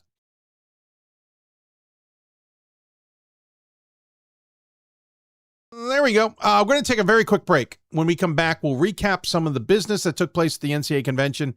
I still have my 2 cents. I don't know if I'll get to it. This show is already later than I thought it was going to be by about a half hour. So I want to put a button on it, but I don't want to escape the NCAA convention. So we'll put a button on that stuff, wrap up the show, look ahead to Thursday, and so on. So if you got any last minute questions, email us, hoopsville at d3sports.com. Tweet us at d3hoopsville and using the hashtag Hoopsville. Or on the live stream on YouTube, where thank you. Looks like it was Margaret was chatting with us. Appreciate you doing so. Take again, very quick break. Back with more shortly after this. We've got more schools than Division I, more fans than Division II, more upsets than March Madness. There's nearly 850 programs with over 11,000 games leading to 2 national championships. And we've been covering it all for over 2 decades. From Eastern to Occidental, from Puget Sound to Piedmont, from Southwestern to the University of New England, and from Hope to Calvin. Nobody covers Division III basketball like we do. We're d3hoops.com at www.d3hoops.com.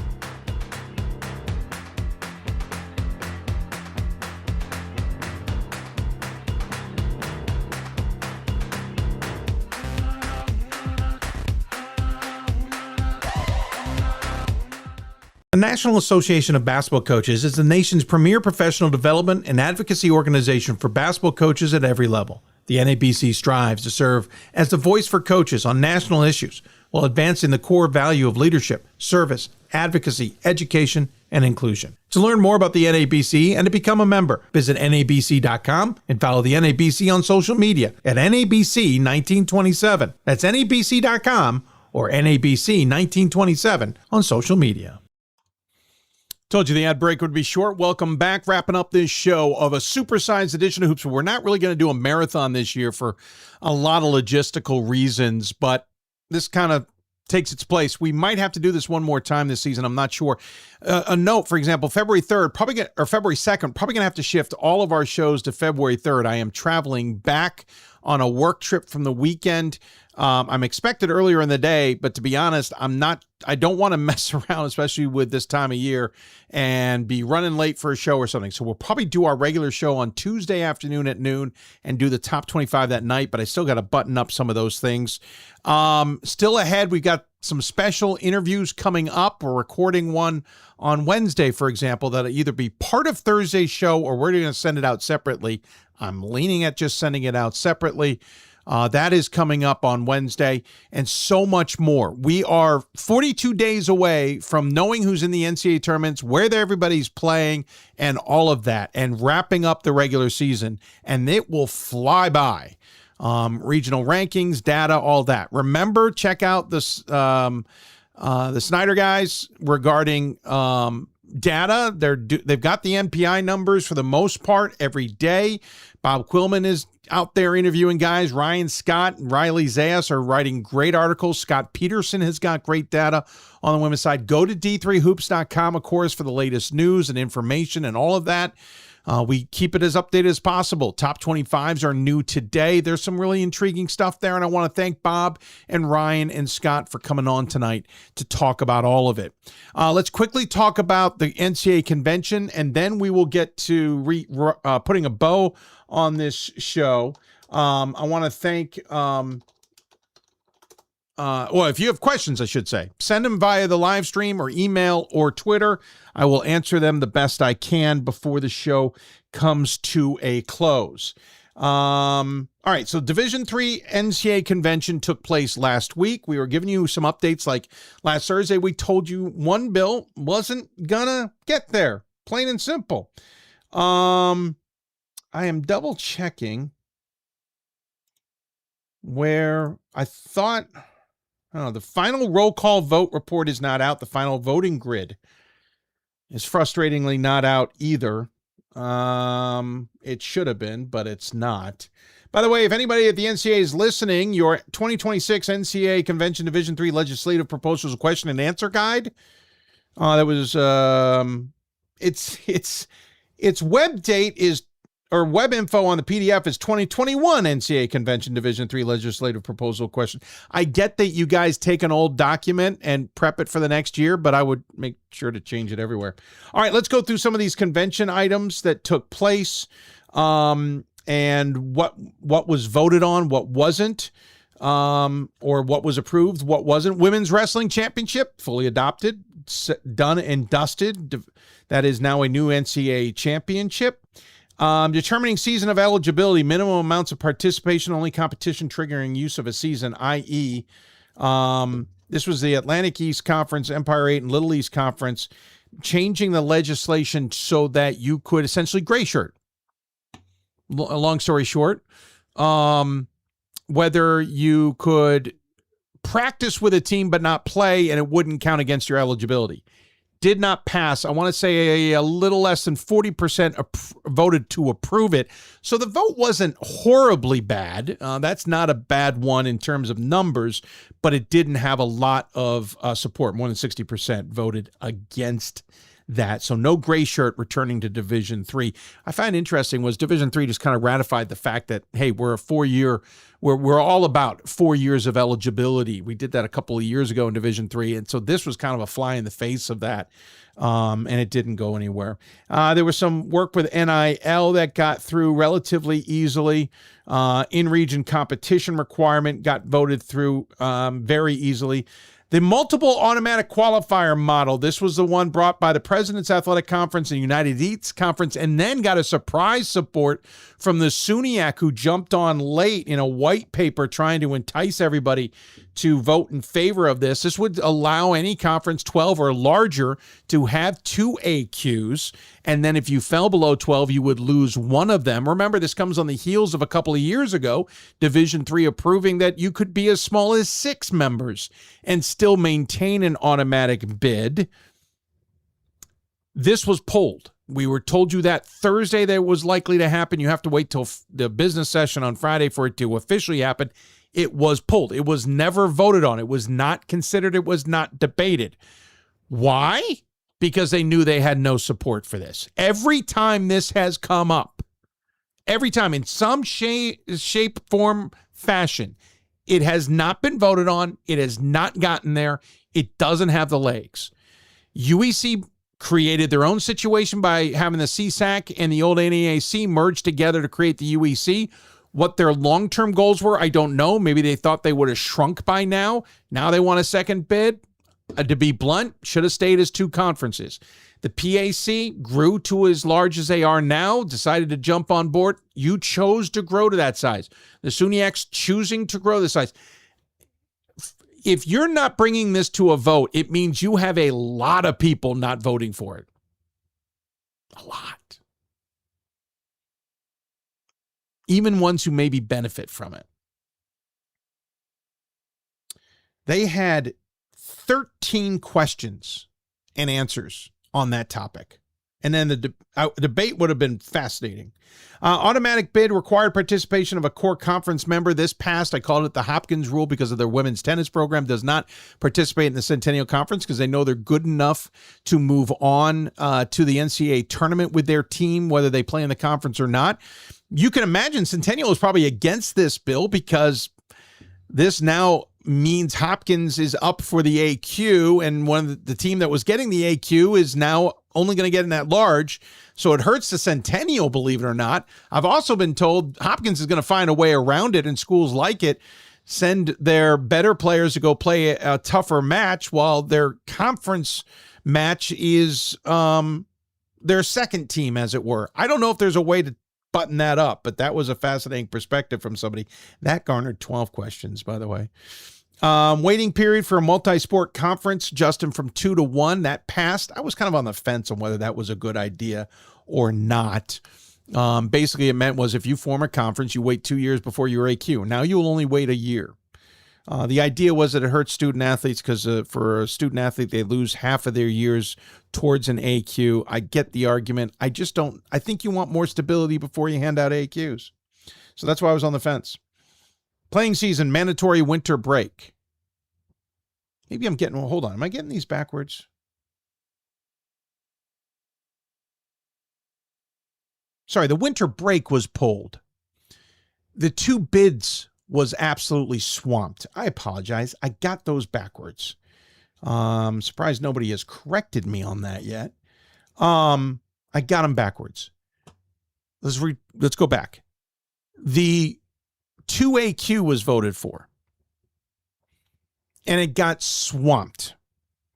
Only 80 some odd out of well over 400, close to 500 votes, voted for it. Remember, it's every school, every conference, and the SAC have a vote. Memory is 323 to 80 something with one abstaining. Trounced. The 2AQ got trounced, which tells you even those who are big enough voted against this. I am curious when the roll vote comes out to see what it says. The winter break is the one that got pulled. Apologies for the confusion. Winter break, which was mandating that you take a break between specific 2-week period of time around Christmas. What was it, the 15th to the 18th or 15th to the 28th? You had to take your 1-week break as a sport. What I didn't realize, because I didn't read it this way, but apparently it meant the entire school has to take a break. So if you have both ice hockeys, you have wrestling, and let's say both wrestlings, men and women, and you have both basketballs, that means all 6 teams have to coordinate to take the exact same 1 week off. That's even worse. I understand a break. I'm fine with a break. If you want to say between December 1 and January 15, you got to take 1 week off, fine. But it's got to be sport dependent, not school dependent. But that thing got smoked. It got pulled. That's why it was going to be voted down overwhelmingly. So it got pulled. I apologize for the confusion. So the 2AQ did get voted on, and it got absolutely swamped. 80 some odd voted for it, but if you add up the PAC, the UEC, and maybe the SUNYAC, you're going to get a lot of those votes right there. Yeah, I can see some other conferences or members voting for it, but vast majority of Division III said, no, we're not handing out 2AQs. The winter break's the one that got pulled. I apologize again for the confusion. My brain's a little bit mush. Requiring the use of the transfer portal, that got approved. That's just a paperwork thing more than anything. I had 15 questions. 16, wow. Recruiting unofficial visit, meals for prospective student athletes and their guests, that got approved. It's a paperwork thing, really. There's a thing about awards, that got approved, both of them. Let's see. There's still more about awards. Again, professional sports tickets, stuff like this. Flag football, emerging sport, got approved with one who voted against. Can't wait to see who that one is that voted against flag football becoming an emerging sport for women. Acrobatics and tumbling is now a national collegiate championship, as is stunt. They are 2 different sports. Ask people about it. So there's your quick recap. Not surprised. No surprises in that, other than I am really surprised that the 2AQ took a vote. It should have gotten absolutely smoked. Or it should have gotten pulled. It was not going to have traction to get approved. There isn't a single person I talked to outside of the group that was endorsing it, because I wanted to get outside opinions, that was for it. I didn't find one person for it. I know a commissioner spoke on the topic, but I did not get a chance to listen to her as of yet, and that's my error. I need to go listen to that. I can't remember if she was for or against, but anyway. So there you go. That's the NCAA convention, and that wraps up what was a busy NCAA convention. I wish I could have gotten down to it. It was nearby. I was there 11 years ago when it was at the National Harbor, which apparently is going to get its own mini sphere like the Vegas version. But too much going on. Could not get down to it, which is unfortunate. Looking forward to what may come out next year, to be honest. It'll be a fascinating time of it. Because there's either like a bunch of bills, like this year had 16. Oh, by the way, there was one on the that was they had to vote on whether the change to the gambling rules, basically allowing pro sport gambling, that got referred, meaning that's going to go back and be discussed. One topic that I do want to quickly bring up, Division II had up for debate whether they're going to allow 5 years of eligibility. Not that you play 4 and 5 years. I mean, 5 years of eligibility. They want to stand out, make themselves a little bit more attractive to some student athletes. The day before the vote, was it the day before? I think it was on Wednesday. Or was it Thursday? Shoot, I'm losing track here. I think it was Thursday. Their president's group, their executive group, whatever it was, came out and said, please refer this, and we will not vote on any of this topic until 2028. So I don't know the reasons behind it. I don't follow Division II well enough, don't have enough sources in it to really dive in. But the idea of a fifth-year eligibility was pulled, asked to be referred back to their executive groups and committees and all that, to be rethought, rediscussed, whatever, redrawn up, but then not brought to a vote for 2 years. I don't know what that means. I don't know if that means they're not going to tackle it at all. I really don't. And I think that was part and parcel that if gray shirting had any chance in Division III, D2 pulling the fifth-year eligibility sunk any hope. So play this out. Let's say Division II decides we're going to add a fifth year. We're going to allow 5 years of eligibility. Don't get me started on the fact that I think that flies completely in the face of what the NCAA represents in the general sense of things. Let's stop playing games about giving student athletes 5 years. I get that they could be in school longer, but again, this high school's 4 years. Anyway, if Division II had passed that, then there might have been a move on the Division III side to go, well, gray shirting will allow us to get that fifth year without adding a fifth year of eligibility, entice students to stay at our schools or come to our schools because they'll still get the experience without maybe playing. So you might get that gray shirt approved because of that idea at Division II. Granted, they don't know if Division II would have been passing it because they would have been voting simultaneously on all this stuff. Granted, they could have been following. So if Division II voted on it earlier than Division III did, but I don't think so. I think Division III had it very early on. Then you might see it. So the fact that D2 tabled that and said, we're not voting on this, I think killed any chance that Division III had at that gray shirt. If there was a chance. I don't think there was, but if there was a small chance, that I think that Division II decision helped end it. Because there wouldn't have been that fear of losing students to Division II for that fifth year of eligibility. Really, for Division II, I think it's trying to entice JUCOs coming out. They'll get an extra year, so you get 3 at the Division II, or enticing somebody to a grad program to get an extra year. It's not necessarily go to that school and play for 5 years. They're more playing the old COVID side of that, but tabled by Division II. All right, we're going to wrap the show up. I'm not going to get to my 2 cents. We could have just said I just gave you a bunch of my 2 cents. I really want to thank everybody who came on the show. It was an awesome show. It's a long show. It was supersized for a reason. But we had great guests and great segments. Looking forward as we move towards the last 6 weeks of this season. Alexa Charles from Hunter, wonderful conversation with her. She might be someone to turn to if you want any stock ideas. Jeff Gard from Platteville. We had a tremendous conversation with the head coach of the Pioneers that could have gone on forever. You really, if you missed it, should go back and listen. Sean Foster from Salve Regina jokingly said off air, a lot of what Jeff Gard said, I would probably say myself. Well, maybe, why did we have Sean on? Well, great insight on the Seahawks there in Newport. He's been there 23 years as a head coach, and it was great to chat with him about the resurgence of Salve Regina in a new conference from the last time they were having such a great season. Ella Kobelin from Linfield stepping in for her head coach, Casey Bunn Wilson, who is giving birth to her third child. Literally early, got an email saying, Dave, I'm going into early labor. Ella's stepping in. So congratulations to Coach. Ella was a wonderful conversation. Talk about a student athlete who's involved in her institution in more than just being an athlete or a student. We know about that about student athletes, right? They got the highest GPAs. They're the most involved on the campus. Ella's an example of that.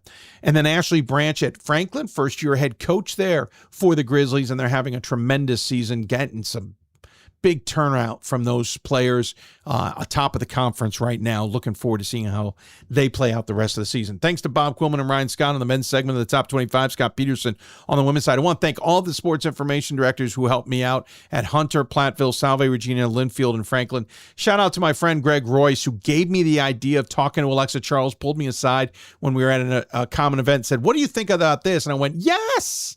Yes, yes, yes. So SIDs, I will say this now, whether you're a conference or you are a school, if you've got an idea of a guest, if it's a coach or a student athlete, email me. As much as I try and keep my finger on the pulse of Division III, I can't keep track of all 850 some odd programs. So please email me, message me, text me. You all know how to get a hold of me. If you got ideas, let me know. Guests or fans out there, if you got an idea, send them my way. I may not be able to get to all of them, but I will do my best to get to a lot of them. Side note, Platteville always has a small place in my heart. UWP, I traveled for a year and up with people. Some of my best friends, most amazing experience took place. UWP has always been special. I almost thought about wearing my Up with People shirt, but then I didn't want anybody thinking, oh, he's biased against Platteville. Someday I'll wear it just for the fun of it. And with that, we wrap up Thursday, noon Eastern, back on the air with our normal regular show on Thursday. Then next Monday, our normal grouping of noon with the live show. And then you got to be a member at buymeacoffee.com/Hoopsville to sign up to see the top 25 shows in the future live. So join us, please. Buymeacoffee.com. This helps me do this show, do more of this show, do more programming, to dive in. I hate how it sounds, but please help us cover Division III. Sign up for a monthly subscription. You get a lot out of it. We're also about to put on some really cool options for you to buy. You can get me maybe wishing somebody a happy birthday if you want, or maybe a voicemail message or whatever. Maybe you just want a message to a friend or a joke or something, or you lost a bet and I got to go do something to embarrass a friend of yours. I don't know. It'll come from the studio. We'll set that up. You're going to get that information soon. So next Monday, normal show. Next Tuesday, the 29th, normal show. Then Friday or Monday the 2nd, we may have to push because I am traveling, and then we'll go from there. The only other show I think that we may have to move. Wow. Actually, the rest of the, other than that, February 2nd, the rest of the season, we should be regular noon Eastern show live and, of course, on demand always. Thank you, everybody, for watching. Great show tonight. We jammed in a ton in 4 hours and almost 30 minutes. Whew, that is our marathon, I guess, for this season. By the way, coaches, if you want to send us a jersey or some swag, I'm not against some swag. I'll start wearing some more swag. I'll wear stuff people wear. You know what? That's what we'll do. I will try and wear something that people have sent me on every show the rest of the season. Also, if you send me stuff, I will do a video unpacking it. Why not, right? So if you want information on how to do that, email me. I will get you that information. Contact me. I will get you that information. Fans, thank you for your support. Go to buymeacoffee.com/Hoopsville to support me as well. This show is not easy, but it's a passion of mine, and I look forward to doing more and more of it. But we could use your help, honestly. We really could. And with that, we sign off. You've been watching Hoopsville. Thanks to our friends at D3Hoops.com and Women's Basketball Coaches Association. Thanks so much to their help. You may be hearing from them in the very near future as well. To Hunter, Platteville, Salve, Regina, Linfield, and Franklin, thank you so much for some wonderful conversations. We'll see you back here Thursday, noon Eastern, with our next installment of the show. Already got some good guests lined up. Can't wait to bring that one to you as well. We've had some great programming between now and then. Appreciate you all tuning in for it, and we'll see you back here on Thursday.